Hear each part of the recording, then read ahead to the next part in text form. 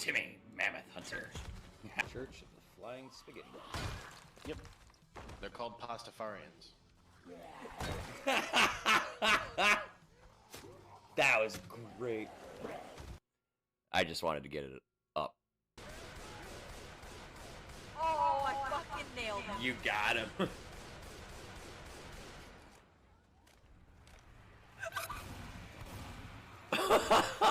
Dude, they fucking spawned a whole Dude, I watched that happen.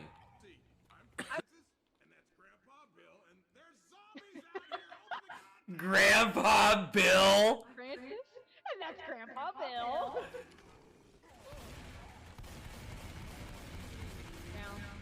Eat shit, Tank. I hope somebody's in chat to clip what I just did there. God, the light.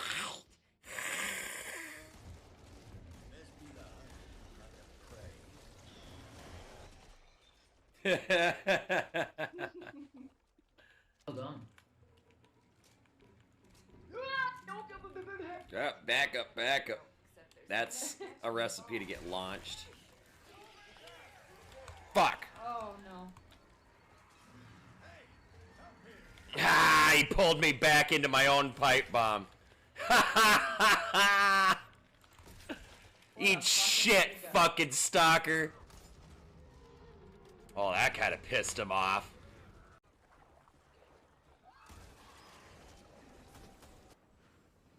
Look out, move. Tried to warn you. Oh, you bitch. You bitch. Hey, what's up, Purple? Purple. Oh shit. Oh shit. I can't go anywhere. No! No! Oh god, no, not again. Oh, I'm so screwed. I really wish that was clipped.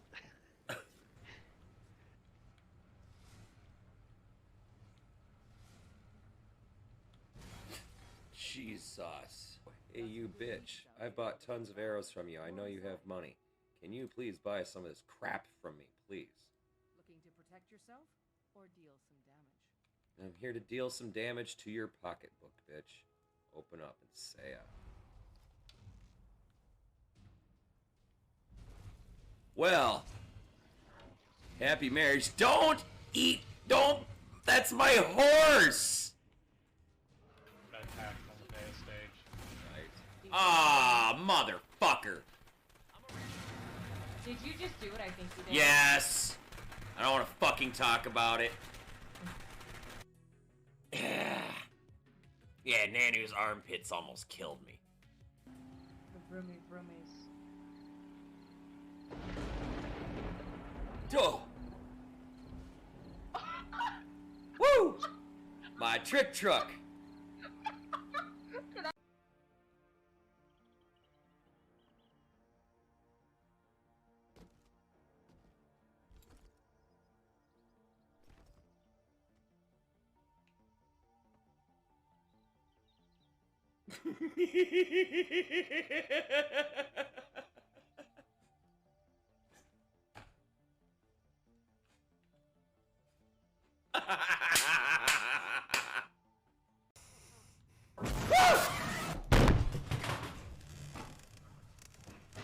I'm just gonna throw this knife at you, because you can't do anything about it. Wait. Who's carrying a cup? Huh? Were you... Dubbed, were you carrying a cup? No, what are you on about? Chat! Clip! I'm coming. No, no, no, no, no, no! Please. Patricia. This isn't fucking funny. Dude. Dude. Ooh. Patricia, fucking talk to me, bitch.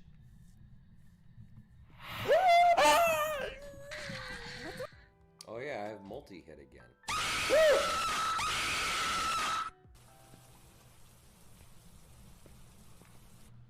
Whisper in my ear.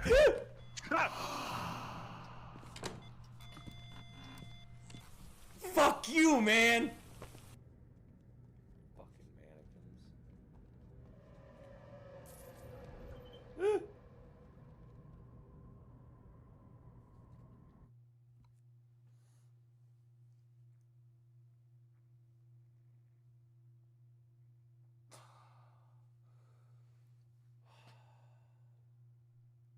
Fuck. Yes, yes, yes. Get out of there. Fuck.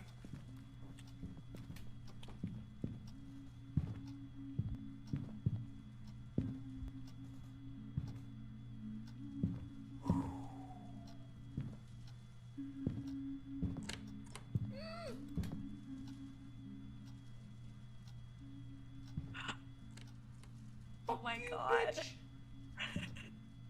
Oh my god.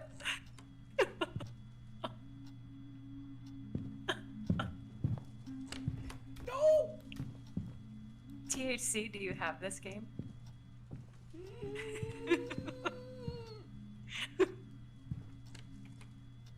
Go away! Dude, you should play with us. No!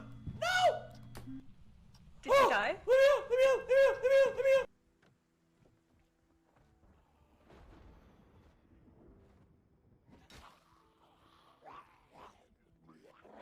Oh, fuck. Oh, fuck you. Fuck you guys. Holy fuck. How did you all get in there? That was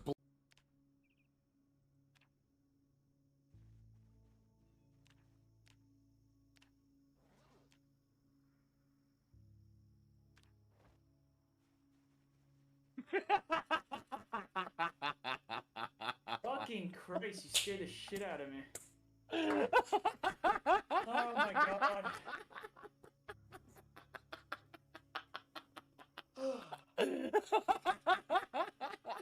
God, you and Purple have a problem, I swear to God.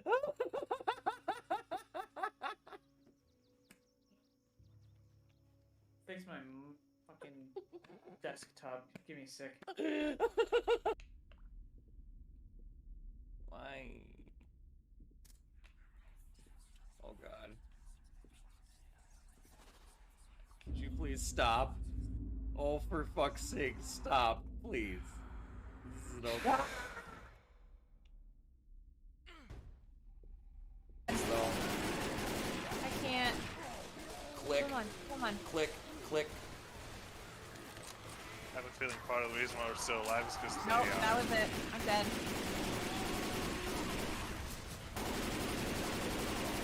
I'm dead. I'm so dead. Oh, but wait. There's more, motherfucker! How did you do that? All I know is it feels really weird to have your balls hanging down each side of a fucking thong string. Let's go. Okay? Where you going, huh? Think you can run for me? What happened? No, Purple. Let's just leave it as B. I'm just a car. Don't worry about it. I'm just a car. What the frick? Stop moving! No, I can make this happen. Don't worry about it. I got this. With my driving skills. On my head. Slow down a bit. You're right. I'm gonna say, oh, you like that maneuvering? Conk. Yeah, Some no, in it's the the future. famous last words of my cockiness when it happens. You like that shit? Crash. Crash. Yeah, we loved that shit. Do it again. This shit was amazing. Oh, there it is.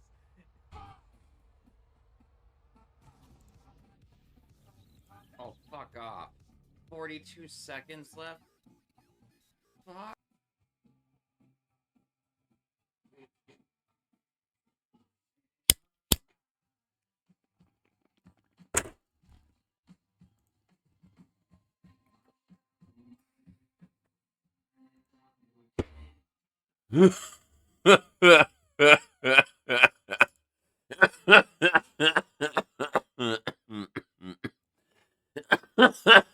Good morning. Good afternoon. Good evening. Ladies and gentlemen, guys and gals, theys and thems. My non-binary friends, as well as my sibs from other cribs. Welcome back to the channel, y'all. Welcome back to the Church of Lead Pipe. I packed the first hole. I take the first puff. I passed the douche and left our stone congregation stone session. How's everybody doing today? Y'all taking care of yourselves and staying out of trouble? Anybody do anything fun and exciting they want to talk about today? What is up, y'all? 1T420, how are you, friend? I trust you made it home from work safe. Incognito, what's up, brother? Define Muckfire, define civilization. Humanity doesn't have to go extinct for civilization to end. I'm just going to point that out.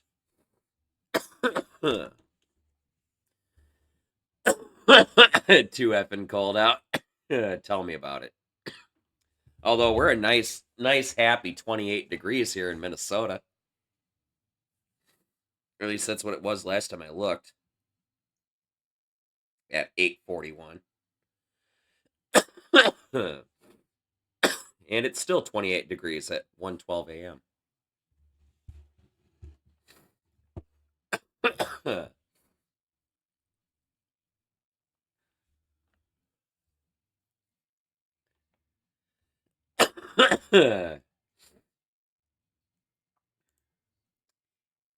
Yeah, see, that I believe. Although it's a stretch, I believe that that is a possibility. And to be truthful, I personally think it'll happen before that, if it's going to happen. But that's me.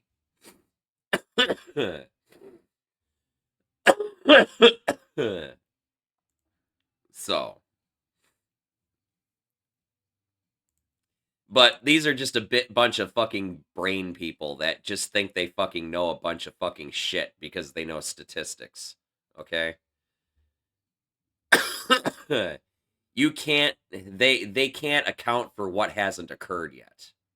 Okay? They can make their assumption based on if things don't change. Right? If things stay as they are right now, then yes, they are very much probably right. But if anything changes between now and then, that whole equation changes. So, dude, it's all a mathematical equation based on statistics. Okay? And statistics can only be so accurate. I say this as a statistics person. Okay? But I'm a realistic statistics person. If that makes sense. Lyra, how are you? Let me give you a shout out. Oh, you sneaky bastard.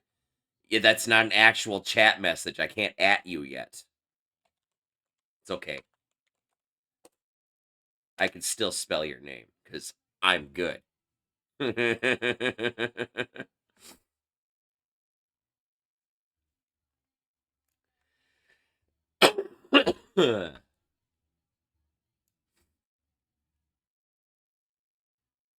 Oh, congratulations.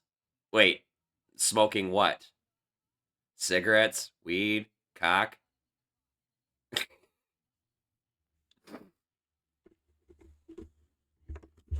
I mean, we have to be specific here. Cigarettes? Congratulations, my friend. I gave up cigarettes in 2020. At the end of 2020, actually, when I had a roommate that was living here. She worked for a vape shop, and the whole time she lived with me, she'd been trying to get me to quit smoking. And I was just like, because I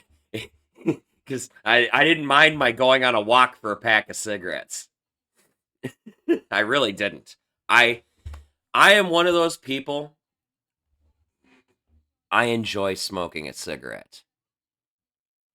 I didn't quit because I wanted to. when it boiled down to it, I quit because I couldn't afford to smoke anymore.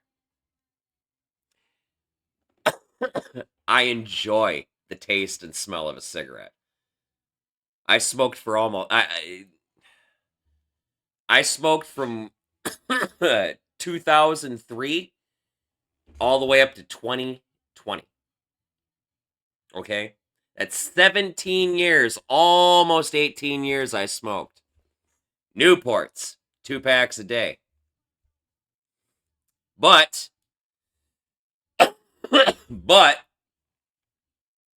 I finally sat down and I did the math because my roommate kept bringing home stuff for me to try from the vape shop. She was trying desperately to find something that I could tolerate, that I could palate. Anything that would get me to switch from smoking because she cared about me. Okay? Let's be real, she cared about me. And she tried everything. But it wasn't, vape doesn't fucking compare. The best it does is it satisfies the oral fixation. And that's about it. What did it for me is the fact that I realized I could get 2 months worth of nicotine for $80 fucking dollars. And that's assuming I had to buy new coils and a fucking battery and fucking God knows what else. $80 fucking dollars at the absolute fucking max. And I would be fine for 2 fucking months. I was smoking 2 packs of Newports a day. They are $10 or at least the last pack I bought was $10.25. Okay? I was smoking 2 a day. I was spending $20.50 a day smoking cigarettes. You do the fucking math.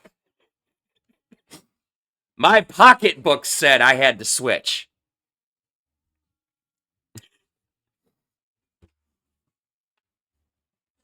Yeah, 6 months worth of menthol vape for $100. If all you're buying is the oil, that totally checks out. Although I get this fancier fucking fruity-ish shit. Like, okay, it's more like candy stuff. But like this one is, what is this? Berry something. I can't, they fucking print this shit so small that my blind ass can't read it. Berry Dweebs is what this is called. It's by Candy King. Okay. And then I've got this other flavor that is Batch, which is basically Sour Patch Kids. And then I've also got like Hard Apple, which is like green apple Jolly Ranchers. And then they had Peach Ring, which was fucking delicious. I love that shit. Like, okay. Anyway, off the topic. Or not the point. Anyway, I went from spending $500 a fucking month on cigarettes. $500 a month down to $40.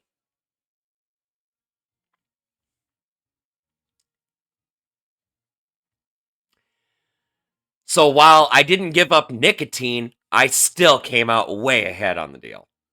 And with the way the economy tanked right after the fucking pandemic, it's a fucking good thing I quit smoking cigarettes. Because I would be a fucking skeleton right now if I hadn't.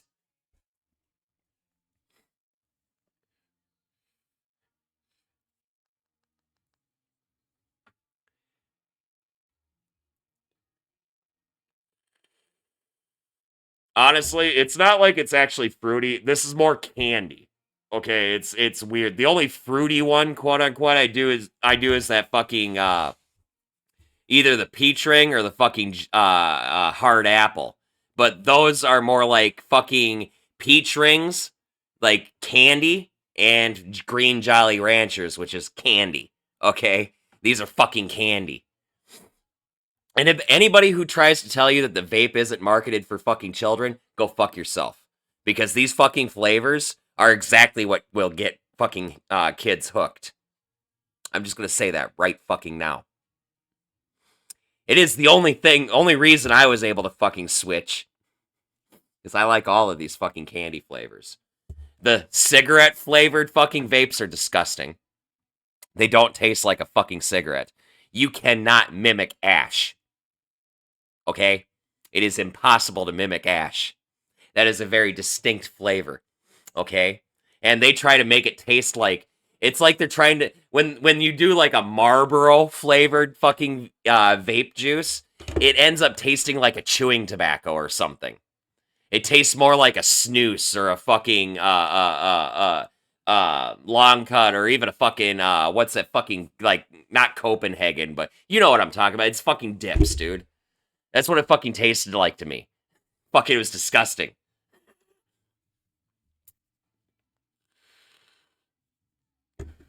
You know what's funny? I smoke Newports. The fucking menthol of menthol. But I can't do fucking menthol vapes. They're all fucking disgusting. I feel like I'm sucking on a tube of toothpaste. I'd rather have the candy flavors. I'm not big on mint, which is really weird considering I smoke menthols. But to me, a menthol cigarette didn't really taste... Like, it had that chill when you inhale it, but that was it. It wasn't like it tasted minty. There's no mint added. But it's still fucking mint. It's okay. It's what you like, Muckfire, and I don't fucking knock it, man. You quit smoking the same way I did. Fucking props. Now, I will argue that we really didn't quit. We just traded one habit for another. But in defense of that, this habit is 6 times cheaper. All those extra minty flavors are so horrible, dude. I can't do them. They're so gross. I can't do it. That was like one of the first things she brought for me, too. My friend that worked for the vape shop when she was living here. It was one of the first things she brought for me was a menthol fucking vape. It was like some sort of fucking menthol cherry or some stupid shit. And I'm like, I took one puff off that shit and I looked at her. I'm like, this is disgusting. And it's just like, but you smoke menthols. I'm like, it's not the fucking same. Just being a dick, okay? I was being an asshole and I feel so fucking bad. She was trying to help, but I was being an asshole. But yeah, no. So she started just going through, she finally just started picking fruity flavors and stuff, and she randomly brought me the Candy King, the hard apple, the fucking one that tastes just like a green apple Jolly Rancher. And I was like, this is really fucking good. And she's like, you like that? And I'm like, yeah, actually. She's like, And so she hooked me up with everything I fucking needed, a couple bottles of that, and because she worked for that vape shop, she set it up a deal with them, so I just call them up, and they ship whatever I fucking need to me, so I don't have to fucking leave my damn house. It's so fucking nice.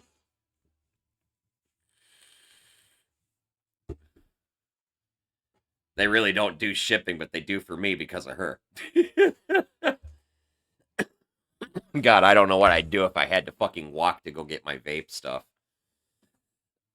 The problem with vape is you can get cigarettes on almost any fucking corner. You can walk out the door with a $1 bill and be like, hey, somebody got a fucking cigarette? And someone will give you a cigarette for a fucking $1 at the very goddamn least, right? Vape is different. First off, ain't nobody gonna let you hit their vape because they don't want you to fucking put your nasty mouth all over their fucking vape that they're using, okay? Problem number 1. Problem number 2, vape shops are kind of restricted to areas.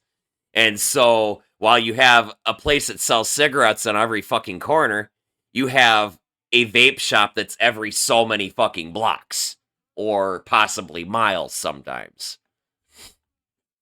I'm lucky enough that there's a tobacco shop up the fucking road here that actually sells vape stuff and whatnot, but I haven't gone to them yet because they don't carry the shit that I use.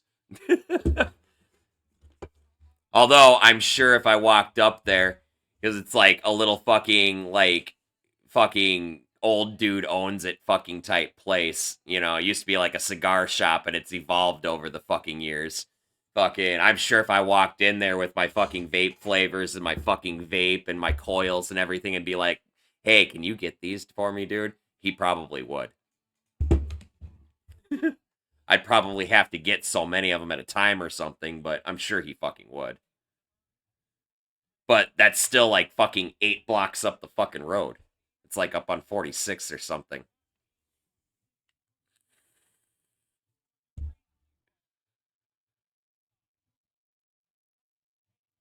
Nips candies. Nips. I don't remember what nips are off the top of my... Nips or nibs? Nibs was a Twizzlers thing. I don't remember nips.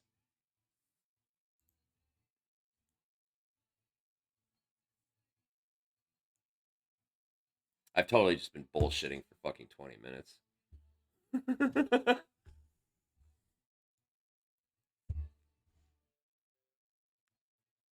Oh, those fucking things? I hate those things. I hate those damn things. Mike 3-4, Juliet India approach, extending docking arm spin 06 down, transmitting your initial switch to 118.50. You are cleared for approach. So, after stream this morning, I took the liberty of flying back to K-Lag, and I took a deep breath and I looked at all of the cargo containers, the fucking cargo pods that I'd picked up, and went, I'm not fucking repairing all these fucking things. And I literally just fucking sold them all to the fucking cargo pod trader. Every fucking one of them in whatever condition they were all in. I still made fucking almost $500,000 fucking dollars. And then I hit up the black market just really fast to get rid of all the data that I'd been accumulating because I had tons of fucking files and shit. I made almost $100,000 from that too. Now to fill all of my reactor fuel tanks, that cost me over $100,000. That was a little insane.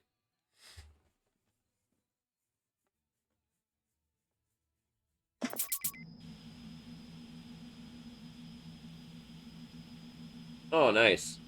It's still, no matter what, Muckfire, because of how long the shit lasts versus a pack of cigarettes, and how much use you get out of vape and whatnot, it's still cheaper in the long run.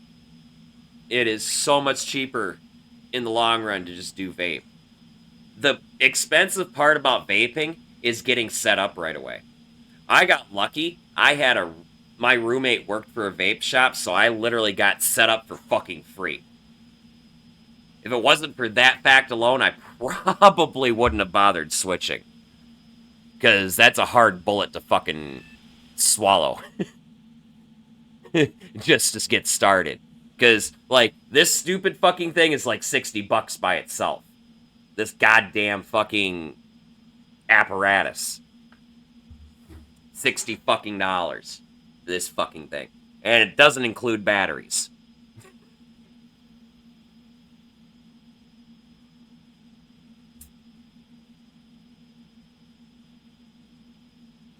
Ooh, I have to turn this song up. We are totally starting this song up.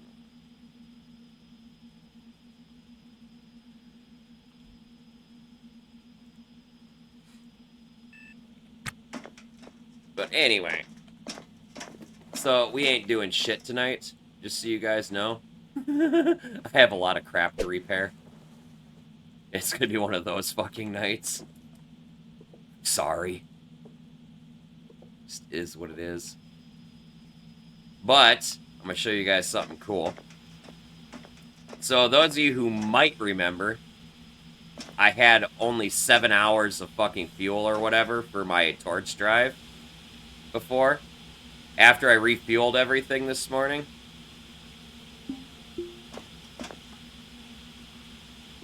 After I refueled everything this morning, I have 26.19 hours. And I still have space to put in one more tank. So I'll be pushing that up to close to 30 hours worth of fucking torch drive fuel. It's fucking insane.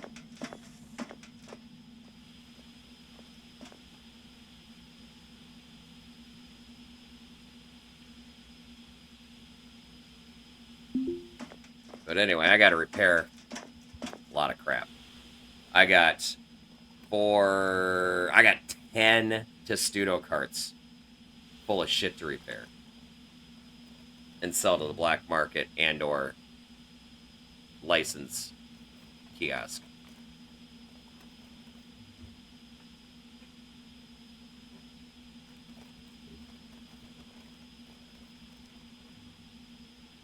Barista Brew Company. What's that one? Oh, hold on a second, guys. My mama.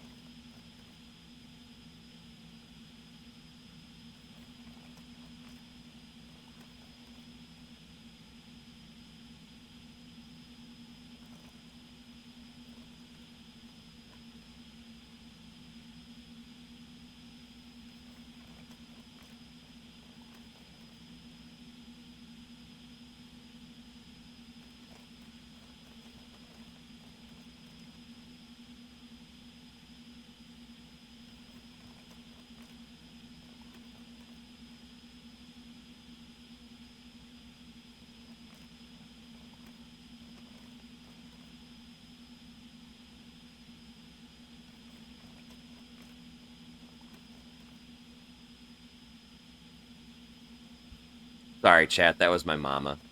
She called me while I was at work earlier. Her blood sugar was being strange, and she wasn't feeling good.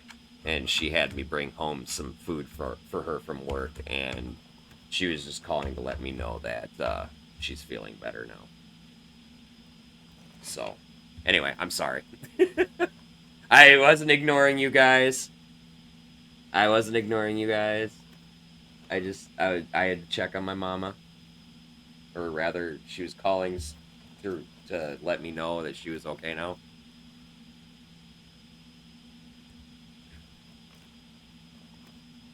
Me too. She doesn't usually call me when I'm at work. Like, she knows I work Fridays. And she forgot I was working.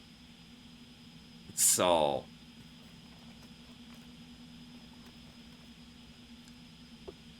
that's not good.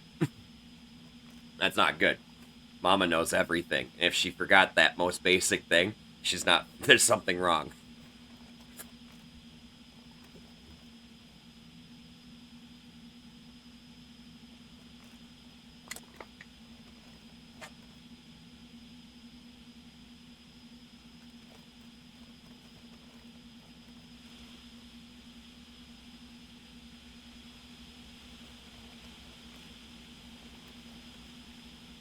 You know what's funny is I brought her home some rice.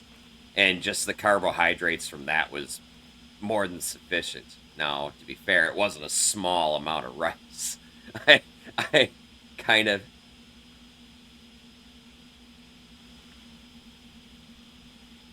I work at a sushi restaurant, so literally, when she's like, can you please bring me home, like, some rice or something? I was like, hey, yo, sushi cook guy, can I get some rice in a container? He literally he grabbed the package of extra rice at the end of the night, and he just tossed me. He's like, here, your mom can have this. I'm like, sweet. So we got this nice little... she had to have gotten, like, probably 2 pounds of fucking rice. And she's just sitting there eating it with a spoon when I gave it to her. She just ripped the package open and she's just like, My mom's diabetic, so... Oh, this is just regular rice. Regular white rice. It wasn't sushi rice. That's a different kind of white rice. Well, it's white rice, but it's white rice with vinegar. Okay? This is just regular white rice.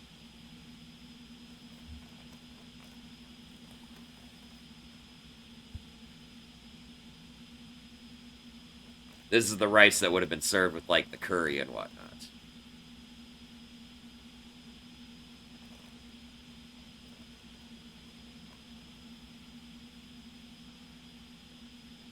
Turn old rice. Yeah, you know, I've done that before. That's actually, it's really easy to do. You just need a little vegetable oil and a frying pan. Although, it's better if you have a wok. I'm just going to say that. There's something about a wok that just, it cooks certain things better. Fried rice is one of those things. But yeah, all you need is, like, vegetable oil. And you can make actual fried rice yourself.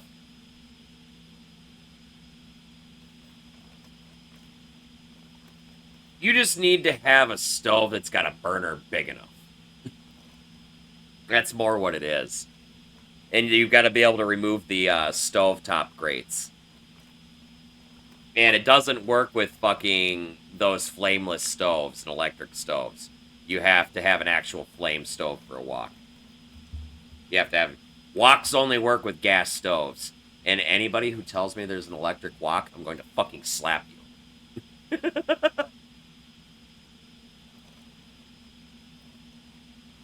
It's not the fucking same.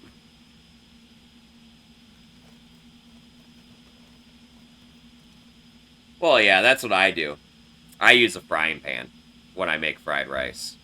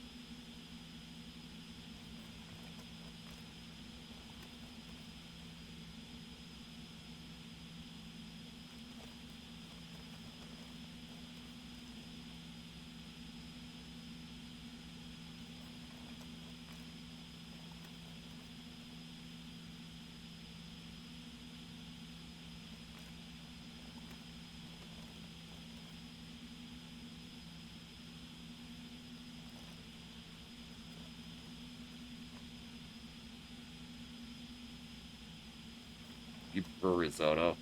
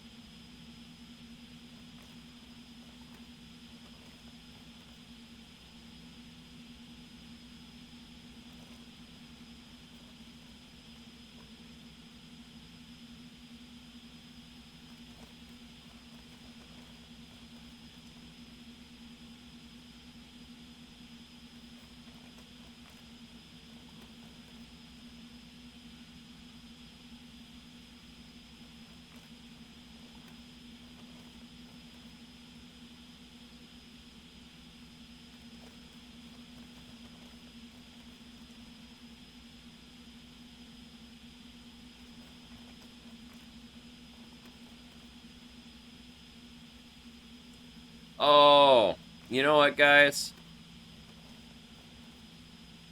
Fuck. There was an update to Ostranauts today.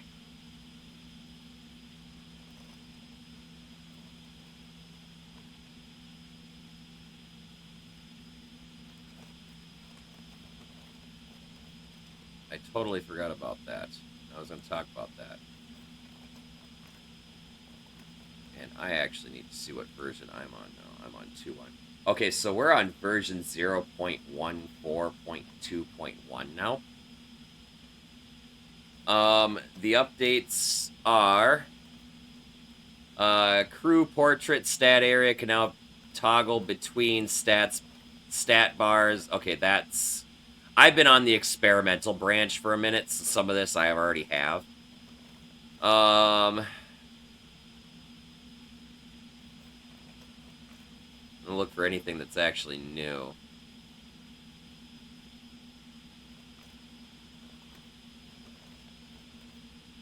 Oh yeah, ships that player buys should no longer spawn inside nearby planets or asteroids, destroying them instantly.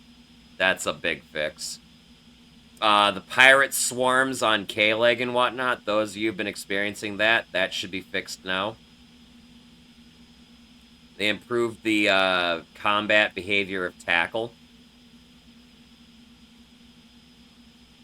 They fixed the exploit that allowed you to fill vodka bottles with nitrogen, unlimited nitrogen, and use that for whatever your purposes were. As well as a few other miscellaneous containers.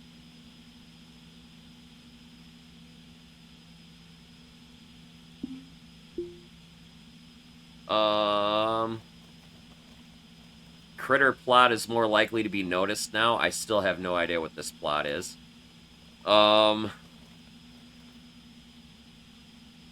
Changed the way redacted can spread to other tiles and ships. Ships in nav station should not be visible, or that should not be visible should no longer flicker visibly. The flickering on your nav map should now be fixed. Scavenger spawn rates should be more well-behaved. Pirates' transponders should remain off after a save load. Kiosk and trader restock rates should be more predictable now. ATC should no longer be missing from the ATC comms channel. Police ships should no longer run out of fuel when their maneuvering AI finishes too far away for their docking AI to take over. As far as overall comments here, check my repair status, okay. This update continues our hardening and quality of life improvements phase, addressing some more HUD and UI elements, plus working on gameplay and other issues reported by players. We received quite a lot of feedback about the UI being too large, central, and in your face. So we are trying a new layout where it is more subtle and in the lower right corner. Coincidentally, this is the same place where that UI began its life years ago. This allowed us to move the message log more towards the middle, which is more in line with many traditional CRPGs. We added a new toggle to the lower left corner where the player stat bars are. When you first gain a crew member or when you toggle the crew button there, the stat bars will be replaced by a scrolling list of crew status cards. In each, you can see some high-level info on that crew member, plus be able to click on them to jump directly to them. All crew portraits also now sport icons for the current crew rank and shift. The escape menu also received quite a bit of rework. Buttons should now be laid out a little more in line with their priority. This includes some new buttons to quit directly to desktop, a toggle to automatically save on close, and an indicator to tell the user if they have saved during the game or this game session or not. There is now a link to the official Steam guide to help users who prefer a more guided tour of the game instead of the manual or tutorial prompts. On the game side, we fixed the bug which caused dragging unconscious people to be undroppable if they woke up. Newly purchased ships will no longer spawn inside Ganymede 1036 when OKLG station is positioned just right. And clicking the player portrait now auto-centers the camera on that character. We saw a number of reports about swarms of pirates brawling on stations after a player left and returned to a region of the system. And it turned out this was due to the regional cleanup code moving NPCs back to the station. It shouldn't do that with pirates anymore, who now go to a special place where they won't interfere with the station folk. Note, however, that if pirates have previously been cleaned up the old way in a save, they will remain there. We noticed a bug in the way AI chose combat moves, which overused tackle as an option, so we did some fixing and tweaking there to make combat more variable. We also did a bit of tweaking on the tackle move itself to make the UX smoother. We also finally patched the vodka bottle infinite gas exploit and are working to fix other cases of that exploit. A few plot-related fixes also feature in this build, including a fix to the way Redacted jumps ships, plus a number of other fixes. As always, there's plenty more for us to fix, change, and add, and we'll continue in roughly that order. In the meantime, let us know if this patch helps you out, as well as if it reveals new problems.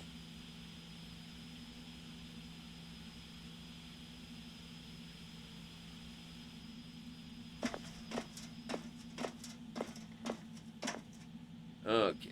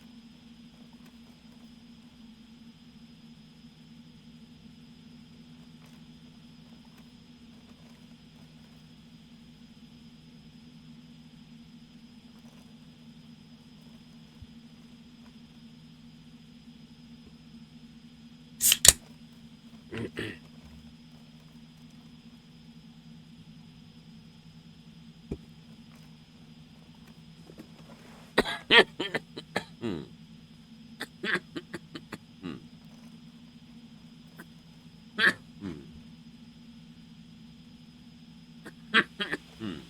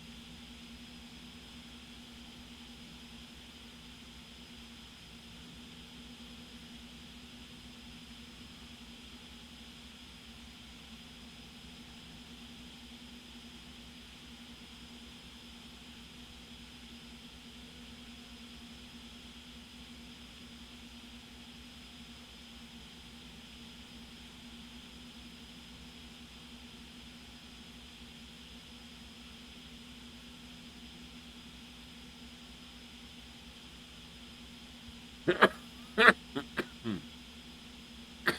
Hmm. Hmm.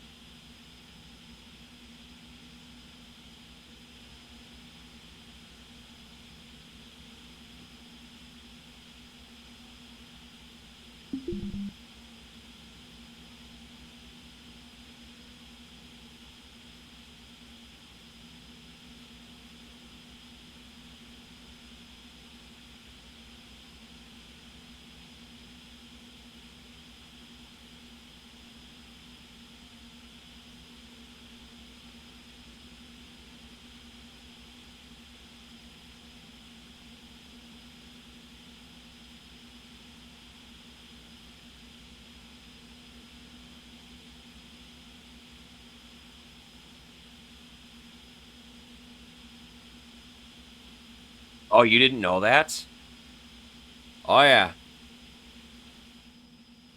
He's done a lot of stuff that he's not done for the recognition. He doesn't do things for clout, mostly. His music is for his clout. Anything outside of that is because he's a good human being. And same with David Gold, actually. Or Grohl.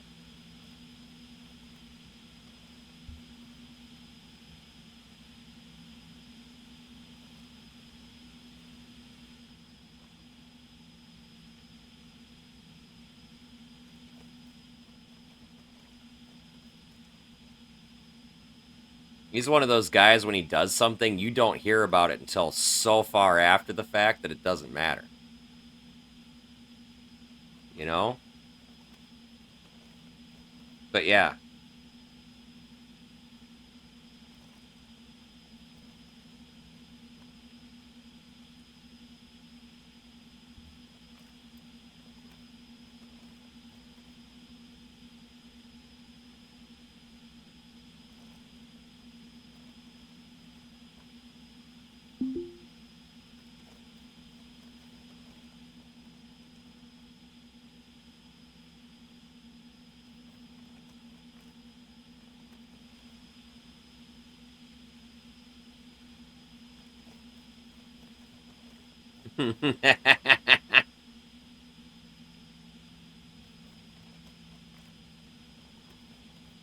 Well, if you're gonna claim it.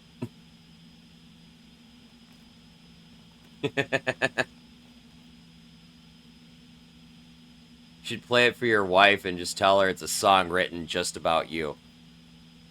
I'm sure she'll laugh. I'll even give you a link. Hold on.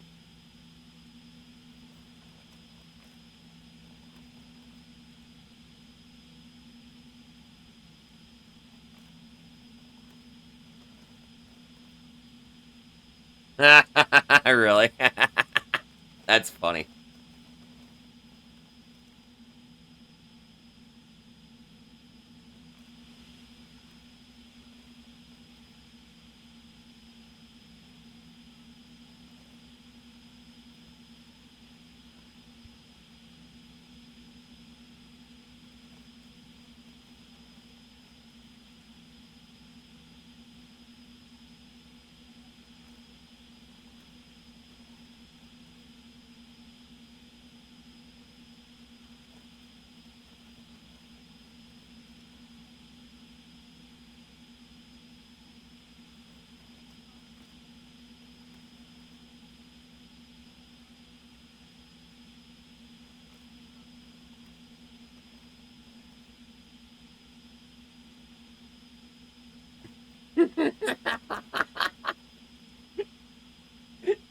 Anybody ever tell you you got a thick skull, man?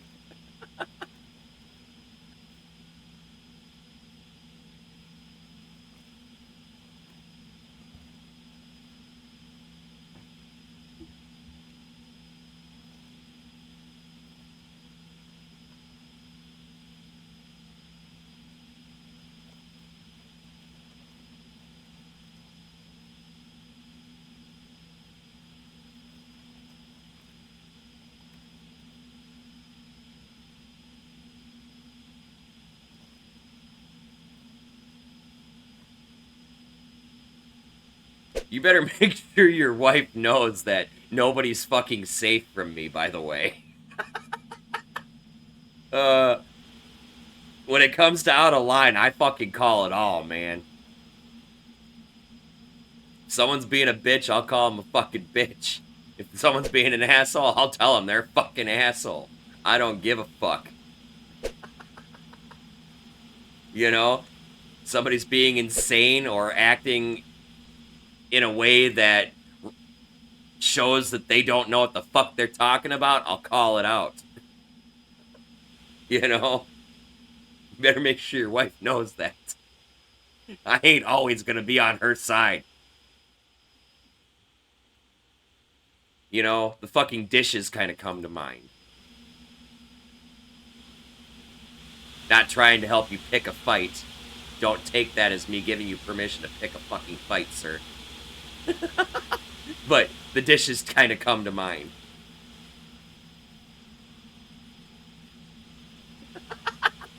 That's fucked up, man. 'Cause I'm loud as shit.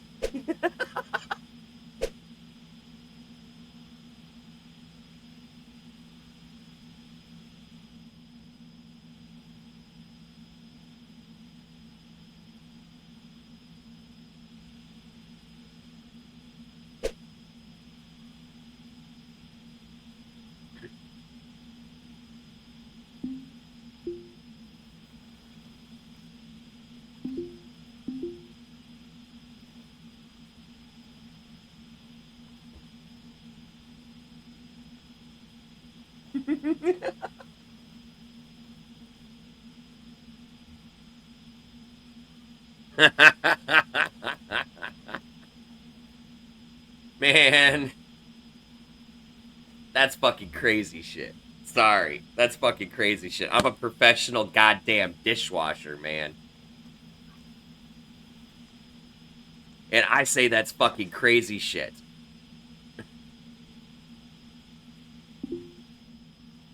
And I'm just gonna say, if you want something done right or done a specific fucking way, you gotta do it yourself.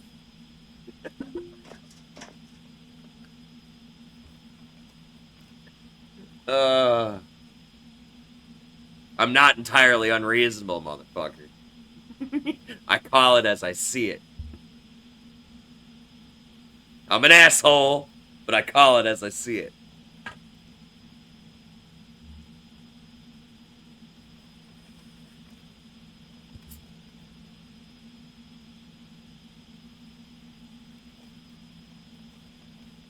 So I tell you what, I'm gonna tell you right now, hands fucking down, motherfucker.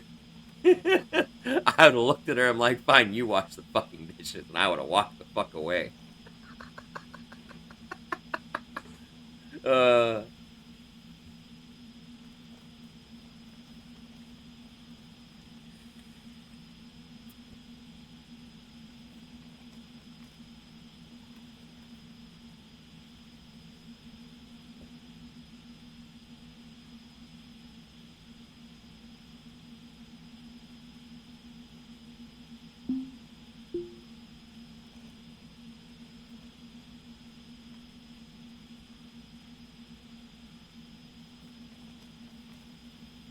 Oh, that shit's irritating. If you're not gonna do them, you don't get fucking the right to yell at me for doing them not your way. Fuck you. I literally told a girl that one day. I tried to fucking help her out by doing her fucking dishes, and then she fucking started bitching at me because I was doing it wrong, and I'm like, you know what? These have been sitting here for fucking weeks, and you ain't fucking done them. You should be fucking grateful I fucking did them. Since your lazy ass wasn't going to. And yes, I started the fight. But I'm sorry. I'm not gonna do something nice only to get fucking bitched at.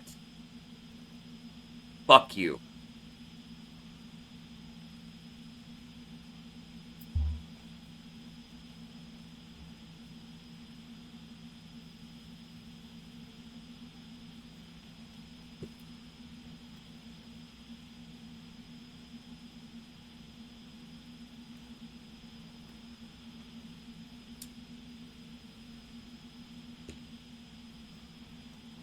And I tell you what, she never bitched at me again for doing something not her way.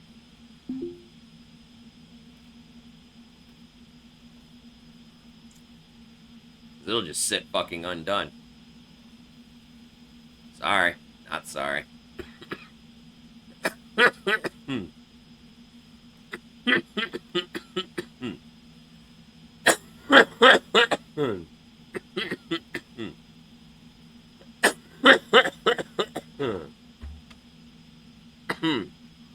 All I gotta say is, you're how fucking old? Be a fucking adult. Fucking act like it.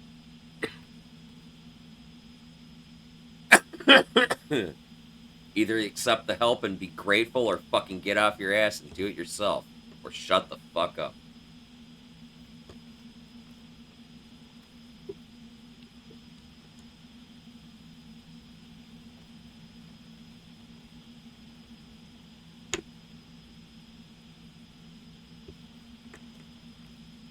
You're not wrong. You're not wrong.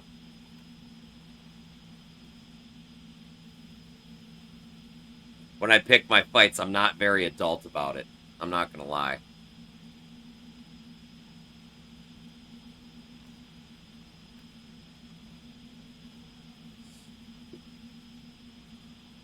I try to maintain some level of reasonability as an adult. And I try very hard to see both sides.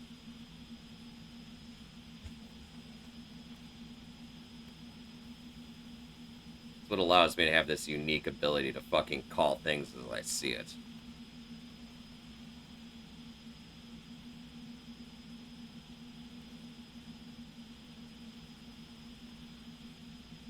I will disagree with that, Muckfire. You have your taste in music. You don't have a bad taste in music. Alright? Your taste in music is just different from everybody else. And there's nothing wrong with that. But to sit there and just diss or fucking trash talk somebody else's music isn't okay either. Because everybody likes something fucking different. You know, it's one thing to be like, yeah, I don't care much for them. You know, or like me, I'll be like, I don't care much for them. I like this song maybe, but, you know, otherwise it's not my favorite. I prefer these guys, you know? But to be like, oh no, those guys just fucking suck, blah, blah, blah, blah, blah. That's being an asshole. You know?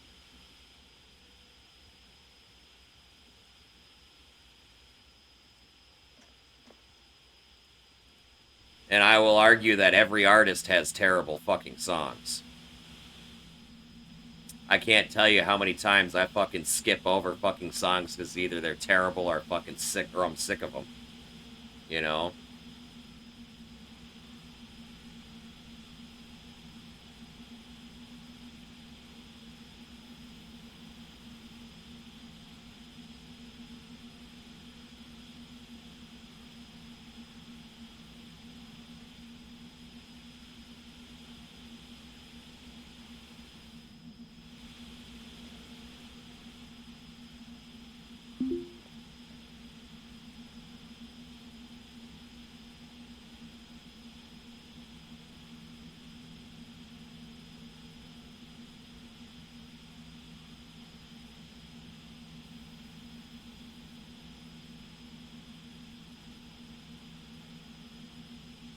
You know,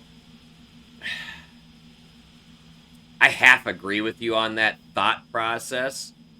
But, you know, it's a big deal to be invited to take that fucking spot. Okay? That's not something... As far as celebrities goes, that's not something every celebrity even gets. There's only one Super Bowl every year, and as far as celebrities go, that's actually rather impressive, in my opinion. You know? Just like when Taylor Swift did it. Just like when Beyonce fucking did it. You know? Like...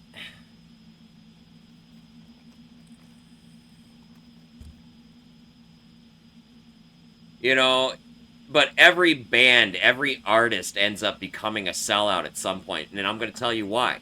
Because they eventually grow old. Okay? They are eventually the old fucking farts band. They're the fucking guys my dad listened to. Okay? You know? And nobody wants to fucking hear them anymore. You know, so that's why you see fucking artists like Korn, as an example, doing stupid songs like Word Up. Okay? Like, come on now, that's all sellout shit. That's them trying to prolong their brand as long as they can before they have to start working at a gas station. You know?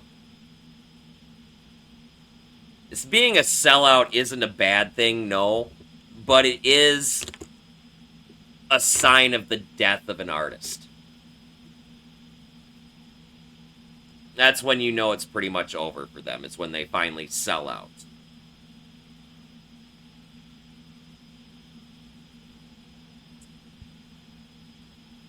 We're all sellouts.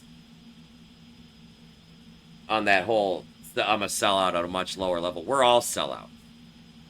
We all fucking give up our time for a fucking measly, unfair fucking wage.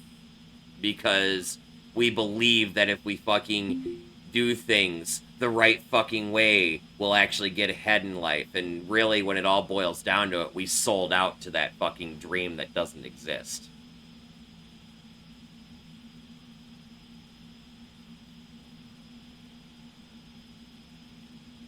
Oh, yeah. No, and you're right. You're totally fucking right. You're totally fucking right. And I will say this. The vast majority of new artists are nothing more than sellouts right out the gate because they don't write their own shit. Okay? Eminem was great because he wrote his own shit. Fucking, Freddie Mercury was fucking great because he wrote his own fucking shit. Fucking all of these old greats that we all associate as the greats all wrote their own shit. All these new guys, they're passing fads that are in for this year and then out the next. Nobody fucking cares about them anymore. Because all they did is they fucking sold out to something that was written or they covered something that was already in existence. Okay? So, yeah. No, you're totally fucking right on that one. I will back you 100% on that. Because you're definitely not wrong.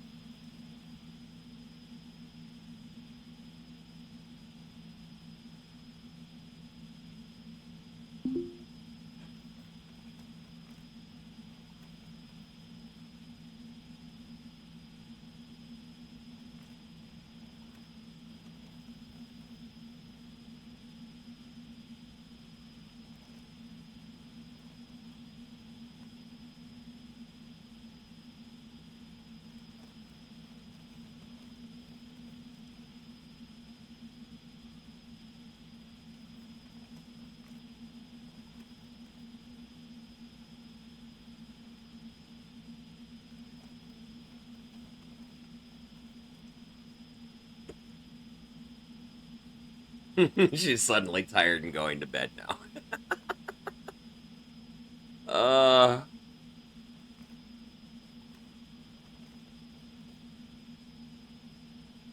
Yeah, she just learned really quickly that Timmy sees the both sides of the argument. That's what it is. She's like, oh god, no.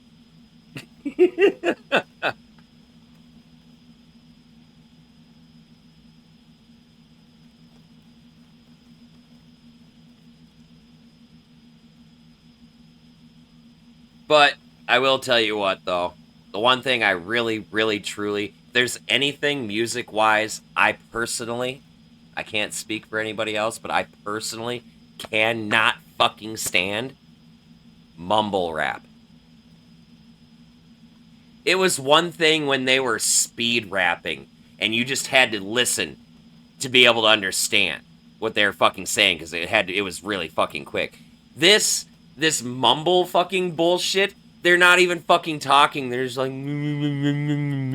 like mouthing their fucking mics. Like, dude, that's not fucking music. I can't. Okay, and you know what? I'm glad you pointed that out, because I didn't even fucking realize that connection. That's actually almost the same reason I can't stand fucking screamer music. That is probably the exact reason I can't stand screamer fucking metal. Some songs. Slipknot's very, very screamy. they do have a few songs, and I can't tell you which ones. They're in one of my playlists somewhere, but they have a few songs that I do enjoy. But yeah. But you're totally fucking right. That's probably the exact reason I can't do a lot of screamer metal, is because I can't understand it. I can't understand it at all. It's not really words, it's just screaming into a mic, and it hurts my fucking ears, and that mumble shit's just fucking annoying. You know?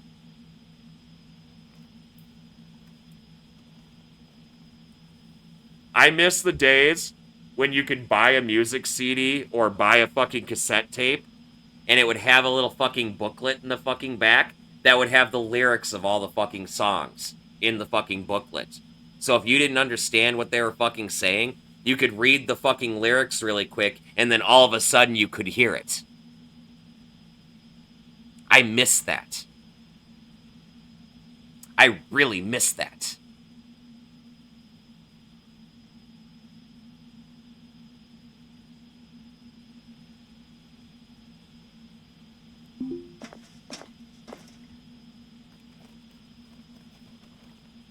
Okay, Tech 9 has exactly one song that I like. And can you guess which song that is?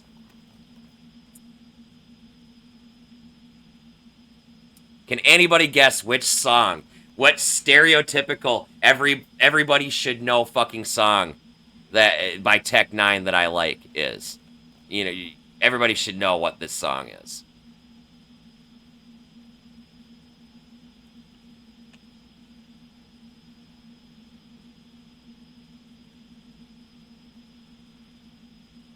It's not Breathe.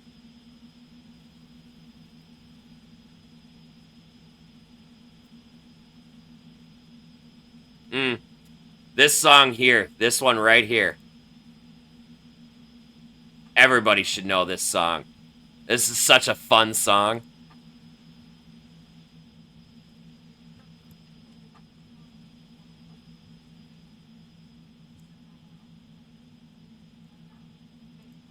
Caribou Lou, baby.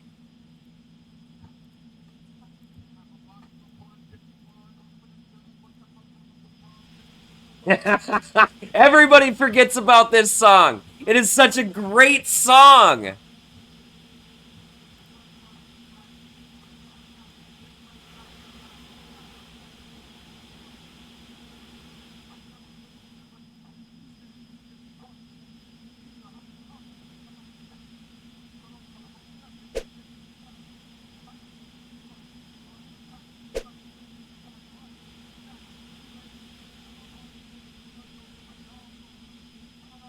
Okay, 3 songs.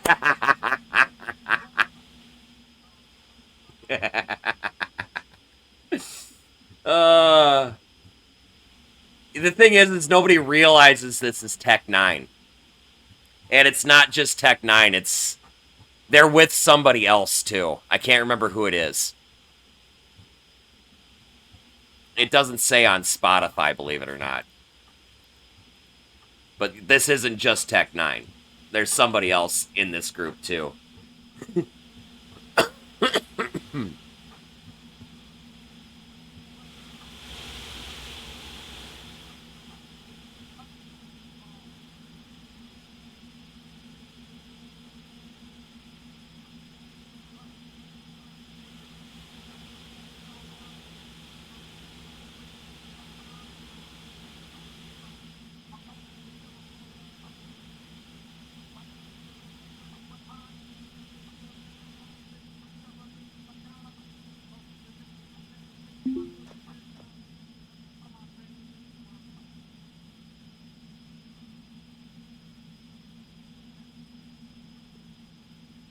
Yeah, no. When I worked for the club and somebody came up and asked me to play some Tech 9, this is always the song I would fucking play. This is the only song I actually know. To be very truthful. This is the only song I actually like by Tech 9. I had this entertainer that was really big on Tech 9, and I couldn't play most of the shit she wanted. Because it's just so fucking bad. It's just not business appropriate. And that's saying a lot for a strip club, okay?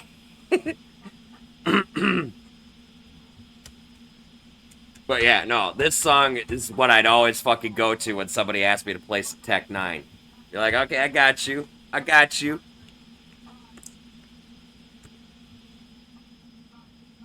However, if you like Breathe and whatever that other one is, I'm gonna have to actually check those two out. Because that says a lot if you like them, because you're not a rap person. I'm gonna have to check that out. How's the language on that one? Because Tech 9 can be very sketchy.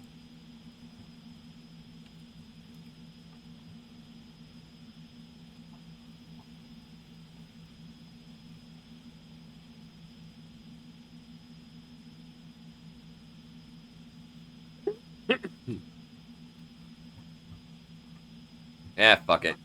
YOLO, man. YOLO. YOLO. You only live once.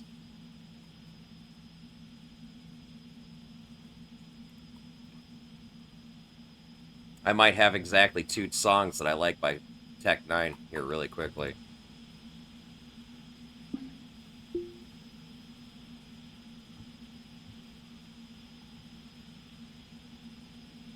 God damn, is he rapping quick.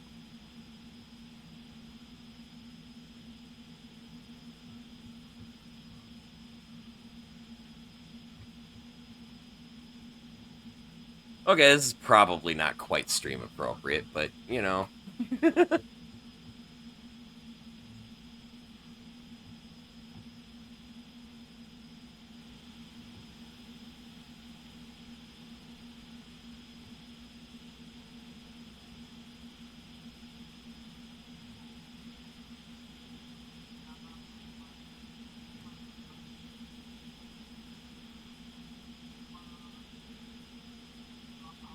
That's okay. They can't hear this on YouTube, so, you know.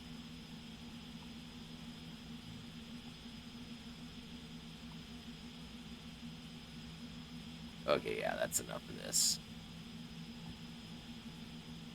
Yeah, I'm good.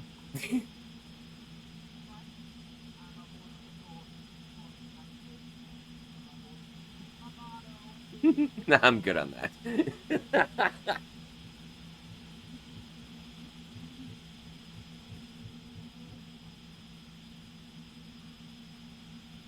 I'm gonna have to actually sit and listen to it off stream so I can actually hear the entirety of it.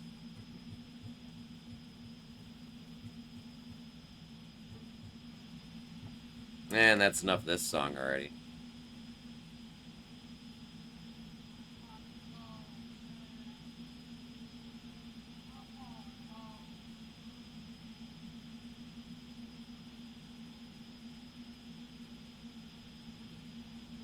Ooh, Tech and Slip.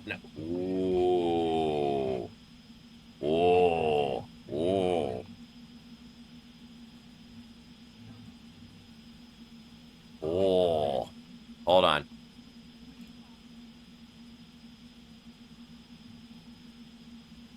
I have to hear this, even if it's just for a few seconds.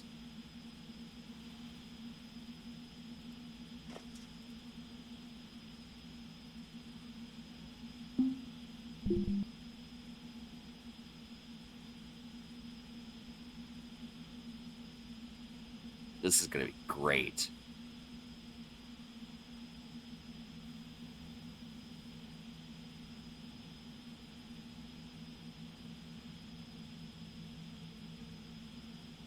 Oh shit.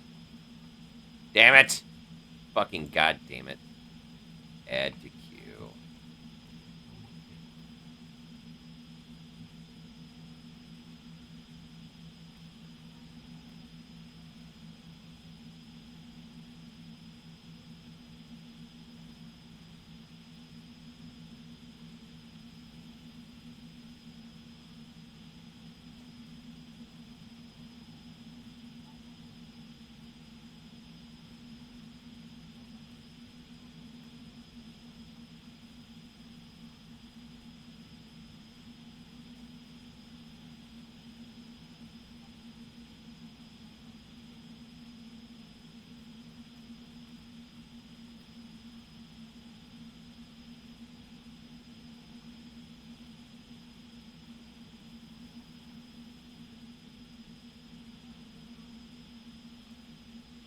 It's a great song.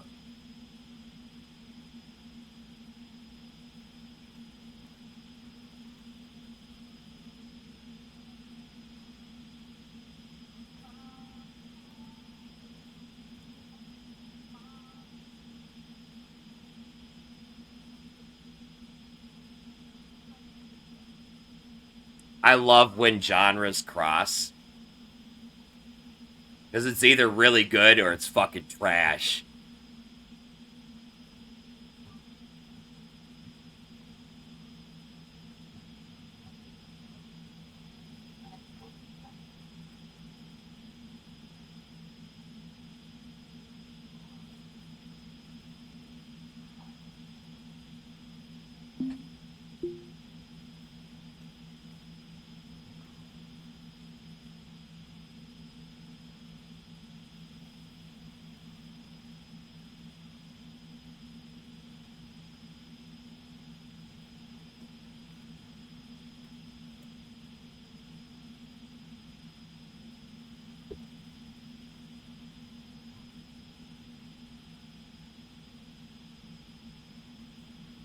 I will say it's a little strange hearing rapping to a metal beat. I will say that it's a little strange.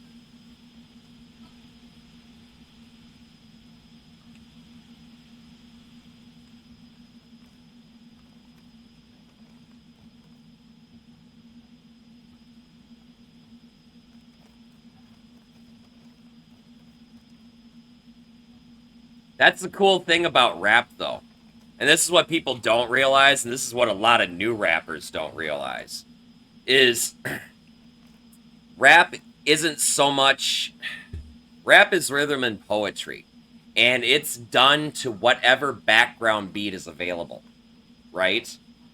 There aren't a lot of artists out there that you can throw them a beat and have them just work with it, right? There's one guy, Atmosphere, okay? One of my favorite artists, one of my favorite rappers, okay? You can give him anything, and he will, on the fly, scrap together a rap to that beat. As a joke, somebody threw him a fucking, like, medieval fucking, like, harp music fucking beat of some kind. And he made it work. And it sounded good.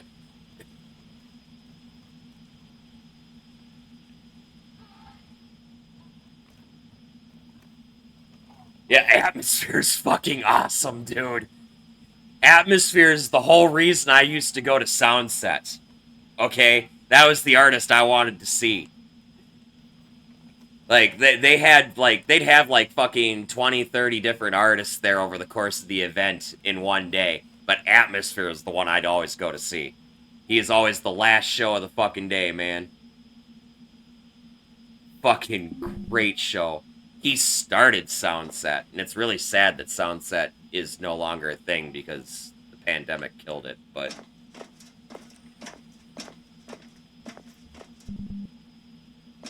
But yeah. Atmosphere is fucking awesome, dude. And you can go through his music, and you can hear all the different beats he can work with, too. The different fucking styles of music that he can work with. You just made me want to listen to Atmosphere, actually.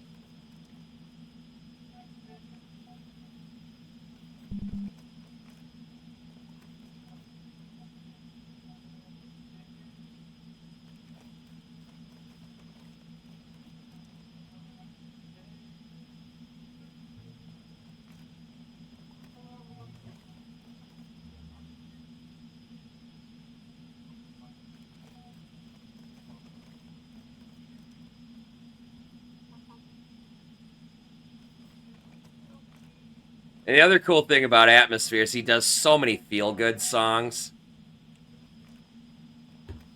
If you actually sit and listen to everything he actually has, there's so many feel-good songs in there. And my favorite song my favorite song. He's actually singing about how he misses his dad. It was the most touching thing. And he's talking about how he sees this guy in different places and he's in different fucking things throughout the whole fucking song. And then at the very end he says, "I miss you, Dad." And you're just like, oh, my heart.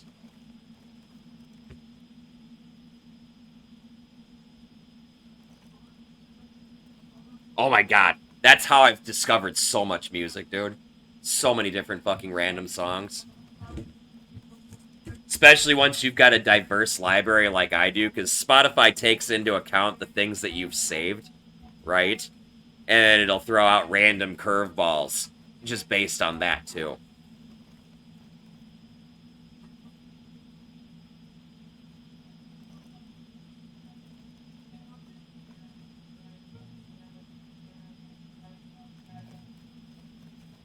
To be fair, though, Spotify will throw a lot of trash at you, too.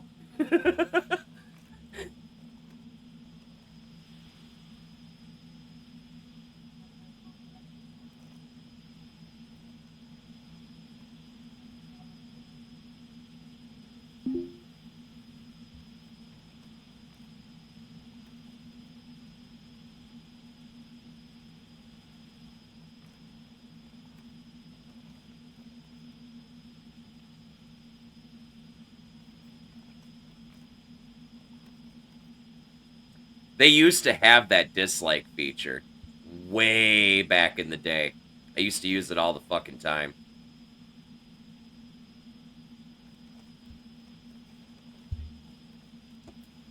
But I will tell you, their algorithm does pay attention to when you skip songs, though.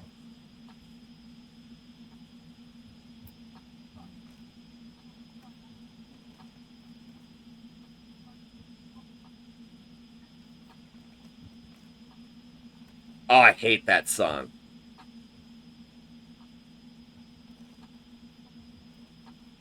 Wait, Bat Country? Wait, I'm thinking of a different song.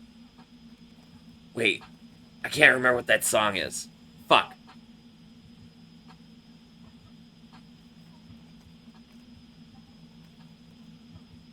I can't remember. I think I'm thinking of a different song. No, Bat Country is fucking decent. You are right, though. It's overplayed, or it was. Hold on. Why does that sound familiar? Why do I not like that song? I think I know why. C.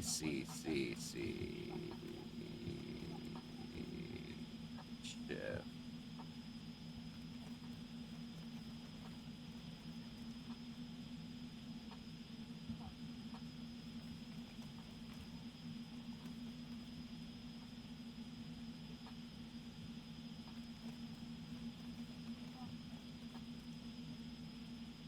Is that one of the songs that was always played on the fucking radio? Yeah! It's this one, isn't it?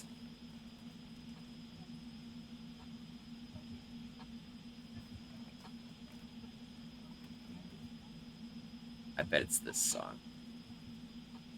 I'm fairly certain I know what song it is.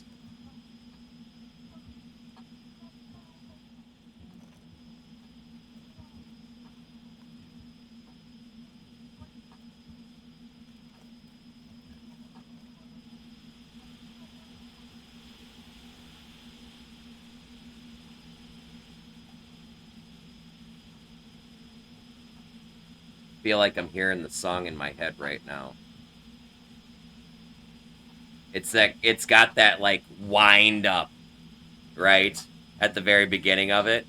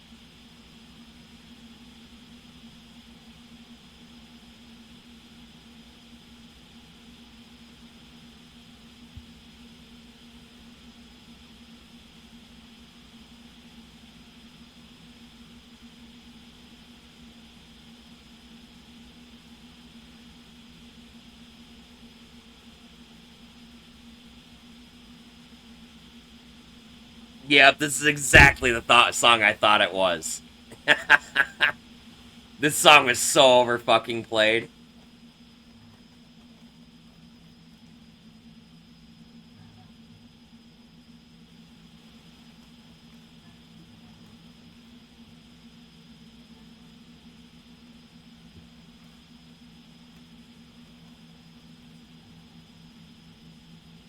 Yeah, this is the one that hit the radio and wouldn't get off of the fucking radio.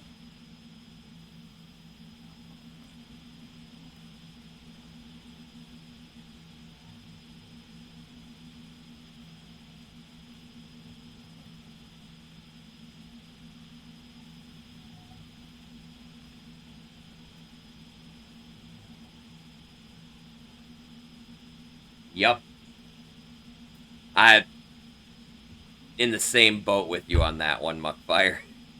It used to be a great song until it was played fucking 30 times a day. Which, for those of you who don't realize that, that's more than once per hour.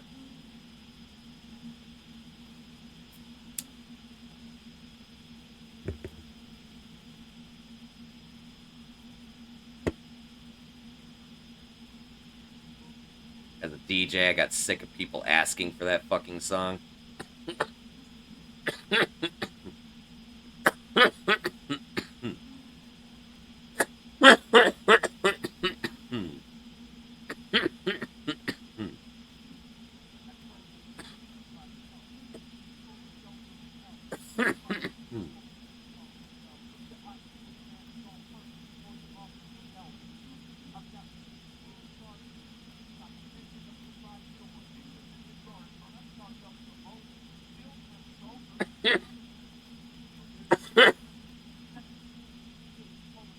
Oh, Jesus.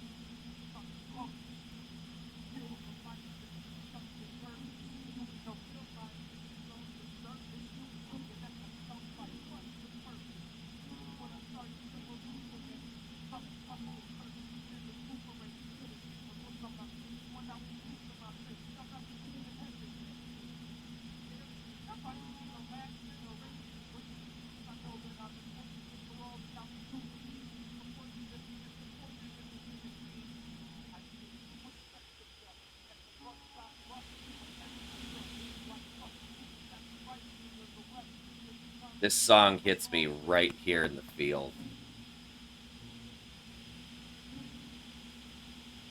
Such a powerful message behind it.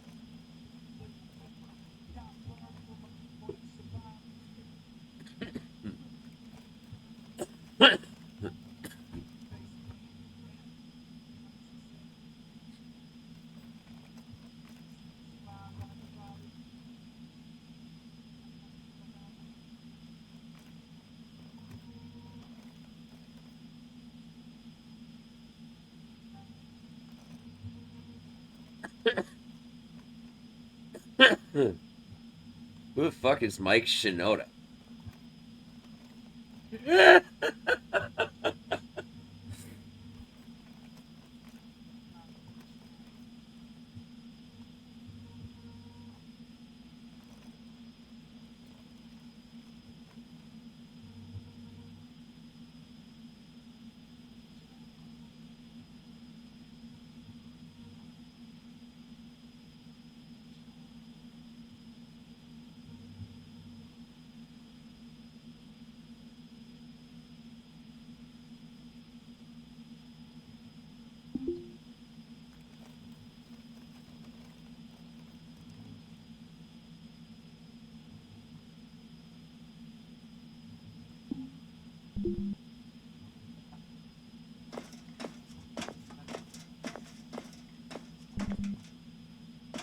Linkin Park, he wasn't specifically a rapper. He was another one of those cross-genre guys. You know, that's like Kid Rock wasn't really a rocker. He was... If you look at songs like Cowboy and whatnot by fucking Kid Rock, you can tell he was trying really hard to be country. That's what he really wanted to do, right? And Linkin Park was another one of those cross-genre guys, right? They were kind of an alternative-ish rock, but they were crossed with, like, a little bit of the style of rap. My dad used to accuse them of being rappers all the time, too. Like, I'd be listening to Linkin Park, and he'd be like, it sounds too much like fucking rap. Right? They were totally a rock band. But, you know, Linkin Park was diverse in what they could do. Just like Atmosphere, they could work with a beat. Right? 311's great. Faith No More is alright. I got songs by both those artists in my playlists. I couldn't tell you which ones, but I do. Faith No More, I have a feeling it's the stereotypical song that everybody fucking knows, though.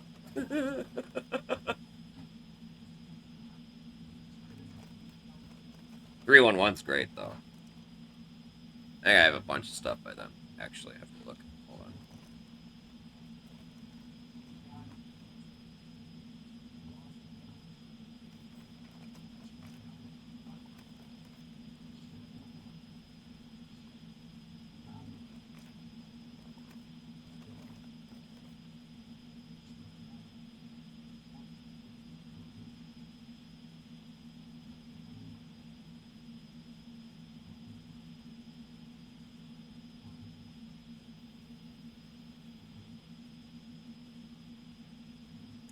Oh yeah, Mike Shinoda's, like, Faith No More or whatever. Or Linkin Park, whatever, I don't know.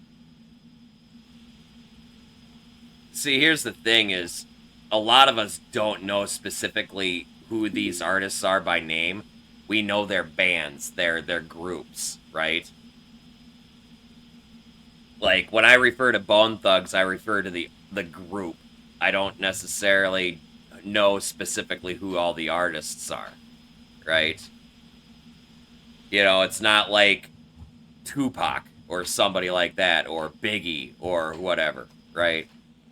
These guys, like when you say fucking Mike Shinoda, right? They're part of a band, which is Linkin Park, and that's how a lot of us associate these people because we don't care enough to know the individual names of the people in the group. Yeah, Korn. I don't know the names of any of their artists or any of their singers, band members, whatever, at all. I seriously don't. I love Korn. Love it. So much of their fucking shit, dude. I went to the fucking Korn show. I still don't know who any of their fucking band members are. I don't know the names of anybody. Not fucking one. Because I don't care.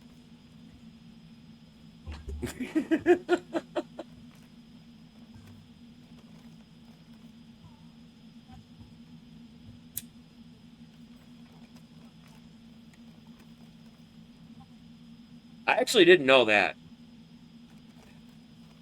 About Chino. Whoever. You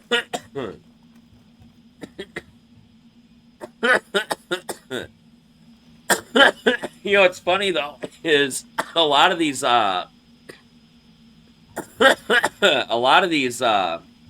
bands had multiple bands where they had cross members.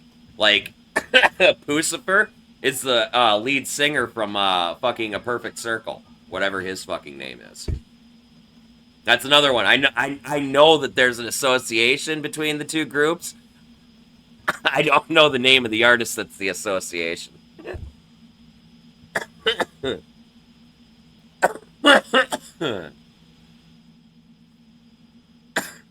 And see, and that's another thing that's different about the music of yesterday versus the music of today.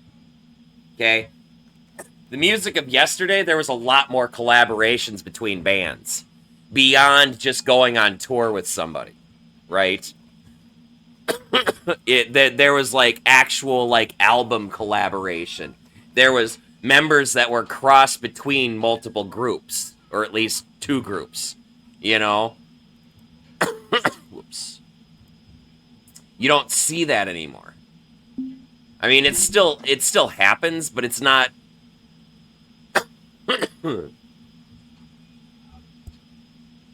Yep, there's another example.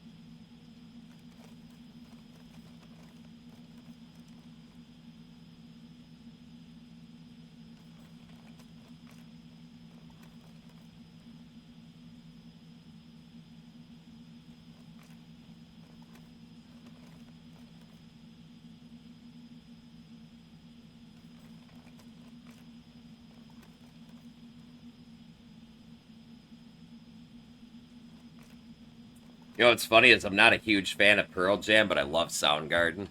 I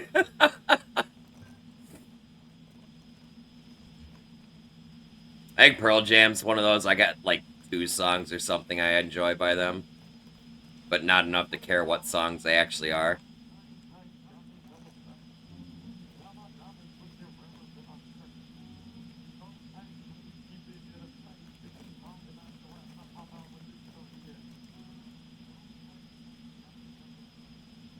Ooh, I haven't heard this one yet.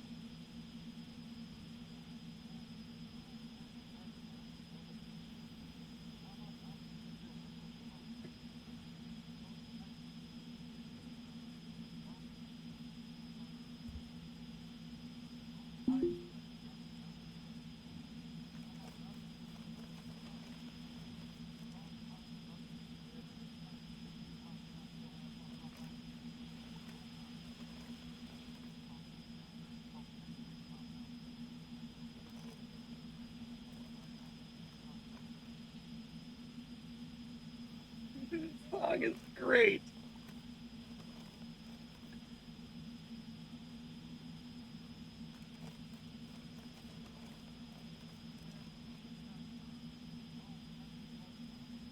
No, this is Hank Trill. That was fucking great.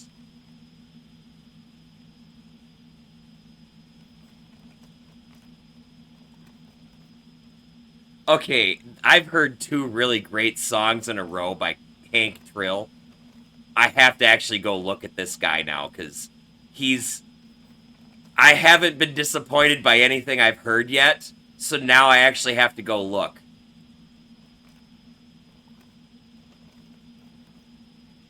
That was fucking great. Oh, that was the second part we listened to. We didn't hear the first part. Let's hear the first part.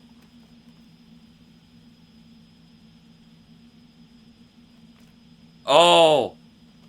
Never mind, I've heard the first part.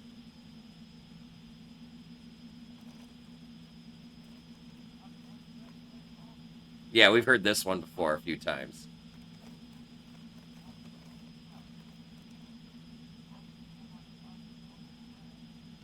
This song's great, though.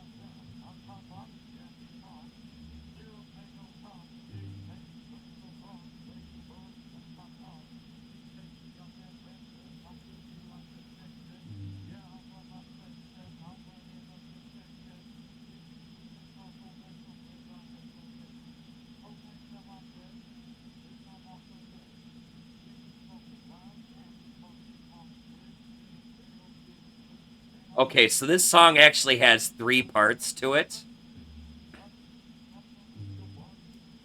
So, this is the first part. And then the part we just heard, part 2, is gonna come up next. And then part 3 is gonna come up after that, okay? I have to hear this whole thing in sequence.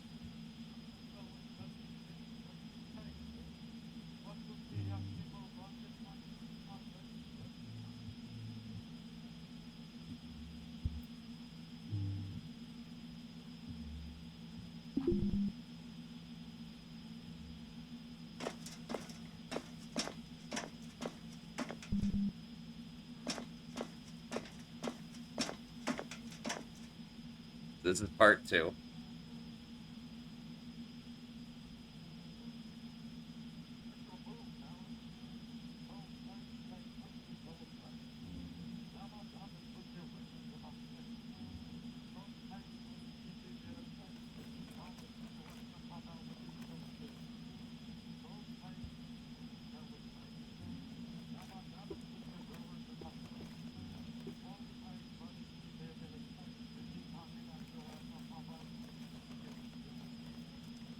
All of these songs are going to go into my master file, man. It's so fucking good.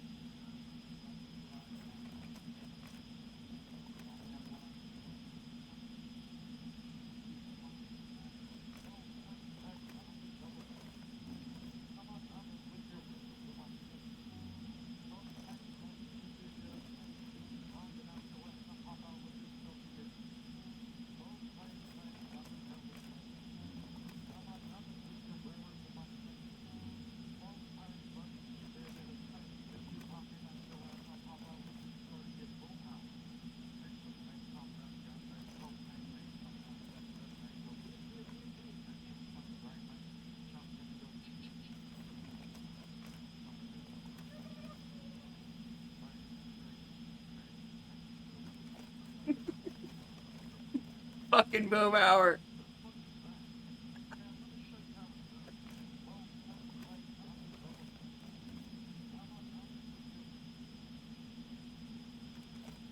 Here's part number 3.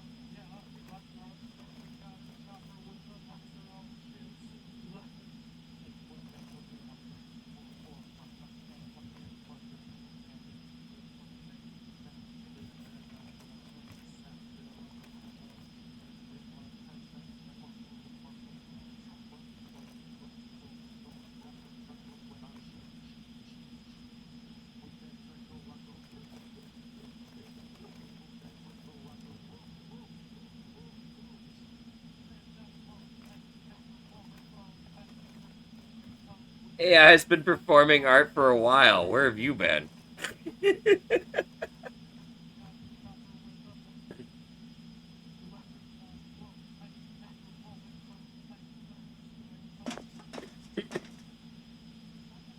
Blissfully ignorant. Shit, we got AI that's been doing music now. Fucking go look up anything by Gordy Kiefer or Jordy Kiefer, okay? I guarantee you that shit's all written by AI.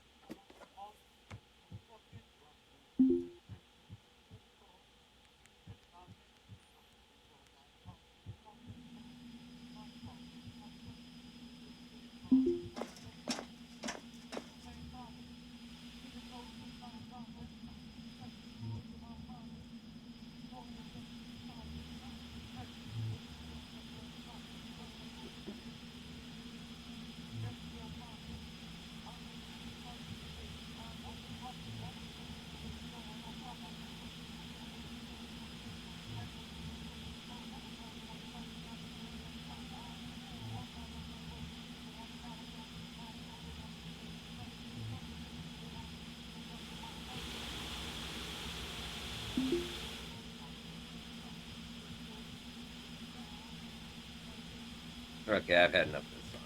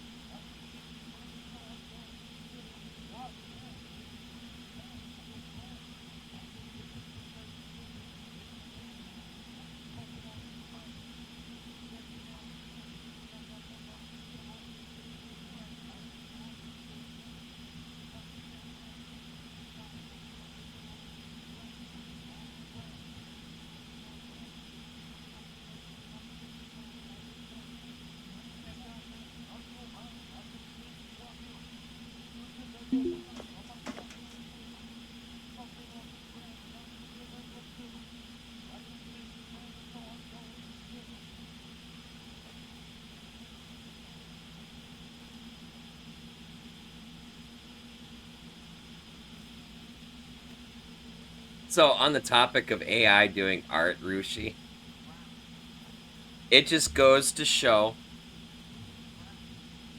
how bullshit the whole art industry truly is.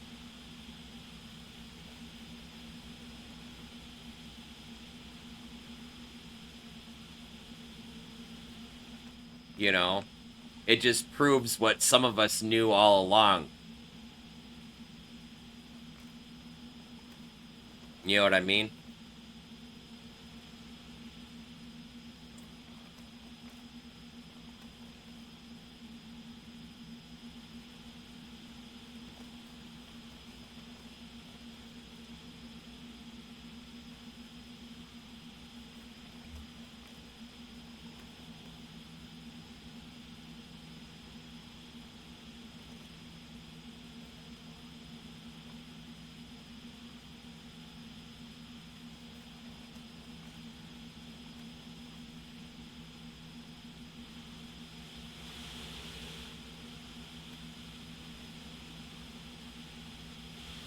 Yep.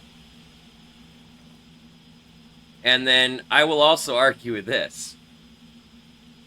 Can I just say the AI tends to do a better job than some of the things that we consider fantastic art? You know, like the banana taped to the wall is a good example of this. Pretty sure the AI can generate anything that's better than that.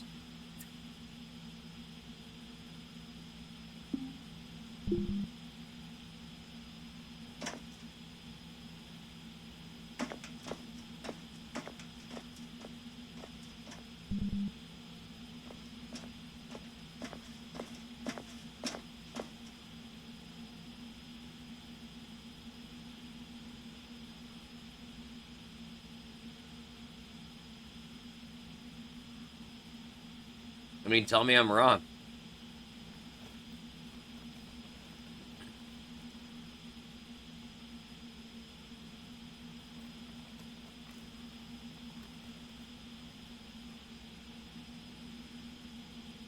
I'll just say it's pretty crazy some of the shit the AI can come up with.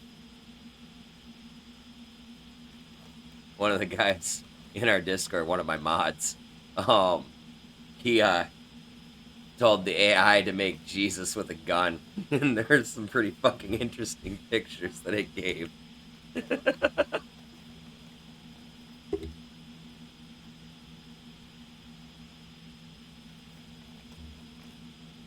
But yeah, AI is great, and we should embrace it. But that's crossing the line into abusing the AI and potentially sending us down a very dangerous matrixy road.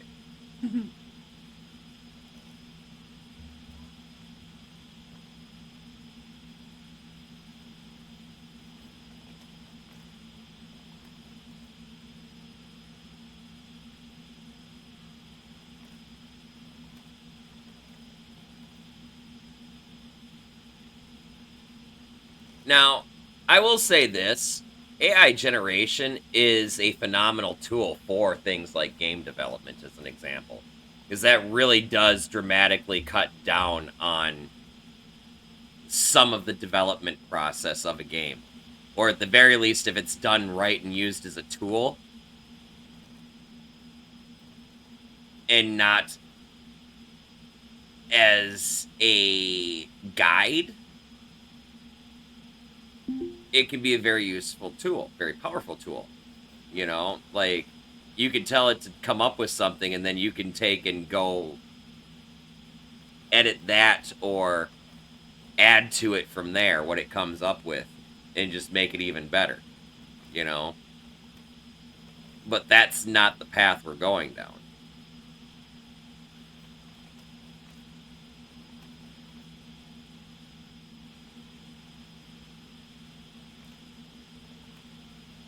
But then again, you know, what's it really matter when we've got fucking companies that are doing fucking games like Click Banana and getting away with it?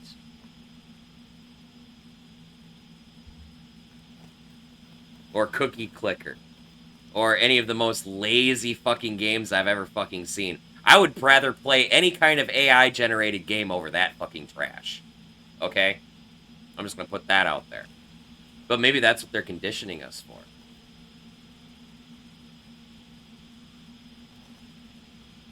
We want to go into the realm of conspiracies.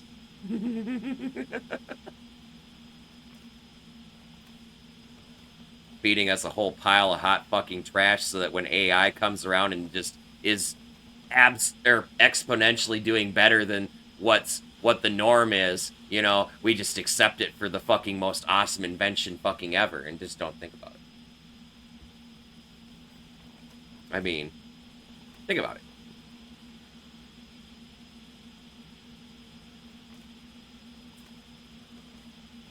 I mean, why else would you see so much fucking laziness in game development lately? Over the last, like, decade. It's all in preparation for AI to take over.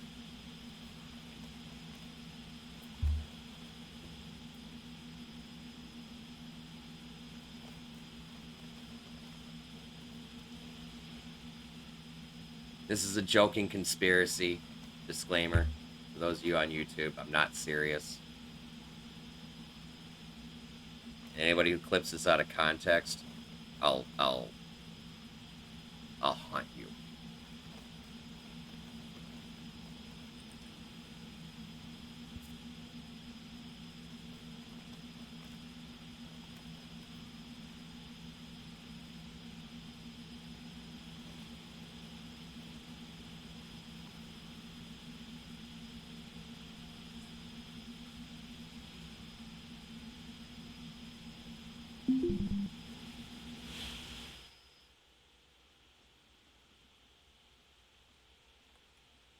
So I have done some work on my ship, Rushi. I now have a reactor.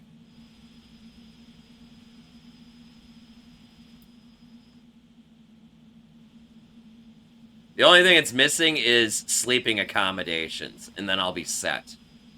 Once I get that, well, I need one more helium-3 tank, but I'll get that eventually.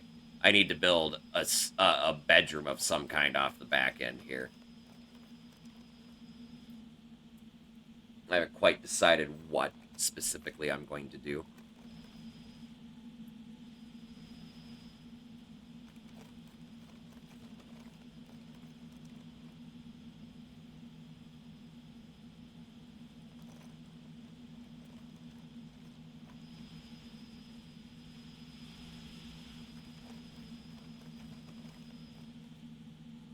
But yeah, I legitimately, Rushi, had fucking 35 plus 8 I had 43 cargo pods stuffed in this fucking ship last night at the end of stream. I sold it all this morning. Luxury hauler when? Soon.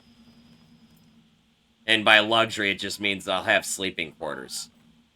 Probably not tonight because I have 4 more carts worth of shit to repair and sell before I can leave port. But my next objective is I have to find one more helium-3 tank, and then I gotta build a bedroom off the back end here. And then once the bedroom's built and I've got that figured out, then I'm gonna install some cargo pods, and then I'm gonna go to Venus.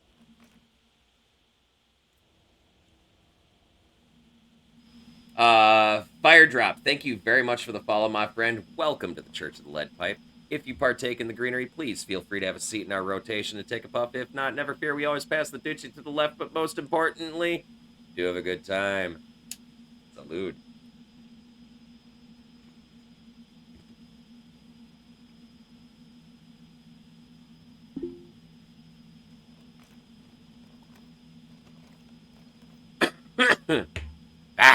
I've got a shitter tucked away right here. I don't have a crew. This whole place is my private space. And then if anybody sneaks on board, well, they can die from laughing at the size of my pee-pee. Okay?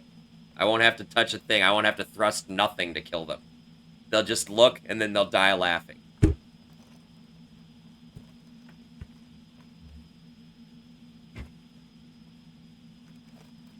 Teach you to board. It teach you to dock with me while I'm taking a poo.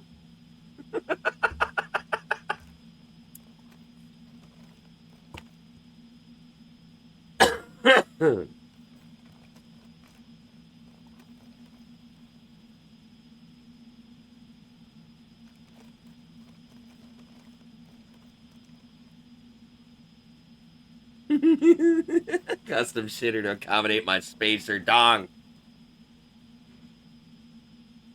Well, luckily we're just in micro G, so it just floats all around, so I don't have to fucking trip over it. It's fucking great. But back on fucking Earth, man. Back on Earth before the Appalachian Cascade, when the fucker just dragged across the ground, I was in a lot of pain because I'd always step on that motherfucker.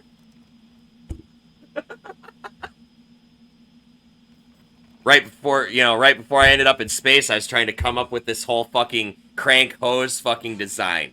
So I could just fucking crank it back up, and then, the Appalachian Cascade happened and I was stuck in space and it just wasn't a problem anymore. Oh my god, I'm going to hell.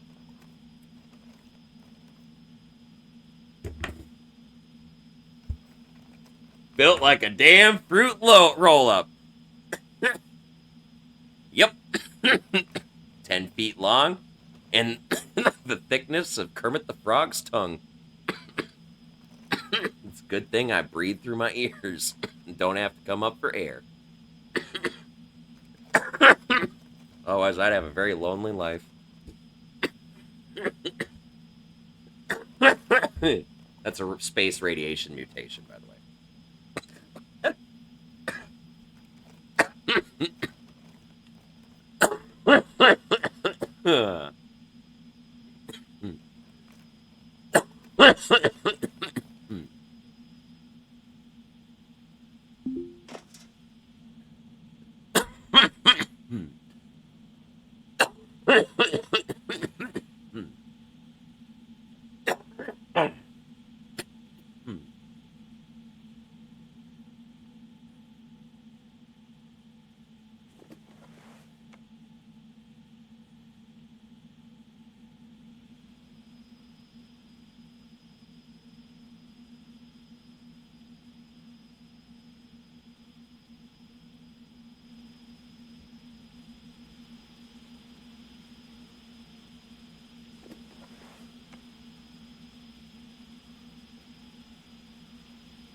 Oh, why did I do that? Oh, this one's not even fucking full. The fuck?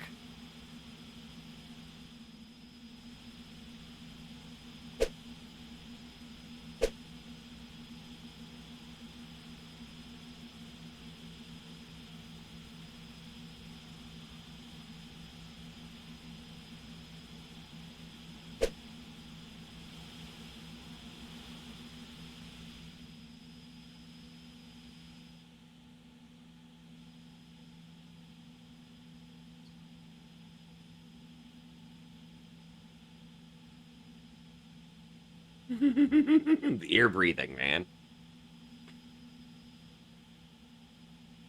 That other thing, I was just born with it.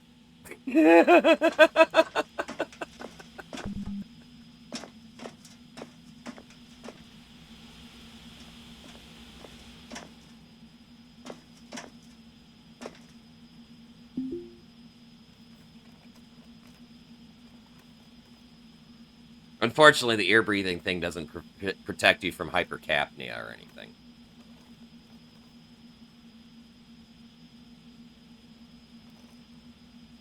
Breathing through your ears is still breathing. It doesn't. They do not have built-in CO2 filters.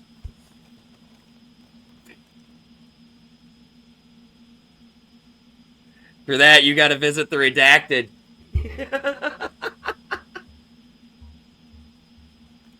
Fuck yeah!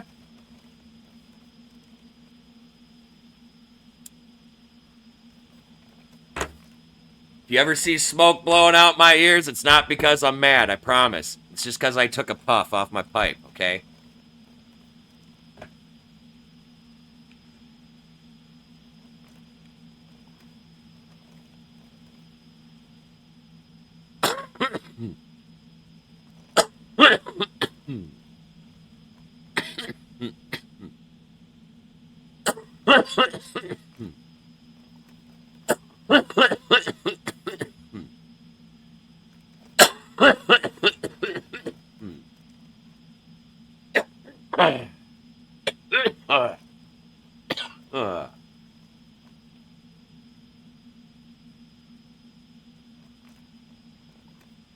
Right?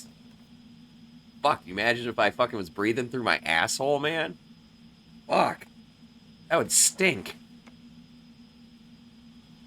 Be fucking shitty as fuck. Fucking taking a shit would be the fucking worst, man. I'd like to have to hold my fucking breath. And that's not fucking farting, that's me like fucking dying, okay? So I held my fucking breath too long.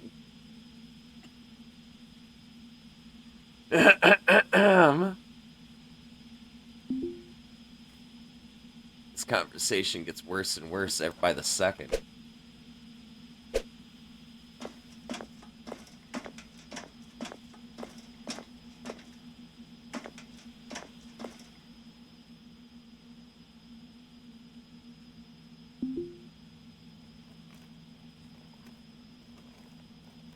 Ugh.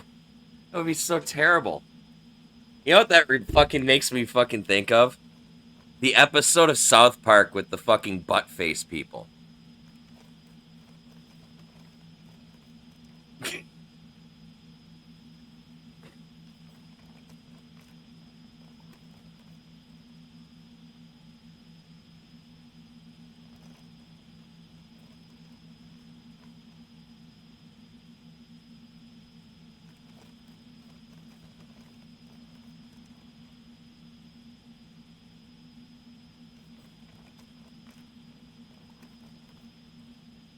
Oh, that'd be so fucking bad.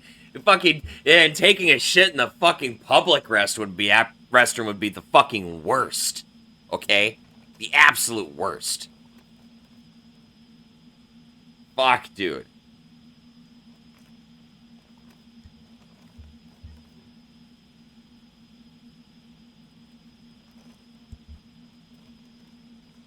Ah! Grody! Ah! That's like worse than fucking using only your toothbrush to maintain your fucking hygiene in this game, okay? Which I do. Because it's OP. But the implications of that mean you're using that toothbrush to more than just brush your fucking teeth. If it's maintaining your hygiene that fucking well.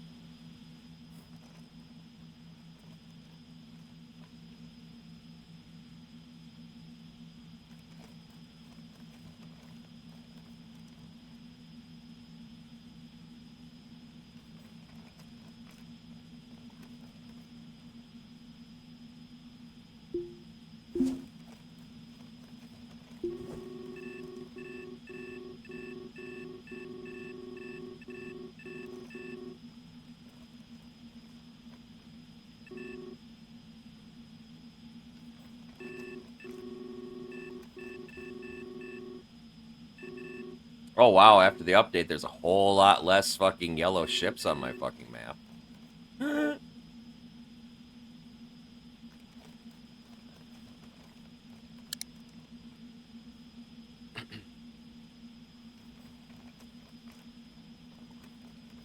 You don't need teeth to eat trenchers.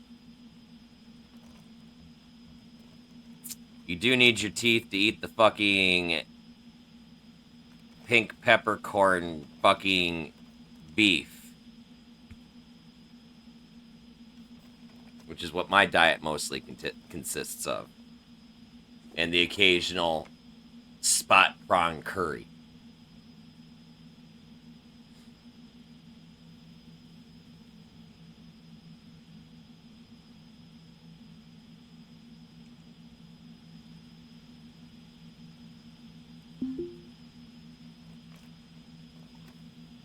Pate.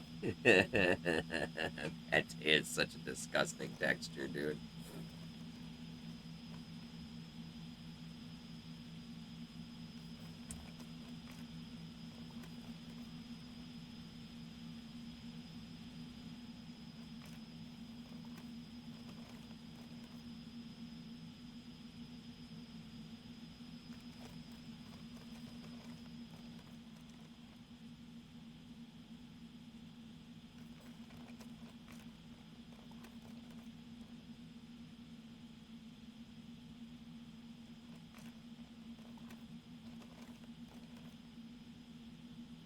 Ah, you read that too. I know, I just read that. I was like, that reminds me of the trenchers. I don't know if I trust that shit anymore.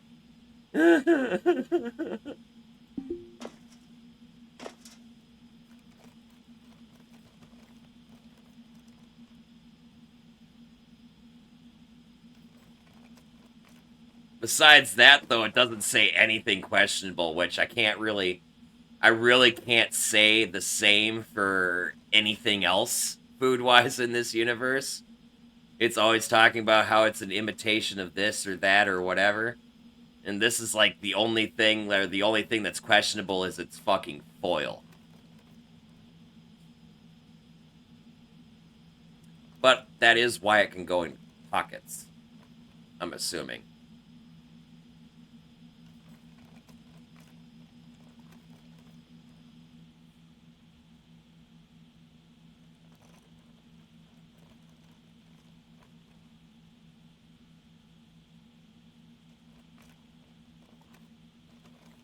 Luckily for me, the universe is my garbage can, so I would toss that shit right out the fucking airlock.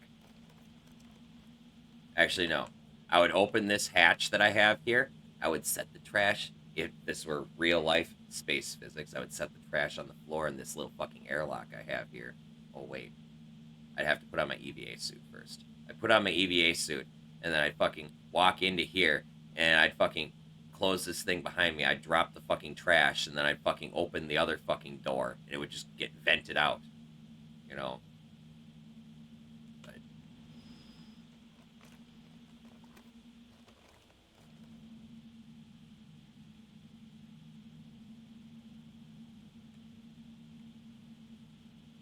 I wish these could be put on, like, switches or signals or something, be told to open, fucking close, or whatever.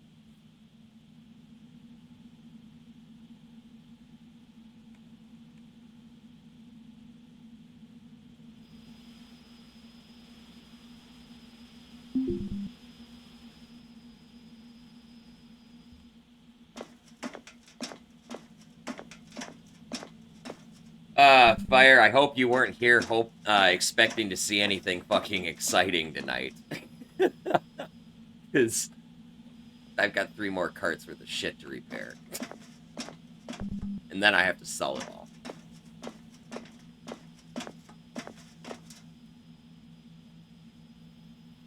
So I apologize if this is boring as shit.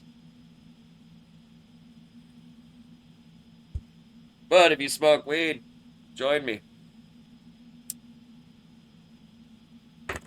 This game makes me smoke too much weed. All the fucking downtime.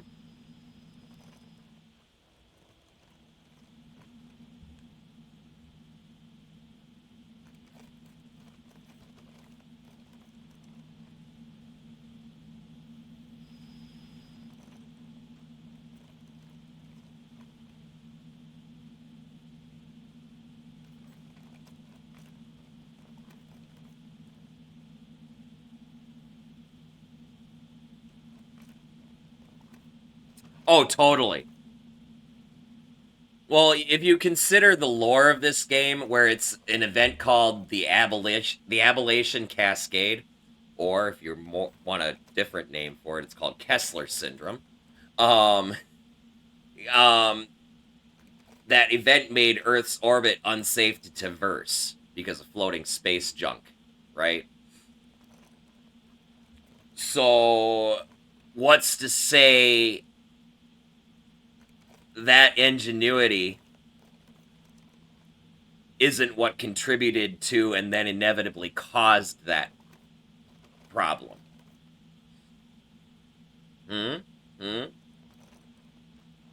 Because obviously, by the state of civilization and its current technology, space was common travel, or commonplace, before the cascade happened. Right? So, it's not unreasonable to say somebody was throwing their fucking trash out the fucking airlock. And contributed to and potentially caused the problem. You know, kind of like our whole hole in the ozone layer thing. You know?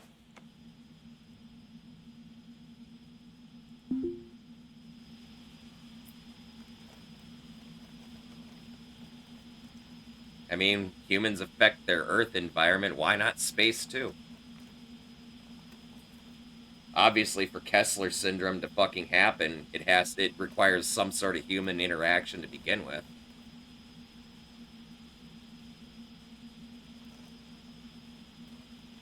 Yep. Instead, space rednecks. Which actually kind of checks out, really, when you think about it.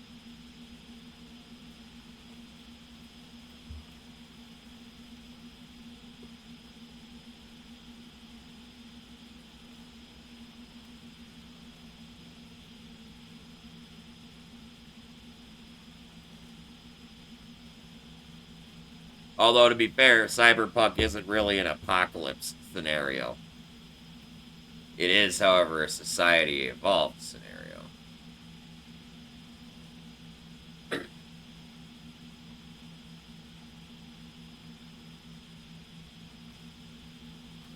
But if you look at the technology in Ostranauts, we're definitely not cyberpunk technology. We do have the benefit of fusion reactors and torch drives, but the rest of our fucking tech is like Apollo 13 era, right?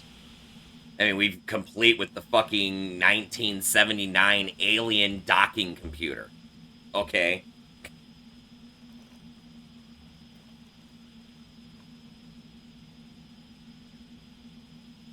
The fact that we have fusion is just insane.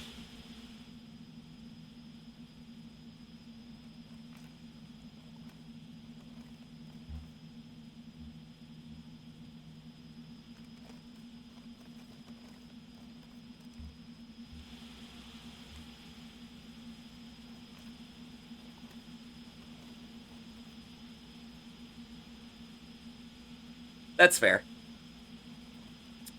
I can get behind that. 100%.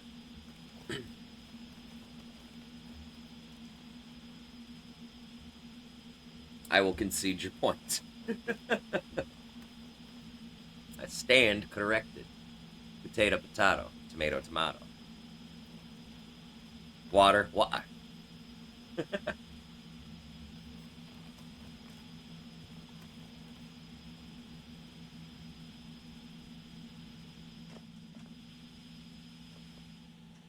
Oh my god, only 3 carts to go. Oh damn, it's full. I keep hoping to find a partial one like I did that random one that was like... Actually, the one I just fucking dropped down here. Oh.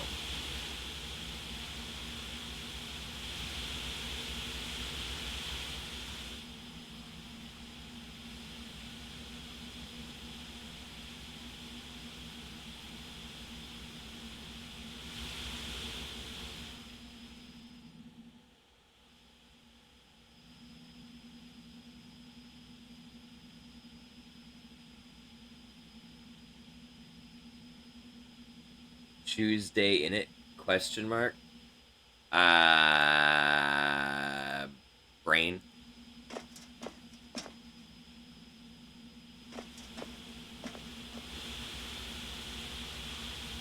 Not processing.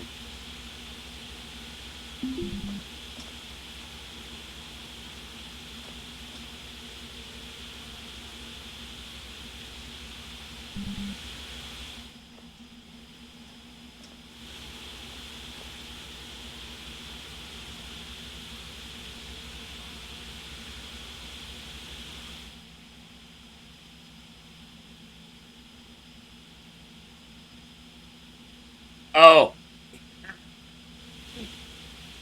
Sorry. Yeah. Exactly.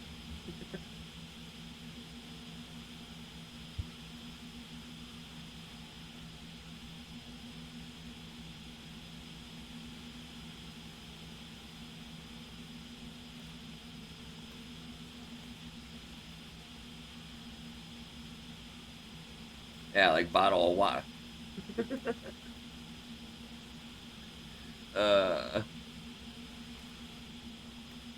Man, if Dubbed was in here right now, he'd be like fuming at the moment.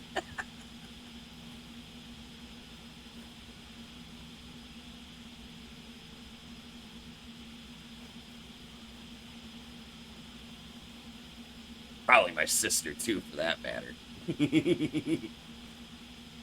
Although I think she'd understand.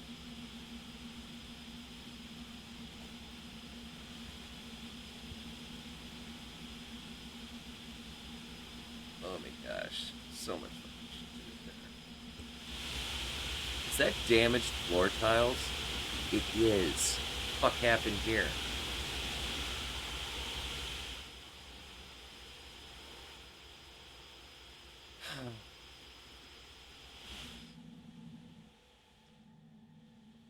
I still have to repair this shit out here too, because this got hit by a micrometeor. God, so much fucking shit to do on the goddamn ship. But I suppose that's what it's like to live the life of a solo spacer. You're in constant maintenance upkeep of your damn ship. Because, you know, if you don't do it, you're dead. Right?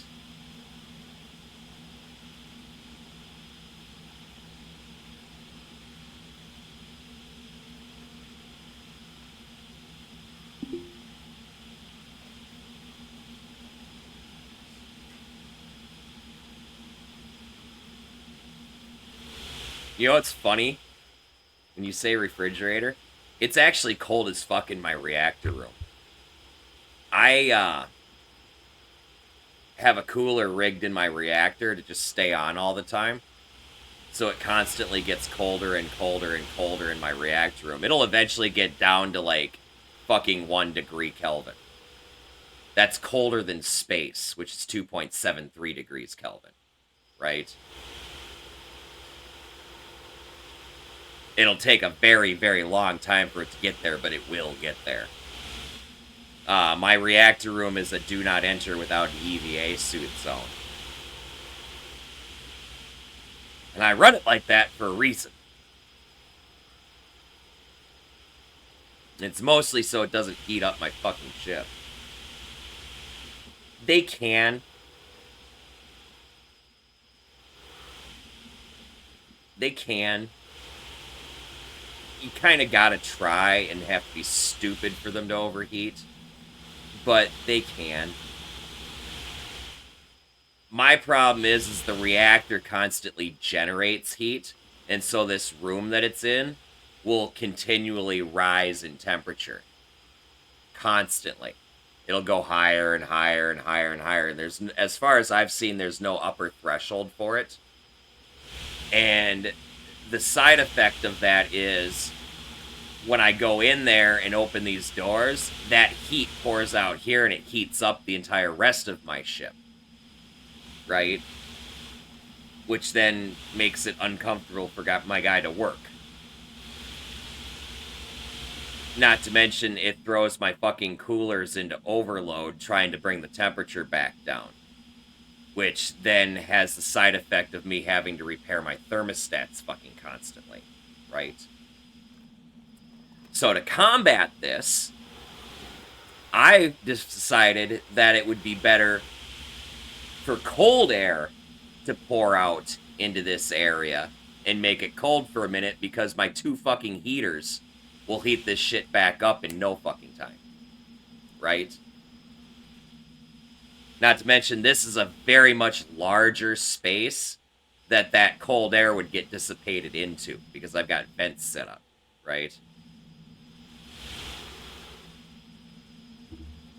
It's just, it's easier to manage the cold than it is to manage the heat.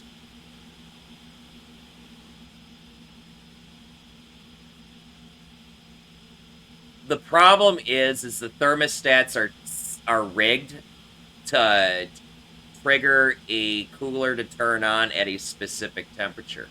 And what happens is that cooler turns on, it drops it down to that temperature, and then shuts off. And then the reactor adds heat again, which brings it back up over that threshold immediately, so then the cooler turns back on again, and then brings it back down another 0.1 degree, and shuts off, and then the reactor brings it back up that 0.1, and it's an endless fucking cycle. And what that does is it causes my thermostat to trigger over and over and over, because it's triggering the alarm for the cooler. Constantly, non-stop. So it turns on, turns off, turns on, turns off. And every time it turns on or off, it does a fraction of a percentage of damage. But when it's flipping on and off like that, it adds up really fast, and you can actually watch the health bar on your thermostat drop. So I personally choose to just keep the reactor room literally ice fucking cold and manage the rest of the ship that way.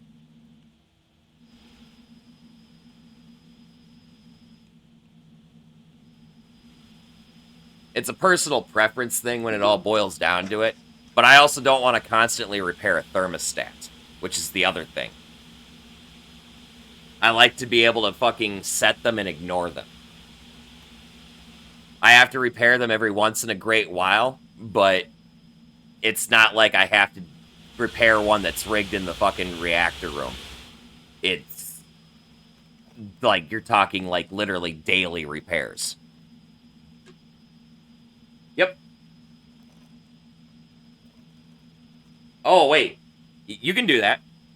I'm gonna show you something here. Right here. This is my other solution. That is a vent.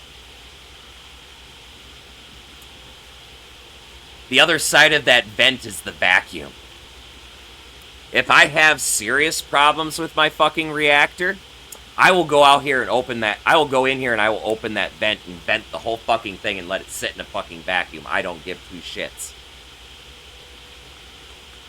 And the reason I don't give two shits is because I have an airlock set up here. My character's not allowed to enter this room ever.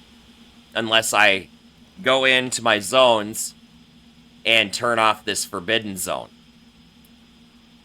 By me having to turn off that forbidden zone, that reminds me that I need to put on my EVA suit before I go in there. Personal, I'm stupid safety precaution. Either way, it works for both the cold and the vacuum. Because you can't go in here without an EVA suit when it's at this temperature. It's really fucking cold. Yep, big glass-covered button.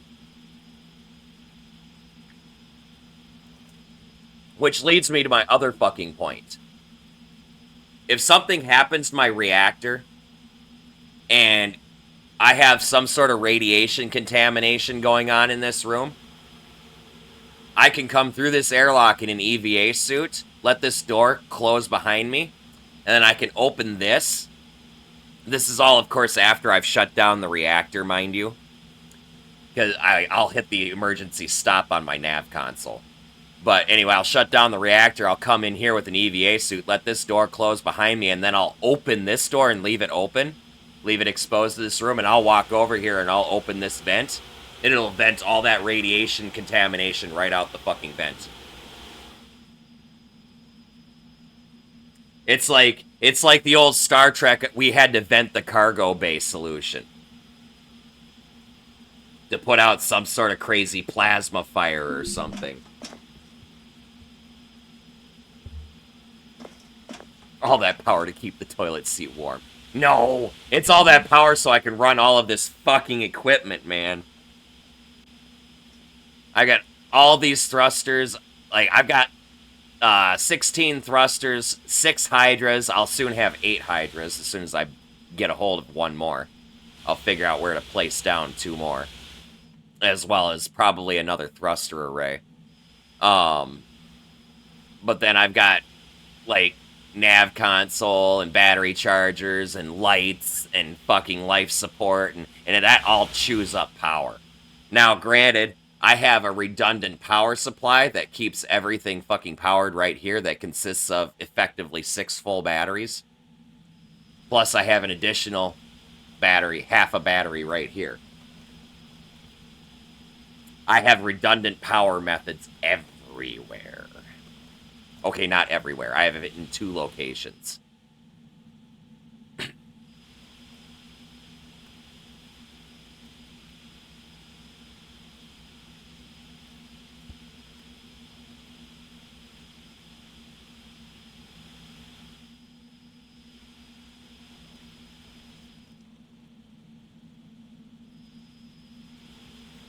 When you're talking about space travel, you can't have too many redundancies. Depends on how far away I am. To be fair, if I'm in the middle of torch travel somewhere, I'm fucked.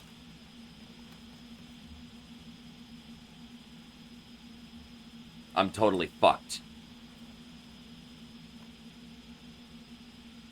There's no way my brain's fucking wrinkly enough to be able to calculate the RCS trajectories to be able to drift back to K-Leg. Without having to make too many corrections and run out of fuel.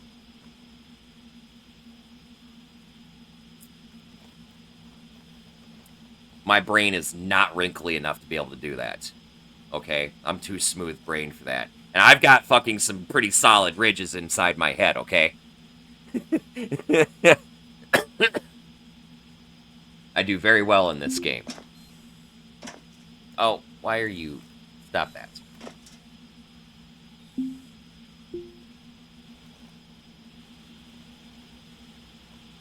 But... that, I couldn't do.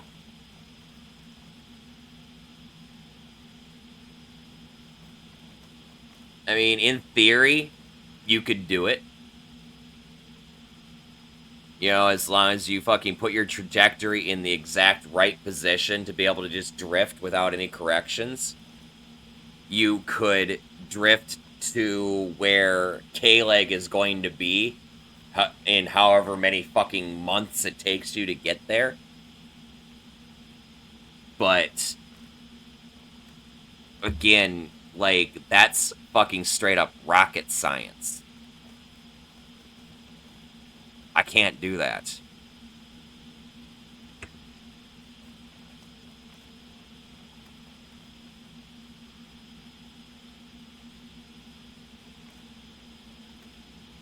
I wasn't torching the captain's chair. I was repairing the battery or something over here that doesn't need to be repaired.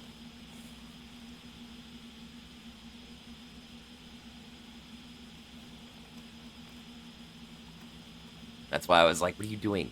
And I forgot I clicked over here.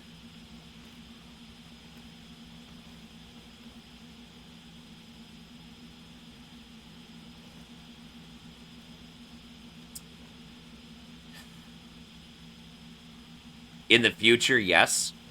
Currently, no.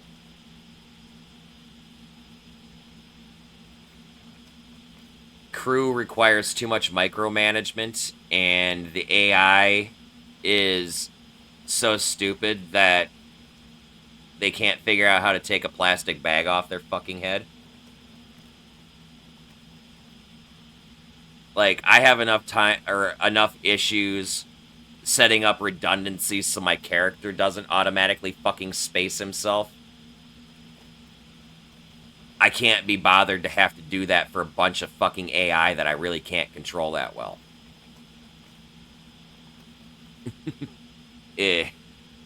Once the AI is substantially improved upon, namely they're at least smart enough to put on EVA suits before stepping out into vacuum, it'll be a little bit different.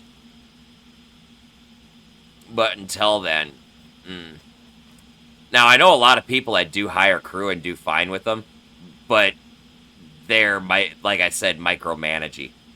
Very micromanagey. It's really bad. But for larger ships, substantially larger ships, the ability to have crew later is going to be crucial. Oh yeah, they'll just fucking void themselves.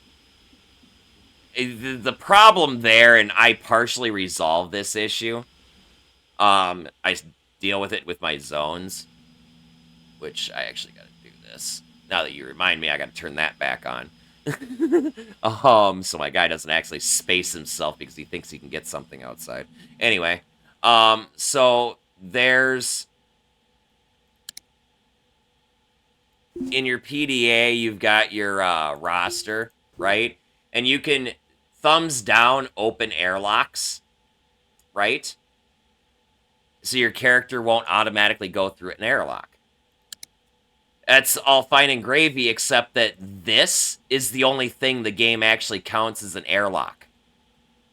If you have, like, one of these side door things here, like I have for my reactor room, set up to go to the outside, it doesn't count that as an airlock. It counts these as interior doors, right? So that rule doesn't apply to it.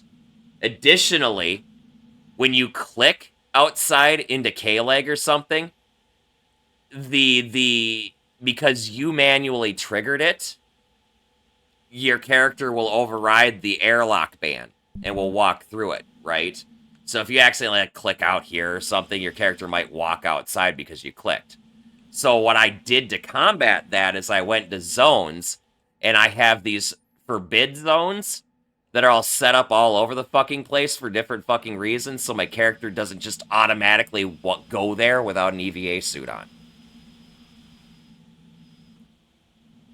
And these will forbid you from clicking outside and making your character space himself by accident because you weren't paying fucking attention. Because you're multitasking or something, right?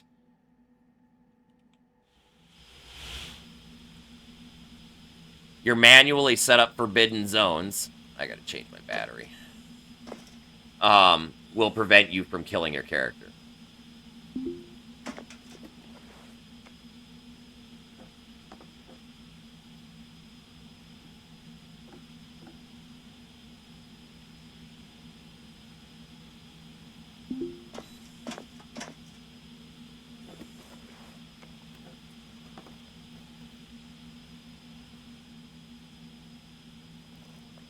If you can't tell, I've got some PTSD from this shit. I've spaced my characters so many times in the past. So I'll just be like, here, repair this. And then he'll go walk out a fucking door. But airlocks are... Oh, no, that doesn't count as an airlock. Oh, well, fuck you. You should tell me that. Because it says airlocks, plural, like we can have more than one airlock. Hello? We're only allowed one of these airlocks, so why does it say airlocks? Fuckers. Fucking lies. The airlocks is a lie.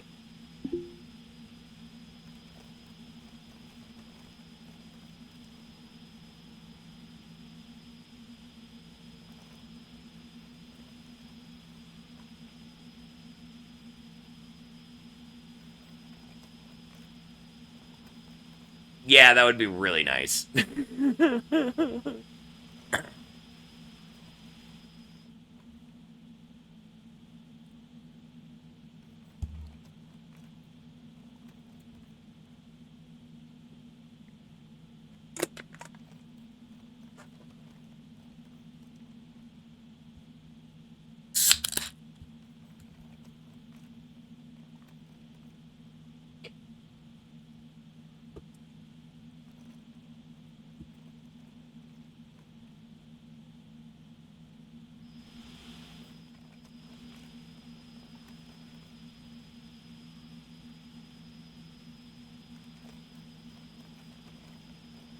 You know, a simple way to, like, fix the whole AI problem with spacing itself is give us more functions with our zones, right? Instead of setting this up as a forbidden zone, set it up so that if the character crosses this zone, you have a thing, a pull-down menu like this for items allowed for the barter zones. But it's, if it's like a requirements zone, you could put in EVA suit and helmet. So that the character has to take off whatever fucking shit that they're wearing and then put those on before they can go in there. Right? You know, if you're gonna work in, you know, you can not only restrict that to just your EVA suits, you could even have fucking tools and shit that are required for different zones of the ship. If you want to fucking make it even more in-depth. Is that a...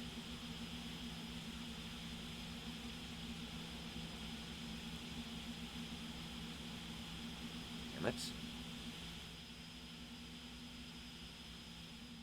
We're gonna make this my new delivery zone.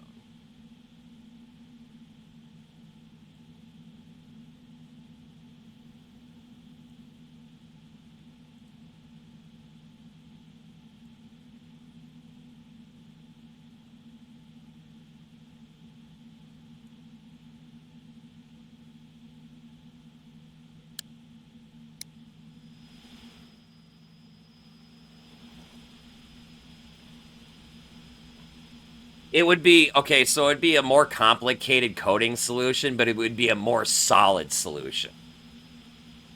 It would also make it more complicated for us because it would require more babysitting, more micromanaging input from us.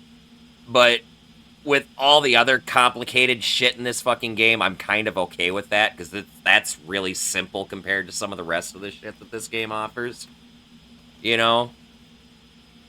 I would like to be able to hire crew if I could trust that they wouldn't fucking kill themselves and I'd lose my fucking death pay, you know?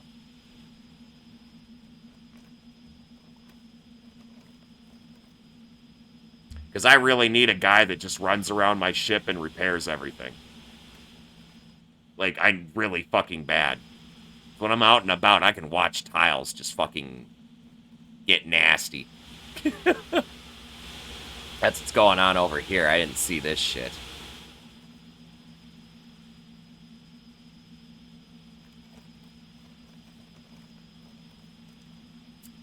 Get right.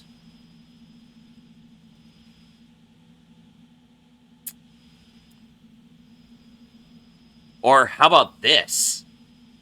Allow us to set up different zone types, okay? So you got your zone manager for this type of shit, right?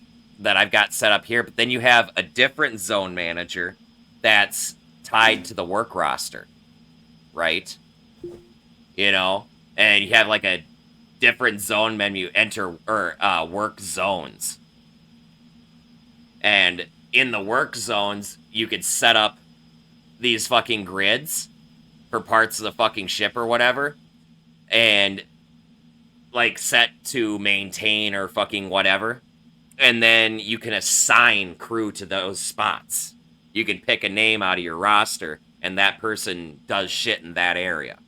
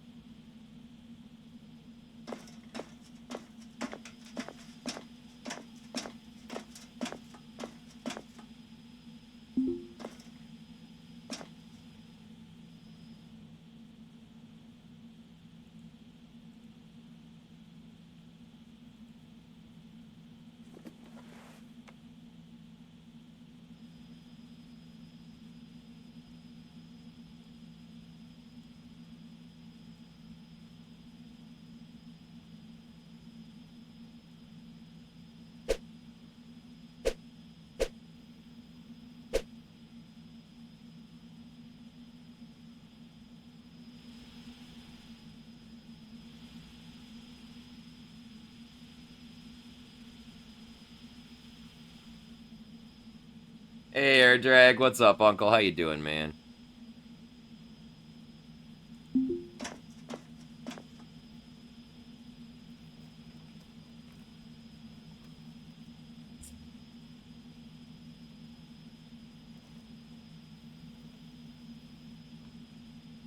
Right? Almost slept through the stream. You could have slept through the stream. It's fine.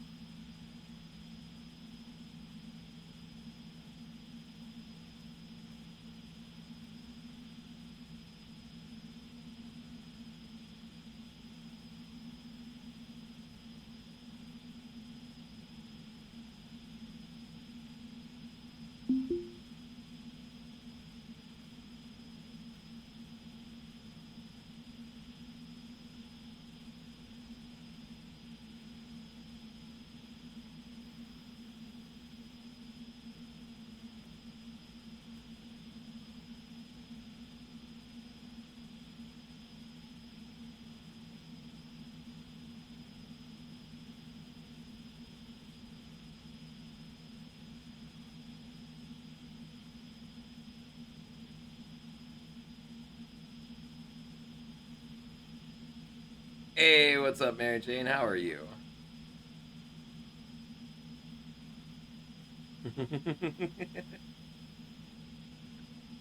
What's up, Coaster?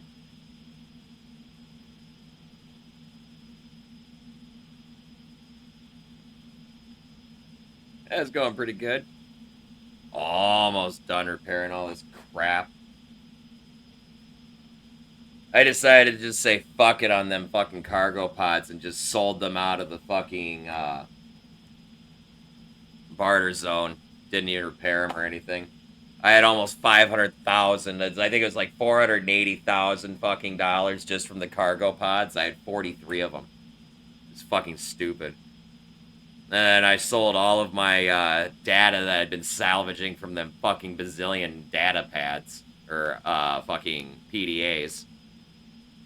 Sold that, and that was almost 100 grand. I haven't even sold anything else yet.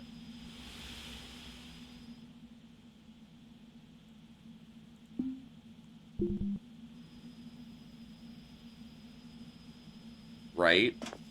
I probably got easily another, like,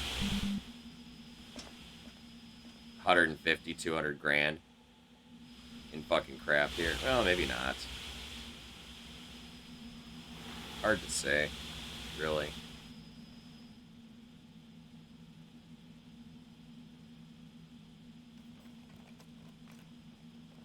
Yeah, no, 100 to 50 to 100, 150 to 200 grand. That's pretty reasonable, actually.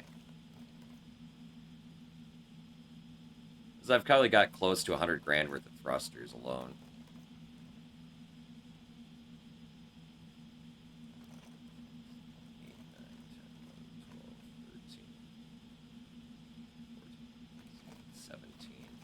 Yeah, 17 thrusters.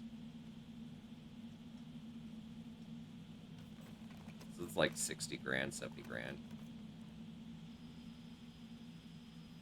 Some of the rest of this shit, the CO2 scrubbers, the laser array, or the laser capacitors, those are all like 10 grand a pop. Fuel regulator, it's 10, 20, 30, 40, 50, 60, 70.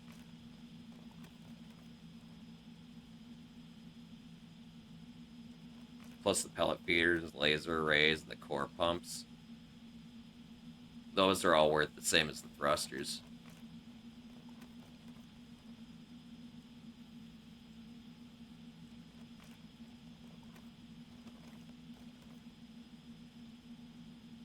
Yeah, no, I have close to 200 grand worth of crap here yet, too. Plus, I still have this cart up here yet to unload. Oh, plus I have all these reactors, and these are all like fucking 8 grand a piece.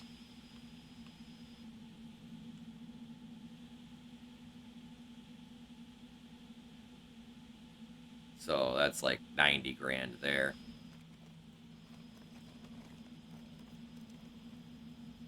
And then, oh yeah, nav consoles is another 30 grand each. Well, 10 each.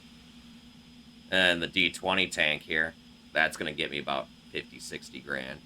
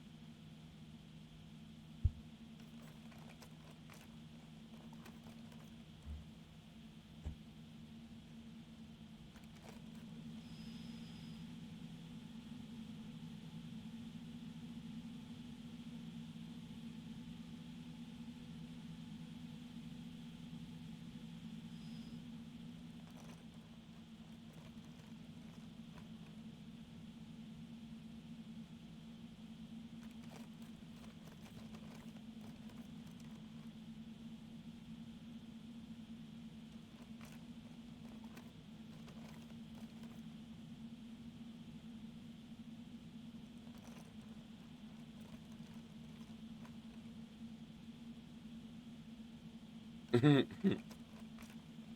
right, Mary Jane, we'll see you when you get back.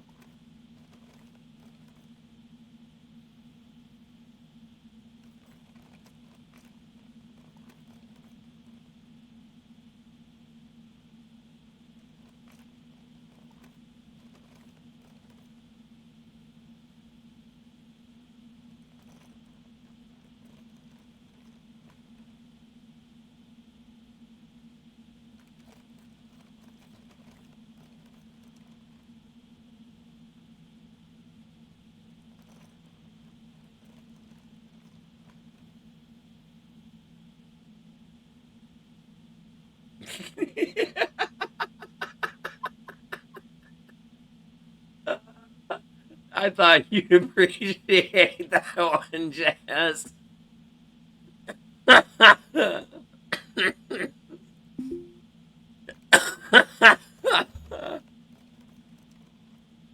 I cracked the fuck up, man. Ugh.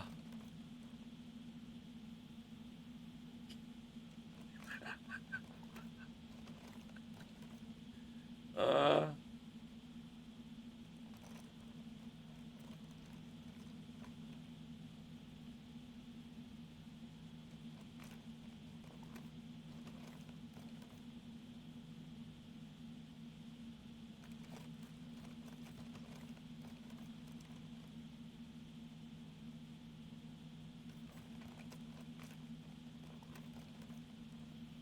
Facebook.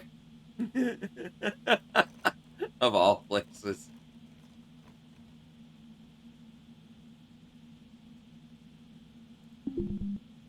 I find so many random fucking things that just pop up on my wall, man. That's where I find the majority of that shit.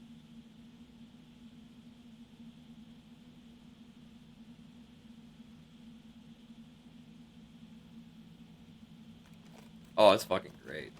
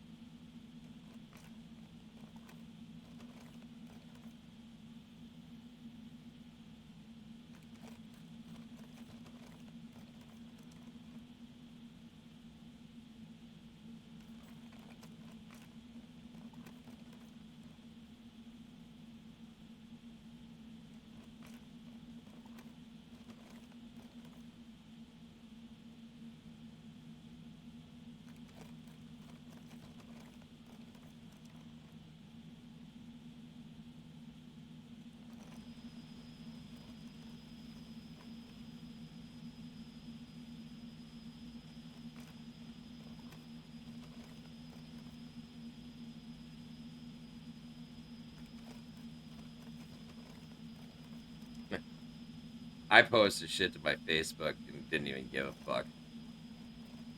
My uncle called me once, told me I needed to be careful of the shit that I fucking post on Facebook because my grandma's on there, and I was like, oh, shut the fuck up, fuck you.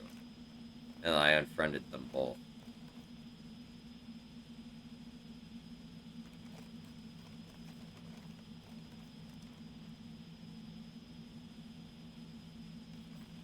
Now y'all ain't gotta worry about it. Fuck you.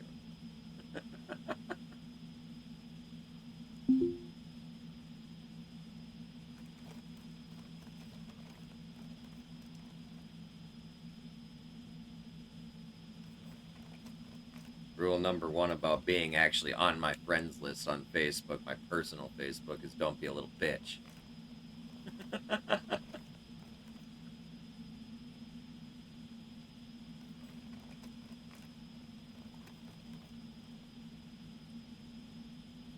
Oh, you know what it was that he was calling a bitch at me about, my uncle? It was a fucking meme that I shared that said, religion is like a penis. It's okay to have one. It's okay to be proud of yours. But just like a penis, it's illegal, or no, not illegal, but it's rude to pull it out and wave it around in somebody's fucking face. Illegal. It should be illegal.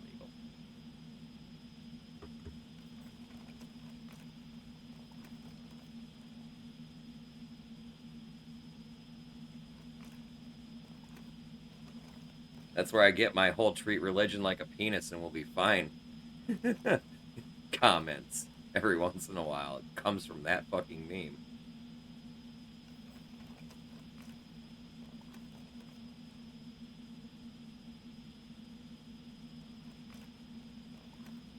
That's just because everybody can be a fucking tough guy and have no fear of consequences when they're behind a fucking keyboard.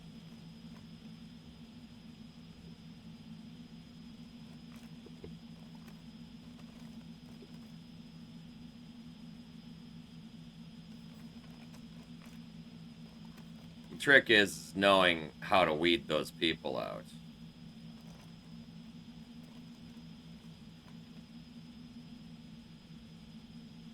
Before the pandemic, I had like fucking 3 or 4 or 500 people on my fucking personal Facebook. As of last week, I think I had 117.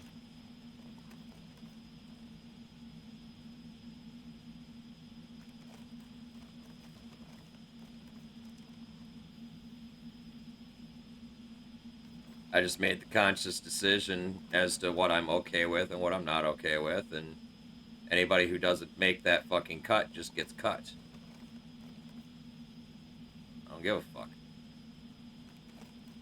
Unfortunately, the vast majority of my family fall into that category. No, I get that.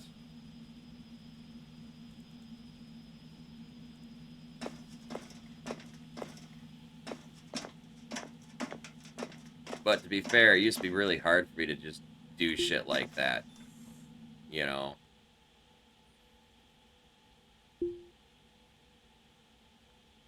It wasn't until I kind of started getting old and then stopped giving a fuck.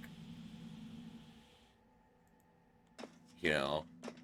At this point, what are you gonna do? Take away my fucking birthday? I'm a man who has nothing left to lose.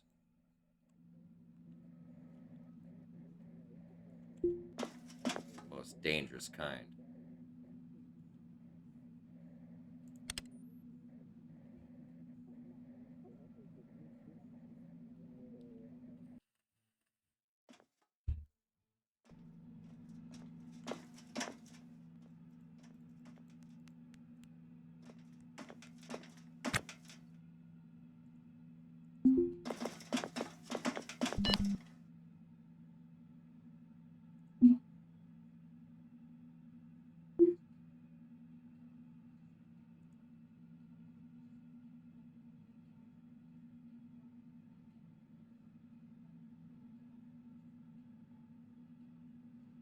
When's my birthday?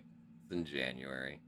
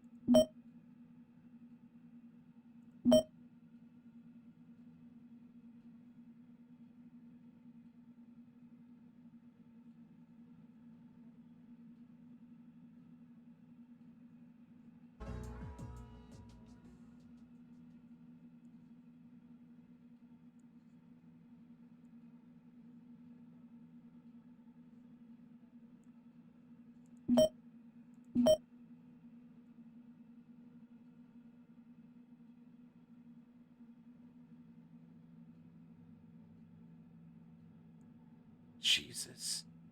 There's another 500 grand.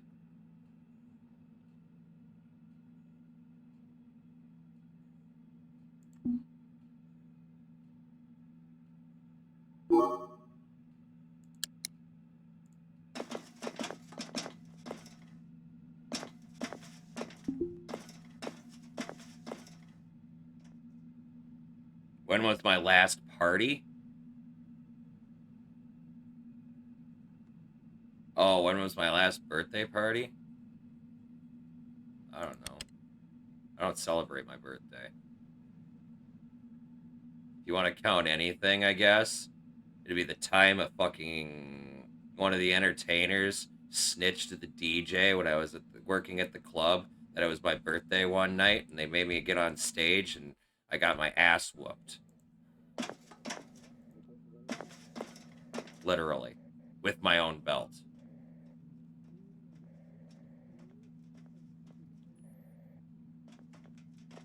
It left welts.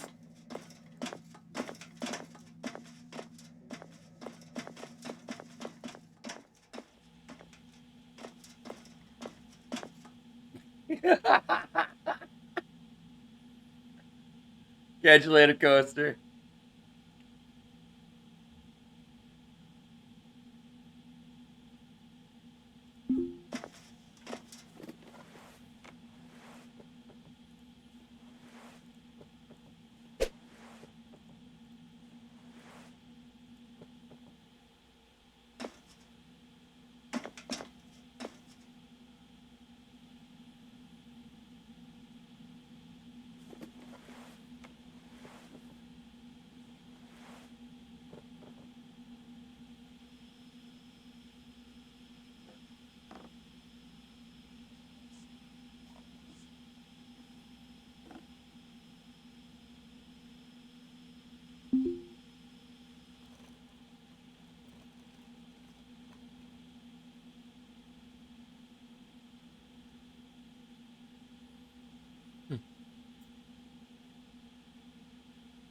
I did a really good job of keeping my birthday a fucking secret all the way up until that point, too. I went years. I went years.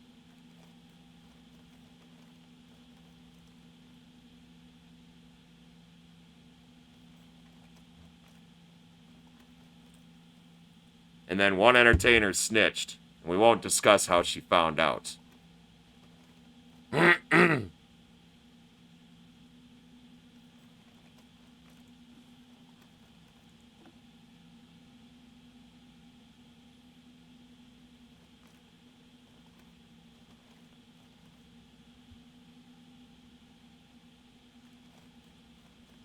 Man, I was the bartender. I worked there. I was screwed. I became part of the fucking show.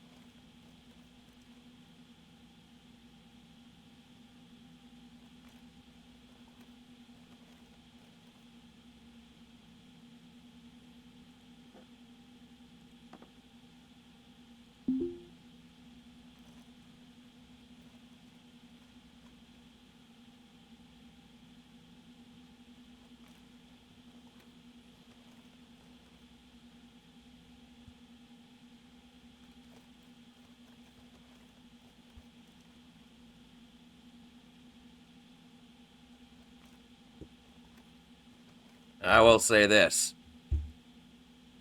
An employee special dance is way different from your standard patron's special birthday or bachelor dance.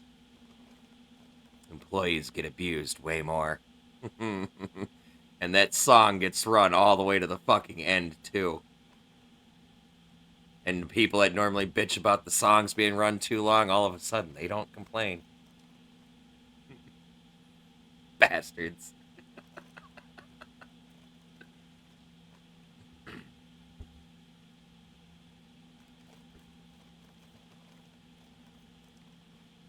I can look back at it and laugh now. But man, dude, that shit sucked.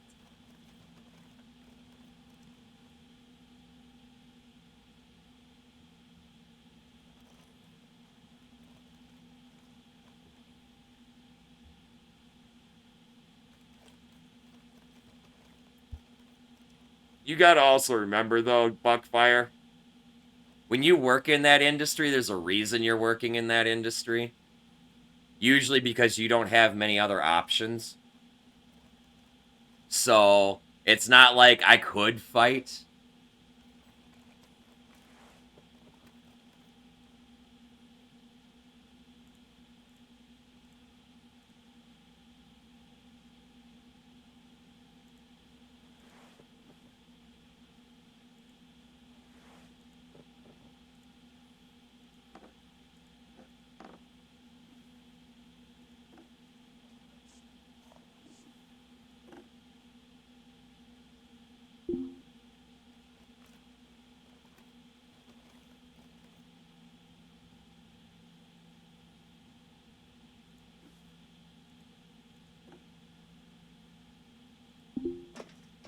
Hey.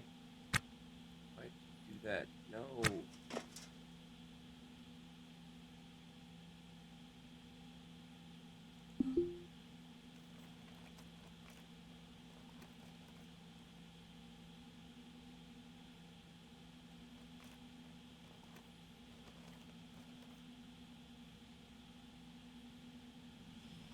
Yeah, you're not fit for customer service, homie. You gotta have, unfortunately, a thick skin for that shit. 'Cause everybody treats you like fucking dirt. Nobody considers it a real job, but they expect you to fucking, like, kiss their butthole.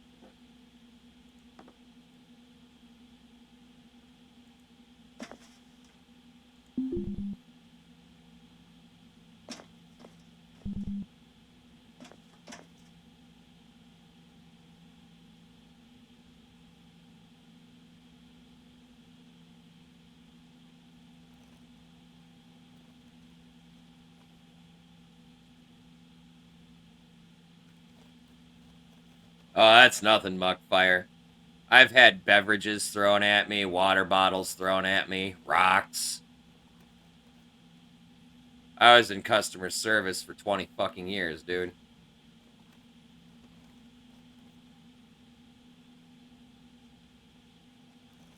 When I worked at the club, over the 8 years I worked at the club, I had 7 concussions.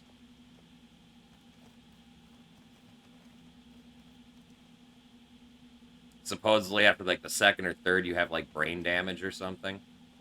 Yeah, that's why I'm so fucking weird.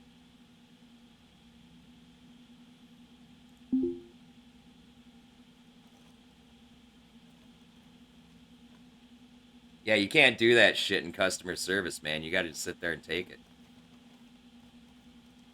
It ain't fucking right, but that's unfortunately the way it works.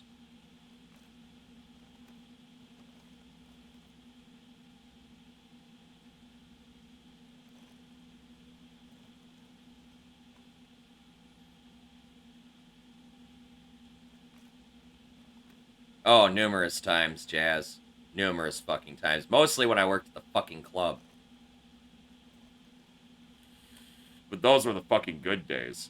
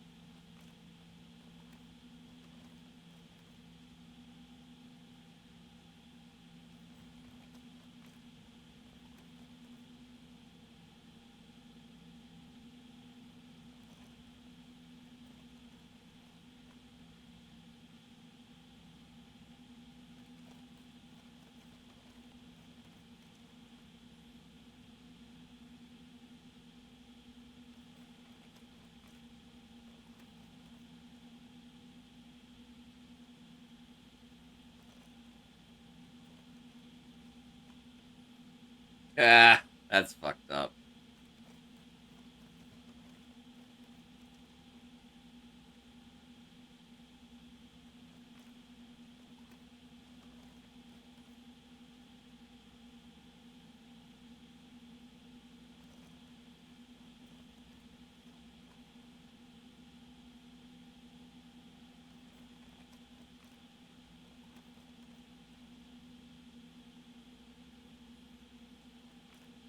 I will say the sad thing is, Muckfire, if you hadn't ripped their mirror off, you could have had them charged with assault. Doesn't matter what they hit you with, whether it's food or anything like that, that's still assault.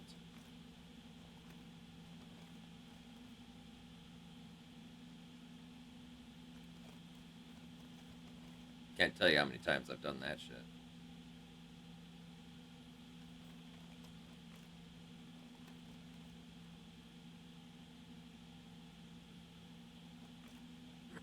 Vandalism, probably fucking 2 weeks.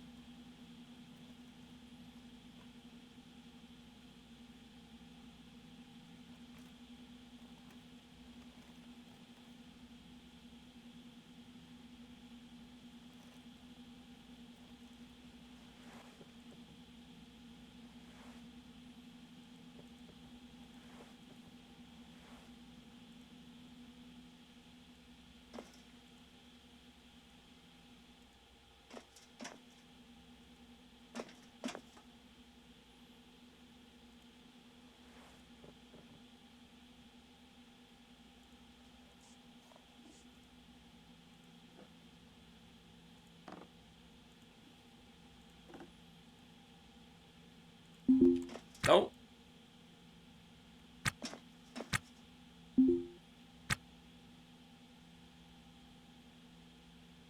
Motherfucker.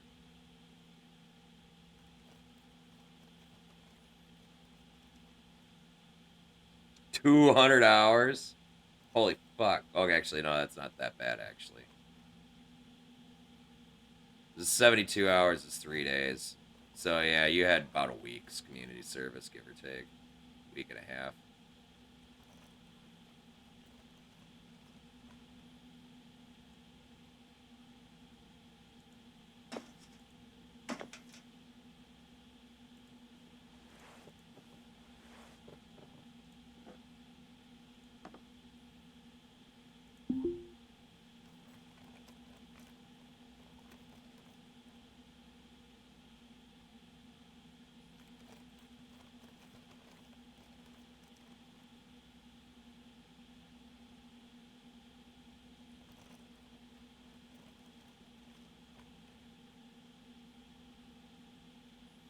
Yeah, sounds about right.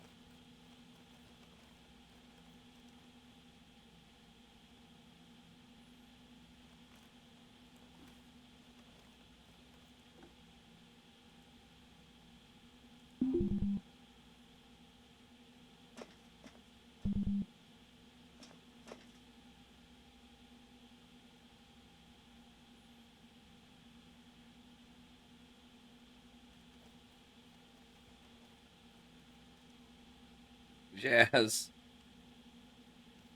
I put in about 50 hours on stream a week. Plus probably about 5 to 10 off stream.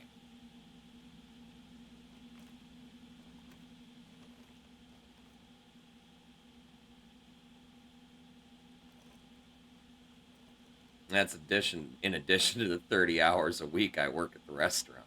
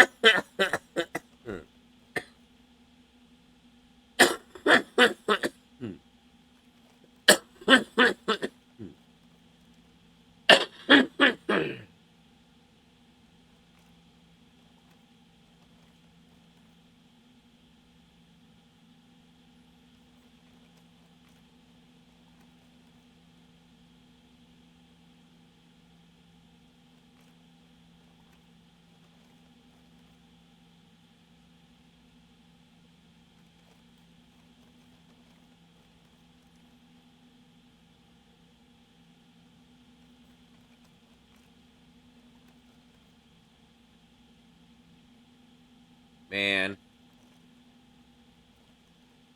60 hours divided by 7.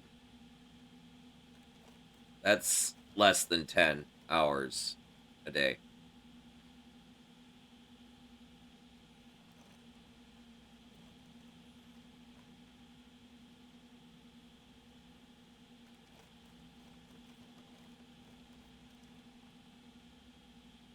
Because 72 hours is 3 days. 3 full days.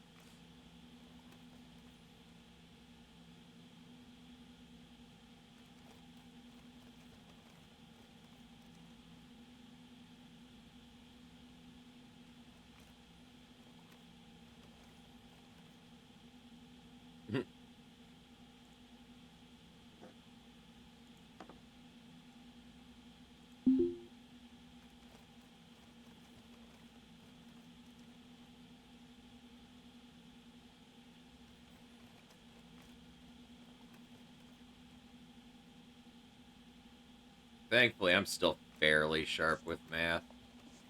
I've lost a little bit of it over the years, but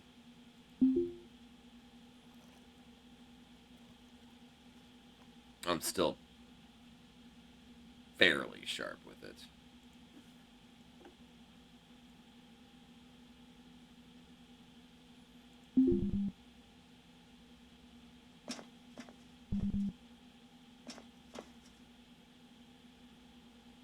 But to be fair, math is the only subject in school I actually enjoyed to one degree or another.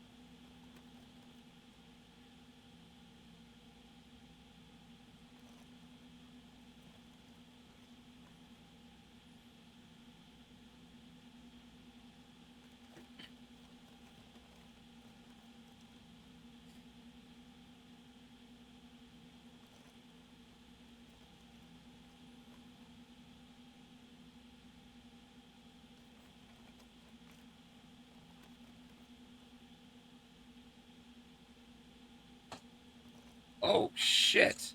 Awakening Procedure, what's up, man? How are you? How was your stream? What were you playing? Thank you for the raid.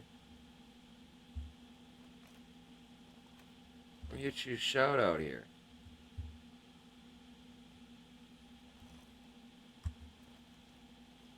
Welcome, Raiders. Welcome to the Church of the Lead Pipe. For those of you who partake in the greenery, please feel free to have a seat in our rotation and take a puff. Those of you who do not, never fear. We always pass the ducha to the left, but most importantly, do have a good time. Salute to you. Oh, God. Sean, your Puff Puff pass card is, would you rather have an orgasm every time you hear Old Town Road by Lil Nas X, or every time you have an orgasm, Old Town Road by Lil Nas X plays?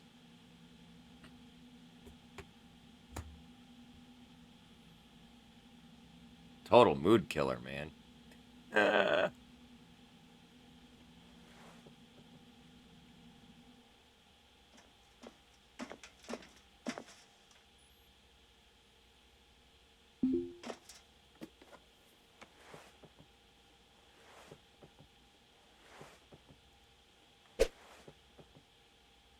I think I'd just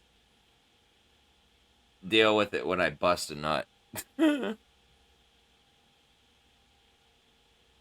I'm doing all right. Sean, you're with me on that one. Good. Smart man. I'm doing all right. Just playing some Ostranauts. I just finished repairing the last of my fucking salvage.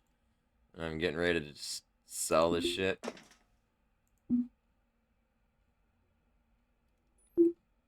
Barter zone.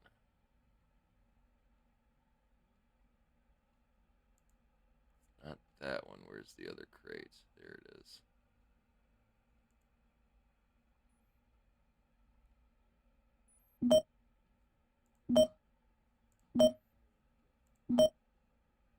Here's $18,000. Nope, it's not that one. One of these, it's this one, has all of these O2 canisters I've been fucking accumulating. As well as probably, yeah, an extra nitrogen canister that they can go ahead and have. Let's go ahead and get rid of that shit.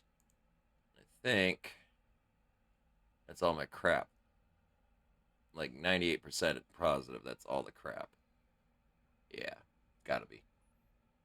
So that's 46 grand. So I definitely made well over, well, not well over, but I made over $1 million in this salvage run.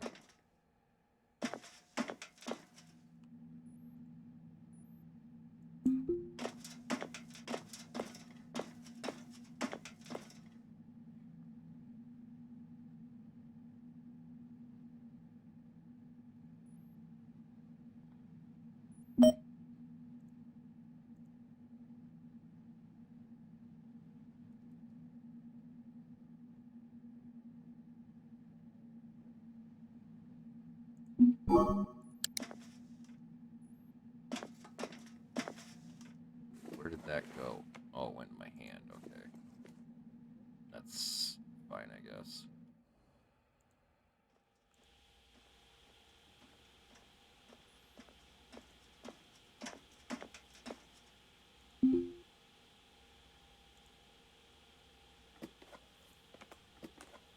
All of this shit is actually going to go in here.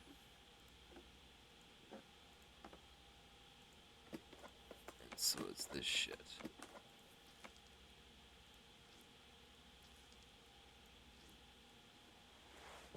Well, that water's not actually... Well, it's going to go in here temporarily, but not going to stay in here. 2 bottle can go there. Oh. And again, for the second time, I'm dumping these toolboxes. So I now don't need them anymore. Again.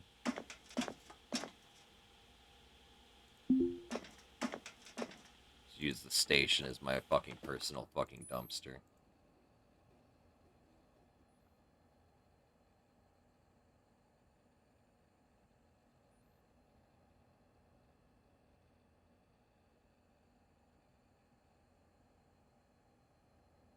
Fallout 3. Nice.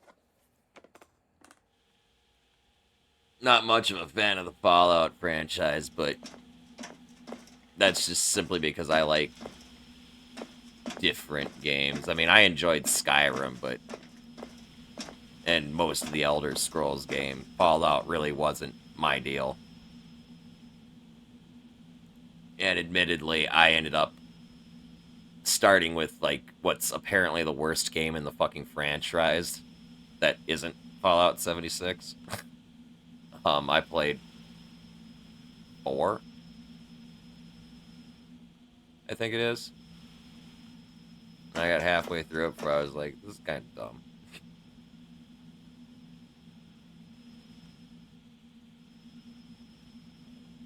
Oh, yeah. Inventory.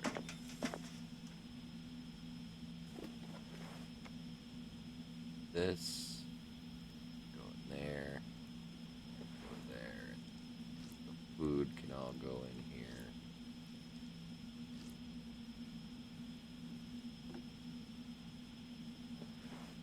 And this bag can go in here.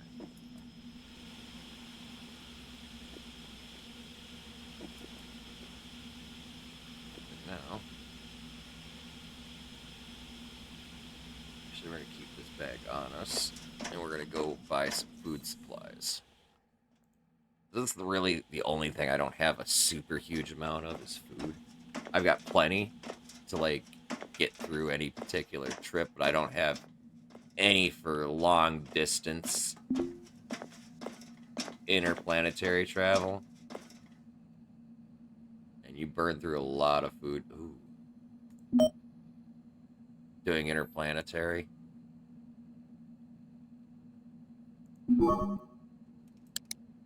Okay, what bag do those go in? Wrong one, of course.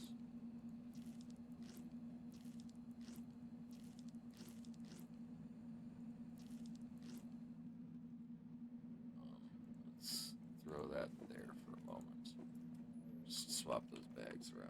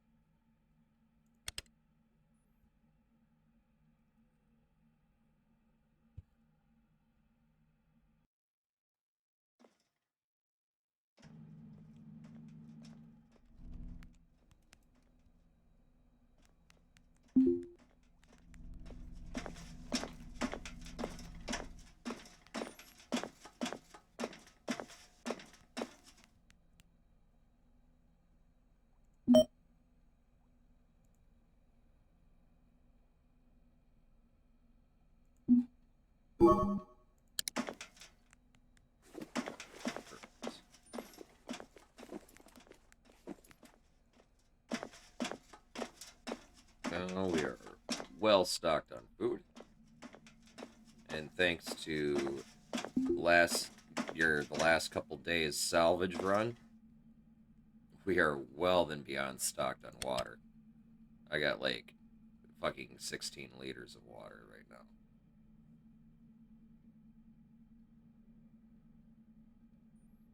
That's like 32 servings, I think, per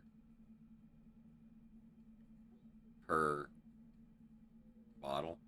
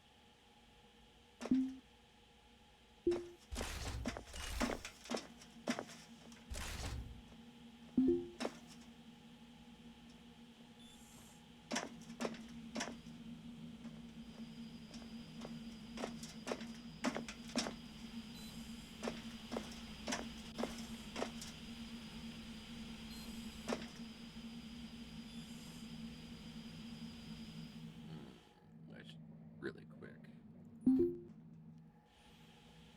Double check my stocks. Oh, that's right. I gotta repair this shit over here real quick. Always fucking something, guys. Oh, and I gotta buy my new fucking license, too.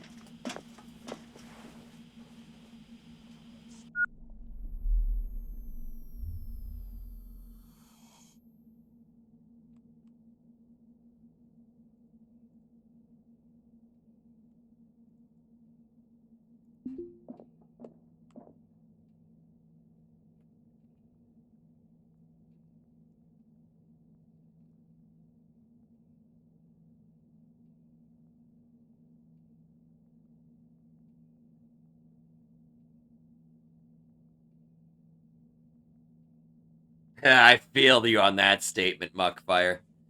My first games were all on the Commodore 64. Back in the you really had to use your imagination era. I also played games like Cataclysm and the old school Rogue and stuff like that, which are all ASCII games. You know?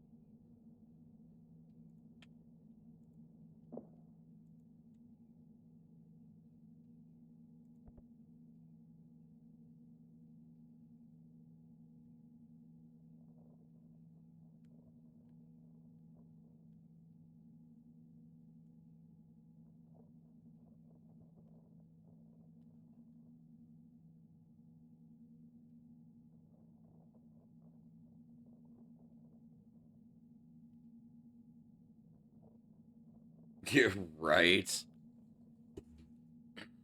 Yeah, back in the era of the Commodore and even consoles and stuff, there were no patches for games. They released with a bug, that bug was there forever. I like, though, how sometimes when they do, like, remasters of games, and I'm just gonna use The Bard's Tale as an example, when In Exile remastered the Bard's Tale series, they asked for feedback and stuff from a lot of us who were going through the early access process of it, you know? And they realized that different versions of the Bard's Tale games had different quirks as they were released. And they asked us what bugs and exploits and stuff like that that they wanted us, or that we wanted them to keep, and which ones we wanted them to actually fix. And they even went one step farther. Some of that stuff, especially where there were differences between versions, not so much bugs, but just version differences, some of the things that made the other versions either easier or harder than other versions and stuff were changed to be like toggleable settings and stuff. Things that you could set at the start of the game if you wanted to have those options. It was really fucking cool. Hands down, one of the best early access experiences I ever had with a remaster of a game. If you like old school dungeon crawlers, and you want one that's been remastered and updated that's actually really good, the Bard's Tale franchise, remastered by In Exile. Such a great job remastering that game. Or series of games. It's 3 games.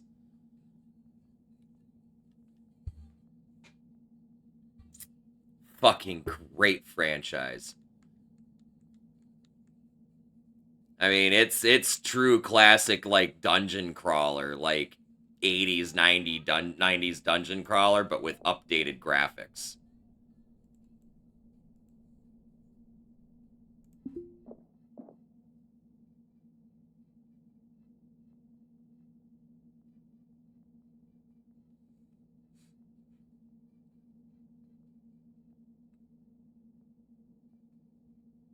It's totally worth it, man. If you enjoy old school dungeon crawlers, you will totally love the remastered Bard's Tale games. Okay, I have to quick change clothes because my poor guy here is pinching cheeks.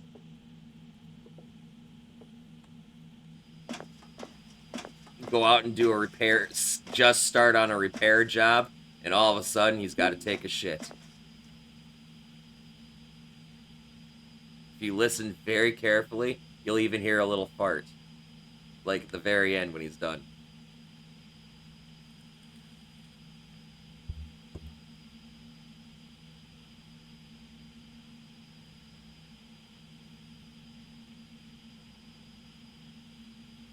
Yeah, they did release the original Bard's Tale, Tales of the Unknown.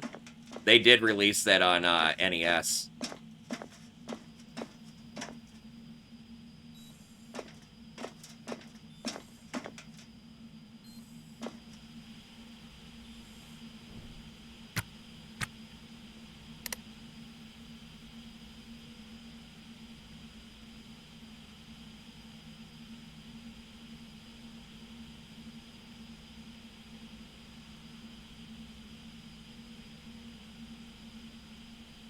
You'll join him on that shit. And now I have to reload my game before the game itself takes a shit. It's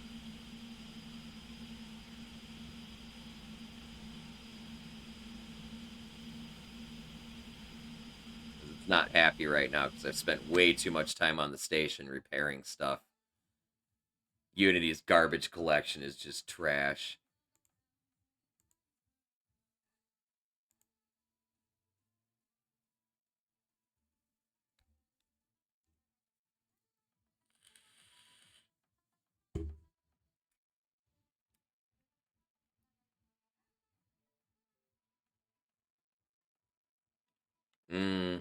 I love grilled cheese.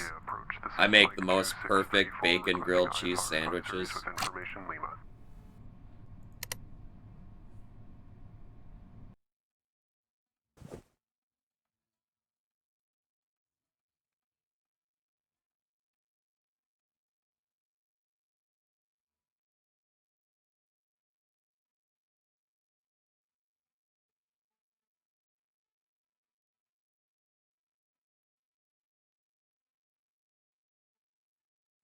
Nah. The trick is low and slow. Low and slow. Patience. And real butter. But the trick with the butter is you gotta let the butter get to room temperature first. So it spreads right. If it clumps up, it's not gonna cook right. Do the bacon long and slow. Fucking do the grilled cheese long and slow. And if you want to be really fancy, when you go to make your grilled cheese, if you do the grilled bacon grilled cheese, put just a little dab of the bacon grease in the frying pan you're going to use to make the grilled cheese in. Just a little dab. Add a little bit of an additional smokiness, bacon taste to the bread itself. It's so fucking good.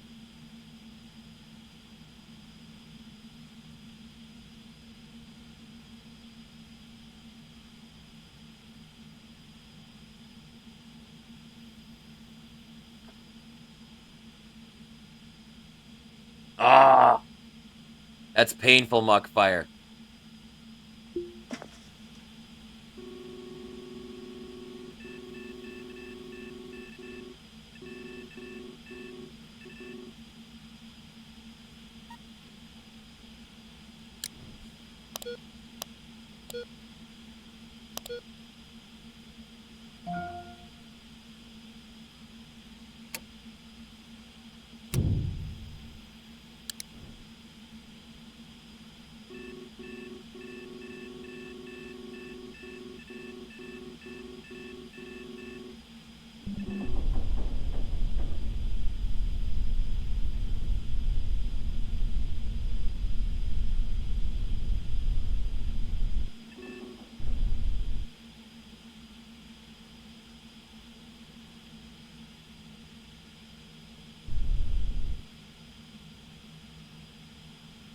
Bring my throttle back down because I'm not carrying a fucking overloaded cargo hold anymore.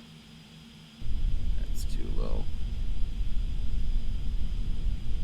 There we go, 0.28 Gs, that's perfect.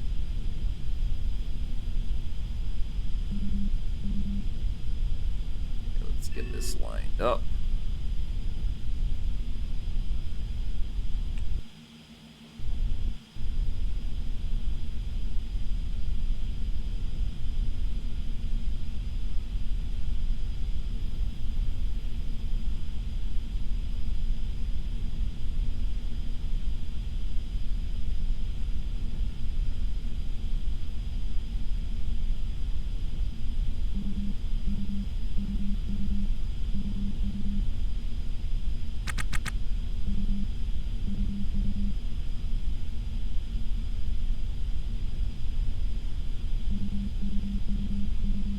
Oh, come on. Flatten out, motherfucker. Whatever. It's not gonna go perfect flat for me, is it? No. It's just gonna be a bitch. Whatever.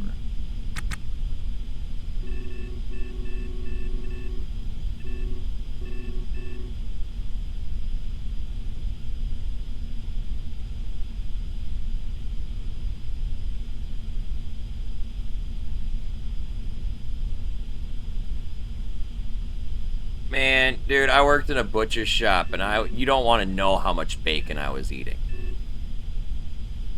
I used to eat the old-fashioned bacon with the skin on it, right?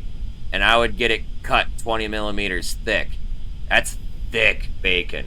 That's like bacon steaks. And I would cook that long and slow on really low heat until the skin would puff up into crackling. And then I'd have bacon crackling. It's fucking great. If you cook it low enough and long enough, the skin literally bubbles and then puffs. It's so fucking good.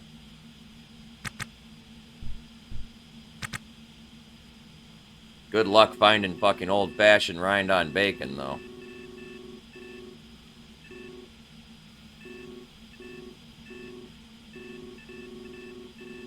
Very few places still make it because there's not a lot of demand for it. It's kind of a granny's thing. Kind of almost like an old-school farmer thing, really.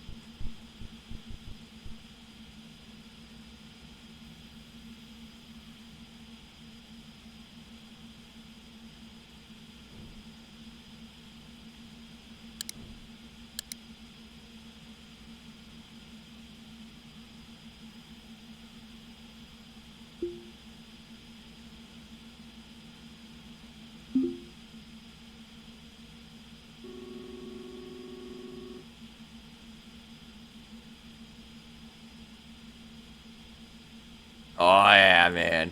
It's fucking awesome if you can find somebody who knows how to cook a whole hog so that the fucking skin just starts to do that fucking puff thing. It's really hard, though. You have to know what you're doing. Long and slow, long and slow, long and slow, fucking forever, especially if you're doing a whole hog roast.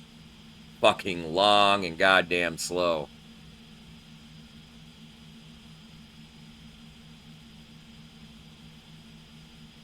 The funny thing about my crackling bacon thing is I wasn't expecting my fucking bacon, the skin on the bacon to do that. I was gaming and forgot I had bacon in the frying pan, and when I realized, oh shit, my bacon, and I went back to the fucking frying pan, it had to have been just after the skin puffed. And I'm looking and I'm like, that looks bomb as hell. Because I don't cook it on high heat anyway. Like, the flame's so low it almost puts itself out. Okay? So it was golden and puffed.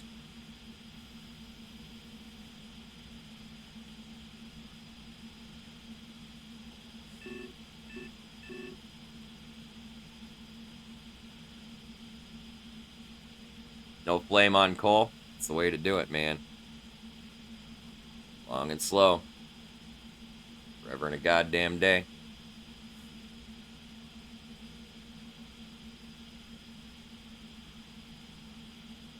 Bacon cooked the way I cook bacon, though, is not for the impatient people.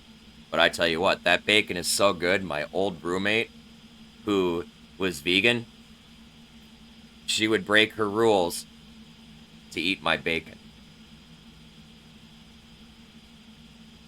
Her exact words were, I make perfect bacon. Haha, Jazz wants my bacon now, too.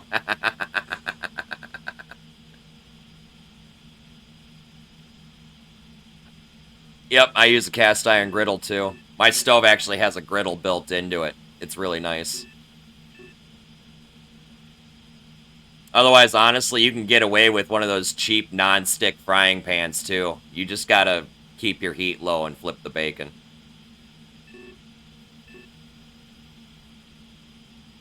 You gotta remember that those pans just heat up faster than a cast iron skillet does. And you've gotta be ready to fucking make a sacrificial slice.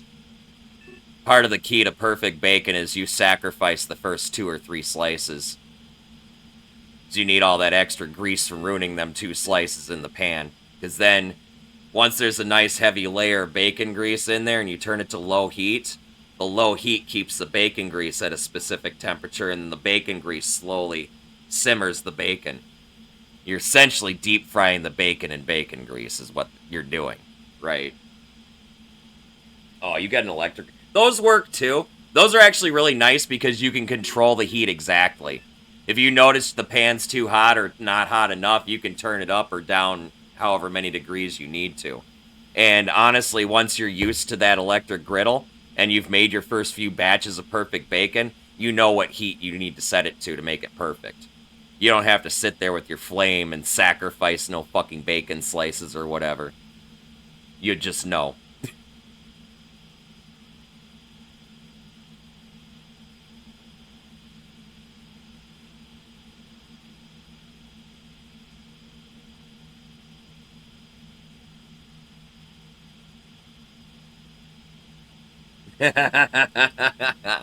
Getting the munchies there.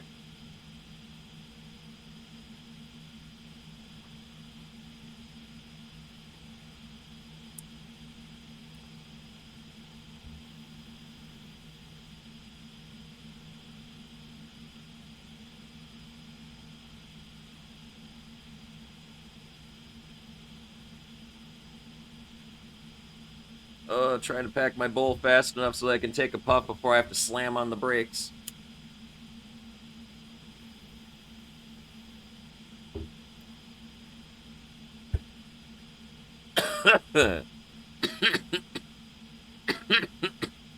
If this is real life, I just have someone hold the wheel for me.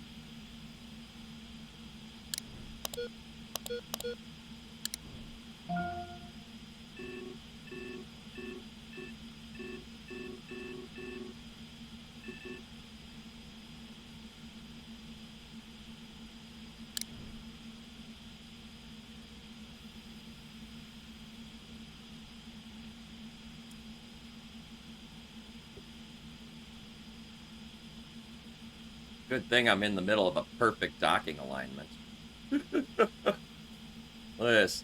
No micro corrections. No hands.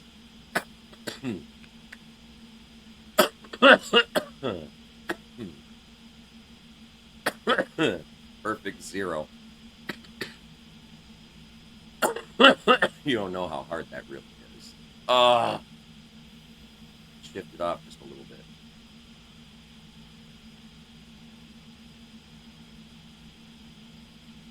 Still close enough.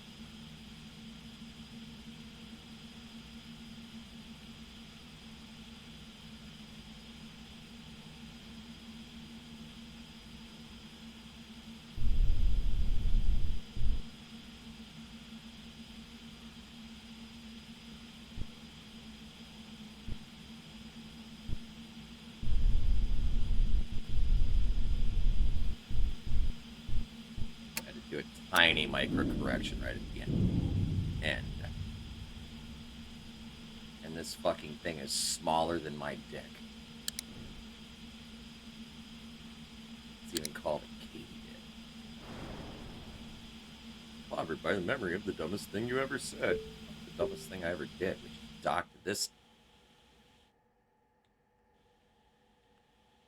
thing.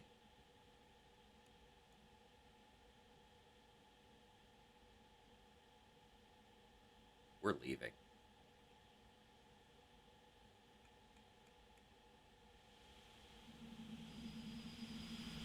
I was joking when I said it was probably smaller than my dick, okay?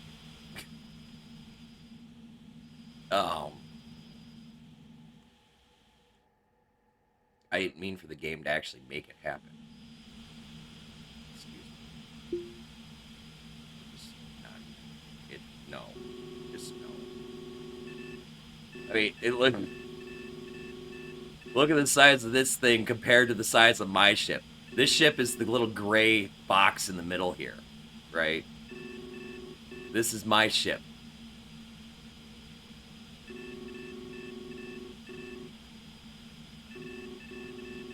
Most pathetic thing. We're just gonna go to this one now.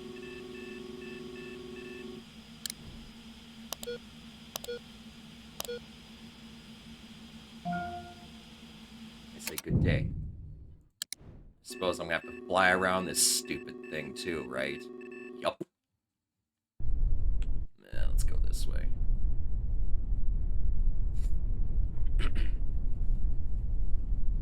Hey, what's up, KBM? How you doing?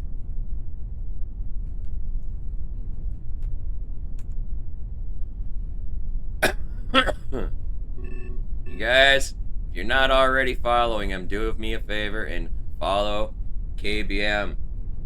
Seriously, do it.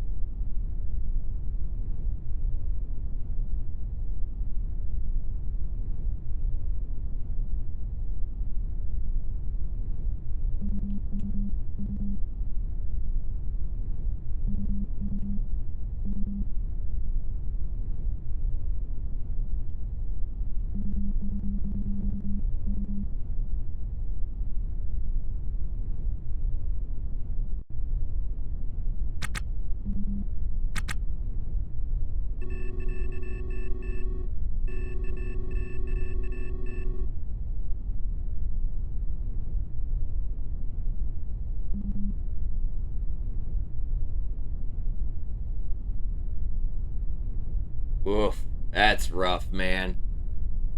That's all gonna boil down to you're trying to play on a laptop.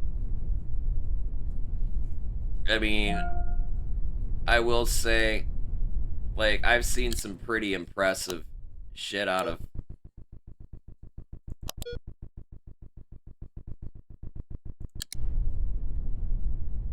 my gaming laptop, but even though, you know, even then, while it blew my old desktop out of the fucking water,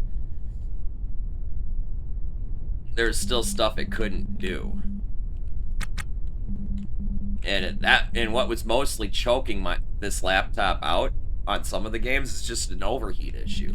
So it's got built-in NVIDIA fucking chipset graphics and crap like that, you know?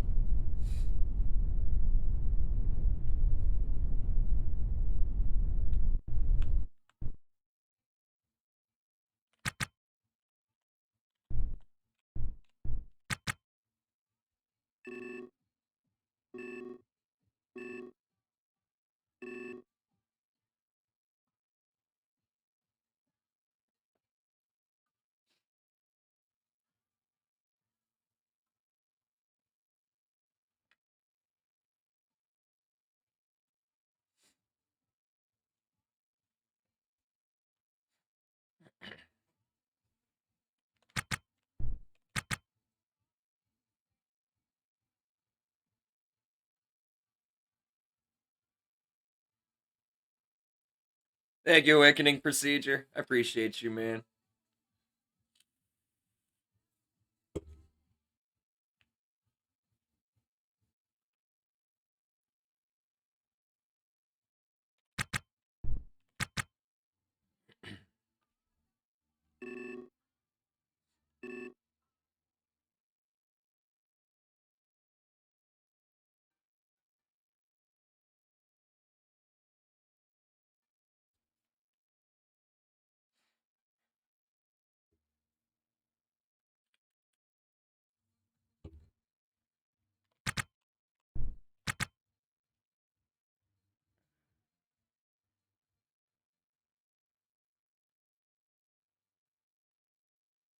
So, what do you guys want to bet? This is a pirate. It's just waiting for me to get a little bit closer before he decides to accost me on my way to this fucking derelict.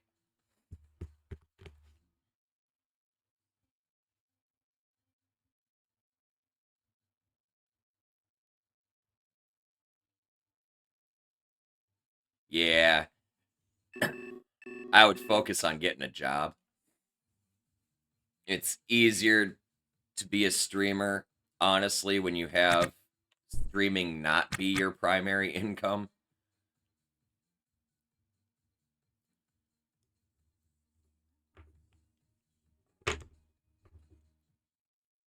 You know, even though I put in a ridiculous number of hours, this is just a hobby for me that I put, we were discussing 60 hours a week into.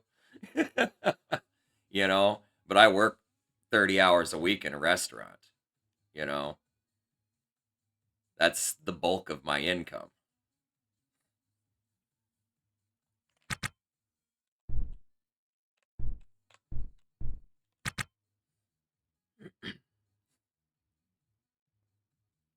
But then, to that point, if you have a job that has a random schedule, or they won't accommodate a set in stone schedule of any kind for you, that can really fuck with your streaming too, because that means you're now streaming not so regularly, you know? And people, unfortunately, like consistency.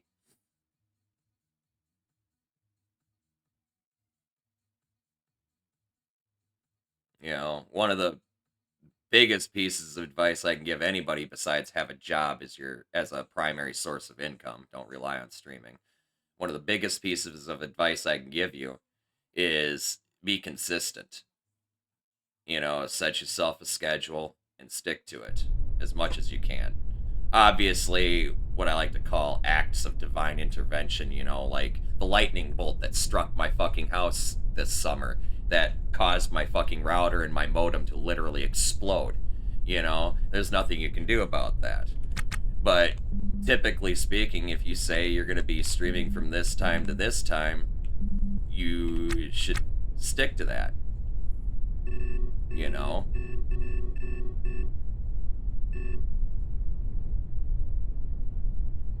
That's like one of the best pieces of advice I can give. What's up, Jared? Yeah, consistency is rough. And the hardest part about consistency, and I'll tell you this, right, is finding the time slot that you're most comfortable with. For me, it just happens to be United States night side, right? You know, I start in the early evening and stream all the way into the morning. But, you know, I've worked as an overnight person literally my entire fucking life. So those are the hours that I'm naturally awake. You know, and I set my schedule around that, and I kind of just stick to it. Because it works. You know, I don't worry about whether it's the peak hours or not. You know, people are still going to find you. You know? You don't want to try and work yourself around peak hours, because peak hours tend to shift around and it's hard to predict them. Just find a slot that works for you and just stick with it. Best advice I can give. Best advice I can give. And then if you are in a situation where you can't be consistent, this is where things like YouTube really come in. Is pre-record stuff, you know, and then just upload it.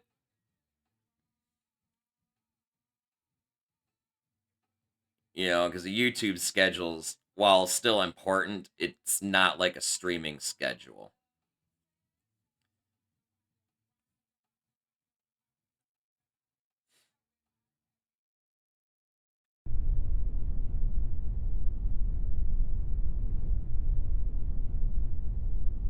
But as for streaming itself, overall consistency is really one of the biggest things.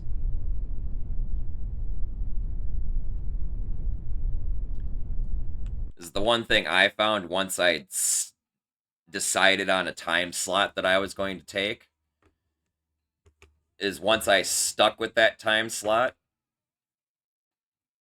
the people that frequent those hours eventually just gravitate to you because you're there, right? Does that make sense? You know, but if you're not there, they're going to gravitate to somebody else who is.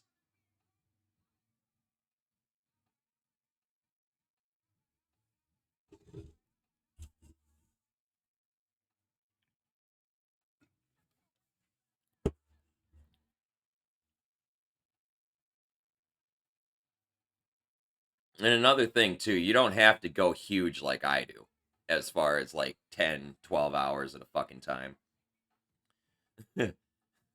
I do that just because I play video games. And if I'm playing games, I'm going to stream the games I'm playing. That's just all that is. You know, that might not work for you. You might not be able to just sit there for 10 hours at a time constantly.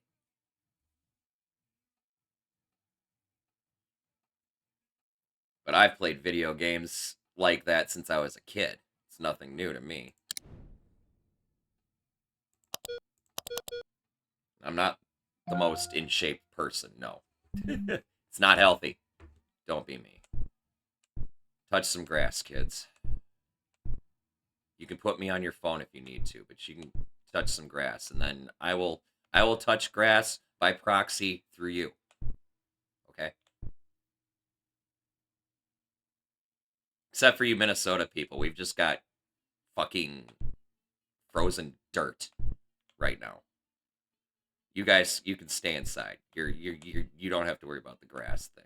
I mean, unless it's like this kind of grass, at which point, touch all of this you want. Wait. Context.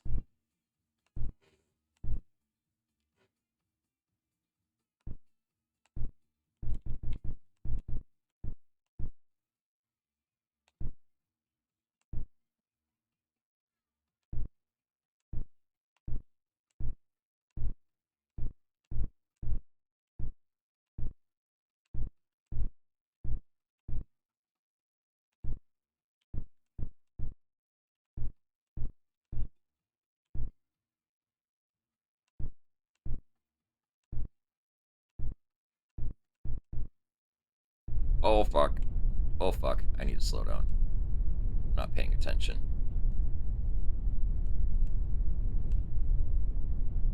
Well, it's nice to know I can actually slow down from that speed if I really need to. I'm just sitting here lining up the circle. Not paying attention to how close I am, you know.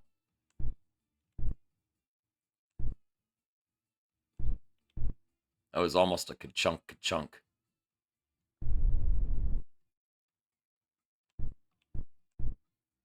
Oh, come on. Don't be another fucking little dick ship.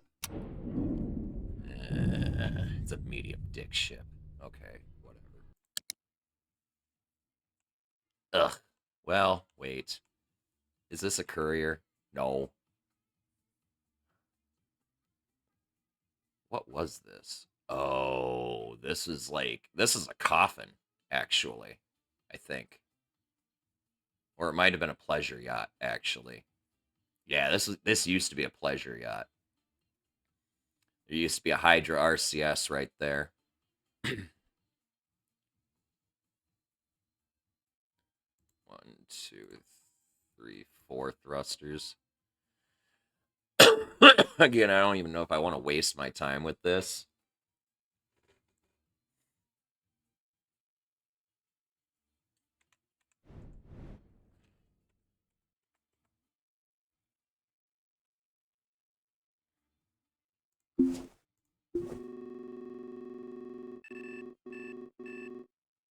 nothing else that's really cool. Well, there's all this cluster of shit over here, I guess. Alright, well, I'm gonna go ahead and grab these thrusters, I guess.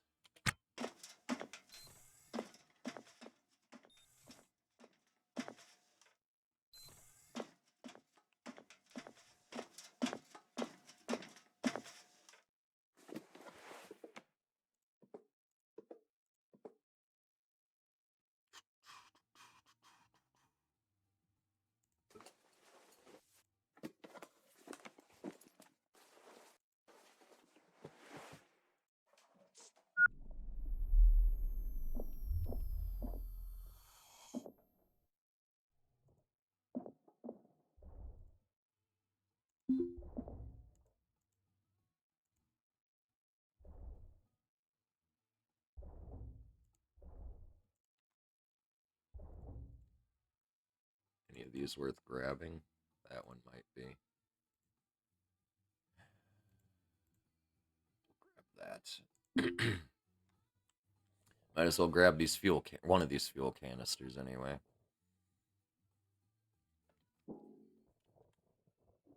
Never know when you might run out of gas. Especially since I'm trying to push my time out longer and longer. What I'm actually hunting for is another one of these helium tanks. Because that'll hopefully push my torch fuel up to 30 days of continuous torch. Or not 30 days, 30 hours. Which is actually a long time under torch.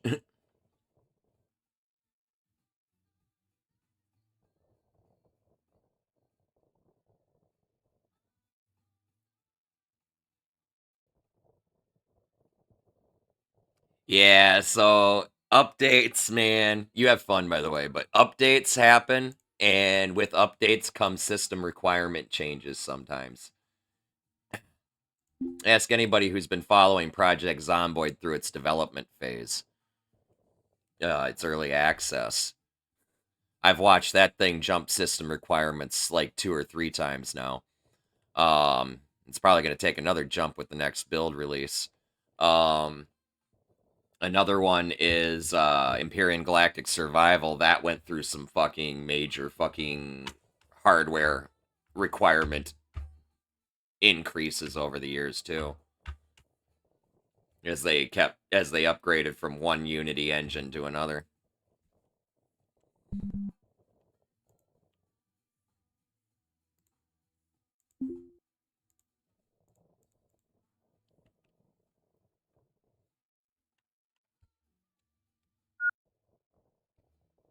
Nice.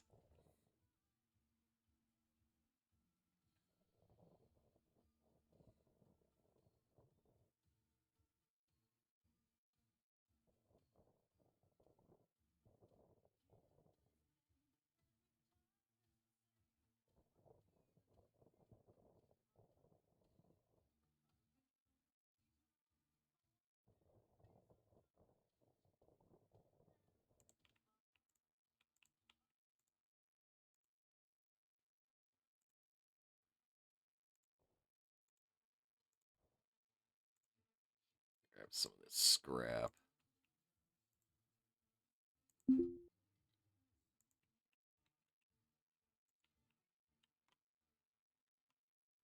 Just this one last thruster. Good grief.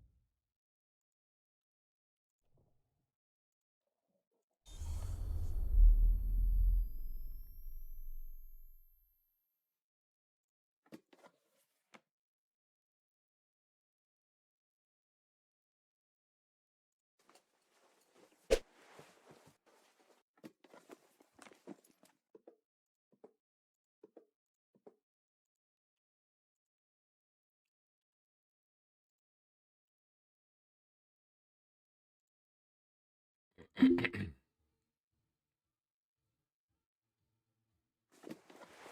that one's the full one. Whoops. This one's the one that I use to store extras.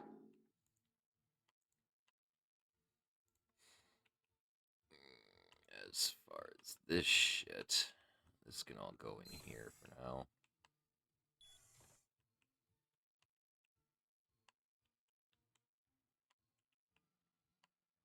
Throw it all over here.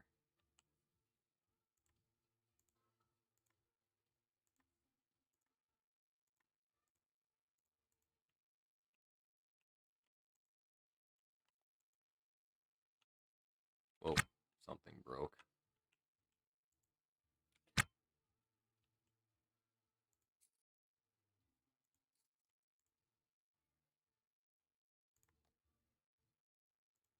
Oh, damn it.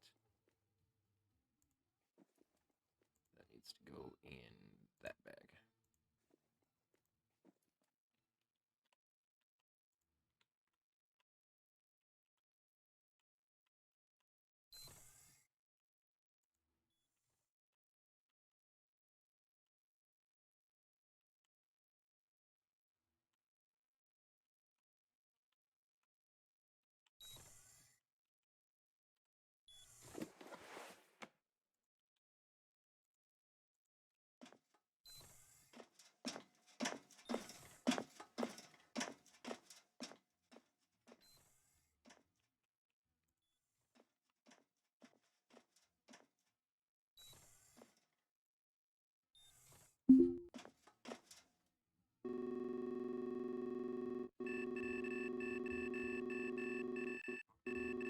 Is there really nothing else out here? No. Wow.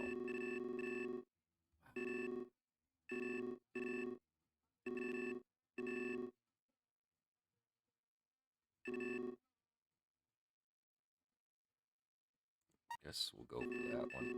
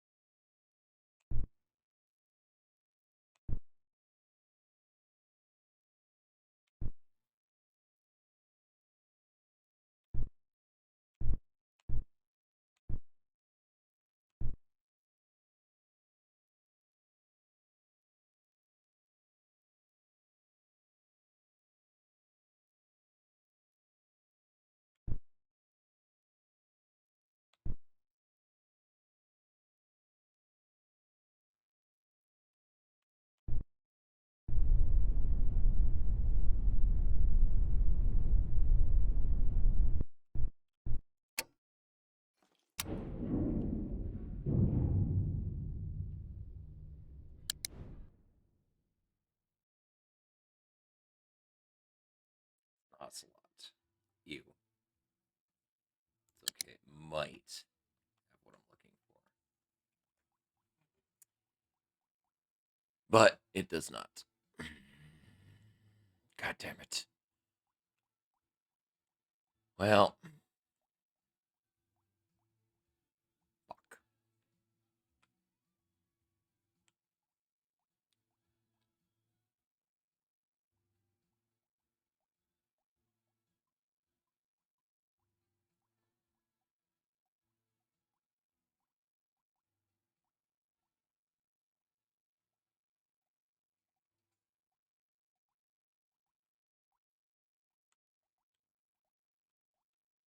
So what did we have? We got 1 thruster, 2, 3 thrusters. Got an MHD. We got a fuel regulator. Got a capacitor. Nav station. A few nitrogen tanks. A couple crates to crack open. Some other shit. But As much as I would love to stay and salvage this right now. It is after 6 o'clock in the morning. And it's almost 6:30 actually. And I gotta work today. I gotta be up at 2 o'clock to be ready for work at 3. So, means I gotta wrap things up here fairly quick. We are still on the hunt for our final helium-3 tank. And I'm going to keep an eye out for a ship that's got the nice, pretty red Van Hummel flooring. So I think that's the type of flooring I'm going to use for my bedroom, which is the next project, which might end up being done before the helium-3 tank. Depends which I find first. Either way, bedroom's got to get in.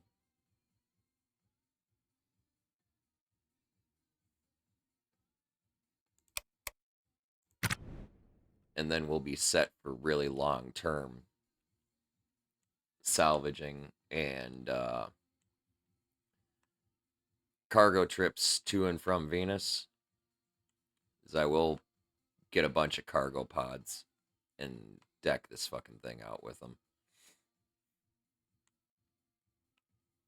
So I can fit a fair number of them on here. And really, you don't need any more than like 8 or 10 cargo pods when it boils down to it. Because with that, you can make like $6 million in one trip to Venus. So,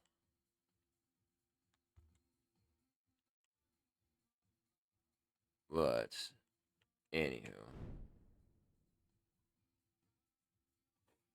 I'm going to snooze that. I'm going to call it a night right here. We're going to find somebody to raid. We're going to smoke some weed. I got to get to bed.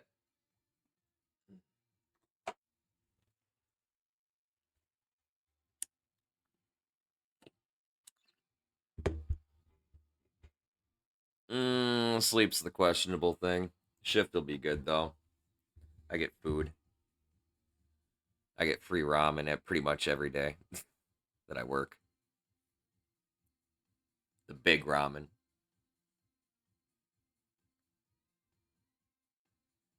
It's like one of the biggest perks of the fucking job, man, let me tell you. I can have anything else, but I really like ramen. So I don't have to bite through it. Fucking teeth are fucked. So, but anyhow, that's enough of that. Let's find somebody to raid really fast. I got this fucking ad break that's trying to creep in on us. Trying to get out before that.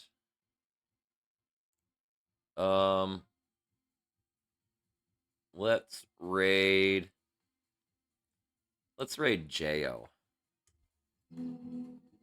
He's playing chess as always, but he's a good buddy of mine.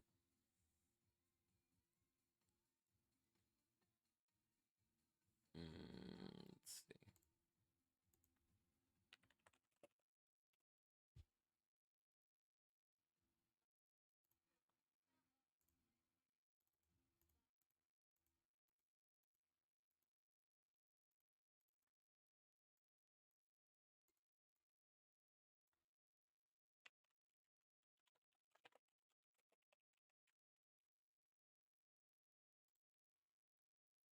All right. So, our raid target tonight is going to be Jo. And when we get over there, you guys, I want y'all to give him a follow and show him love and support from our community and let him know that the Church of the Lead Pipe is always with him.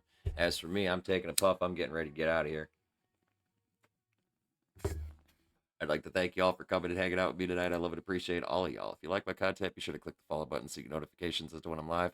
I am here Monday through Thursday nights from 6 p.m. Central Standard Time until at least 4 a.m. and Saturday through Monday mornings from shit. That's the old schedule.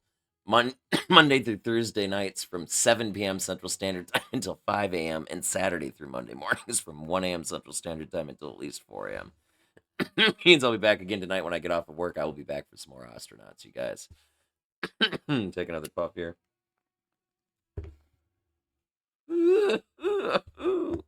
My friends and crew over on YouTube, thank you again for coming and checking out our streams every day when I get them uploaded over there to YouTube for you guys.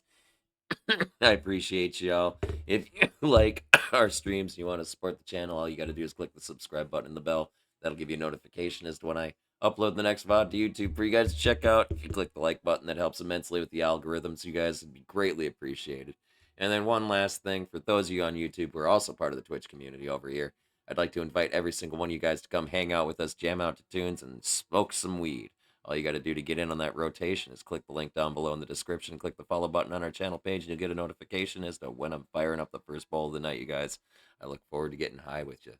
But with that, it's time for me to take the last puff and get out of here, you guys.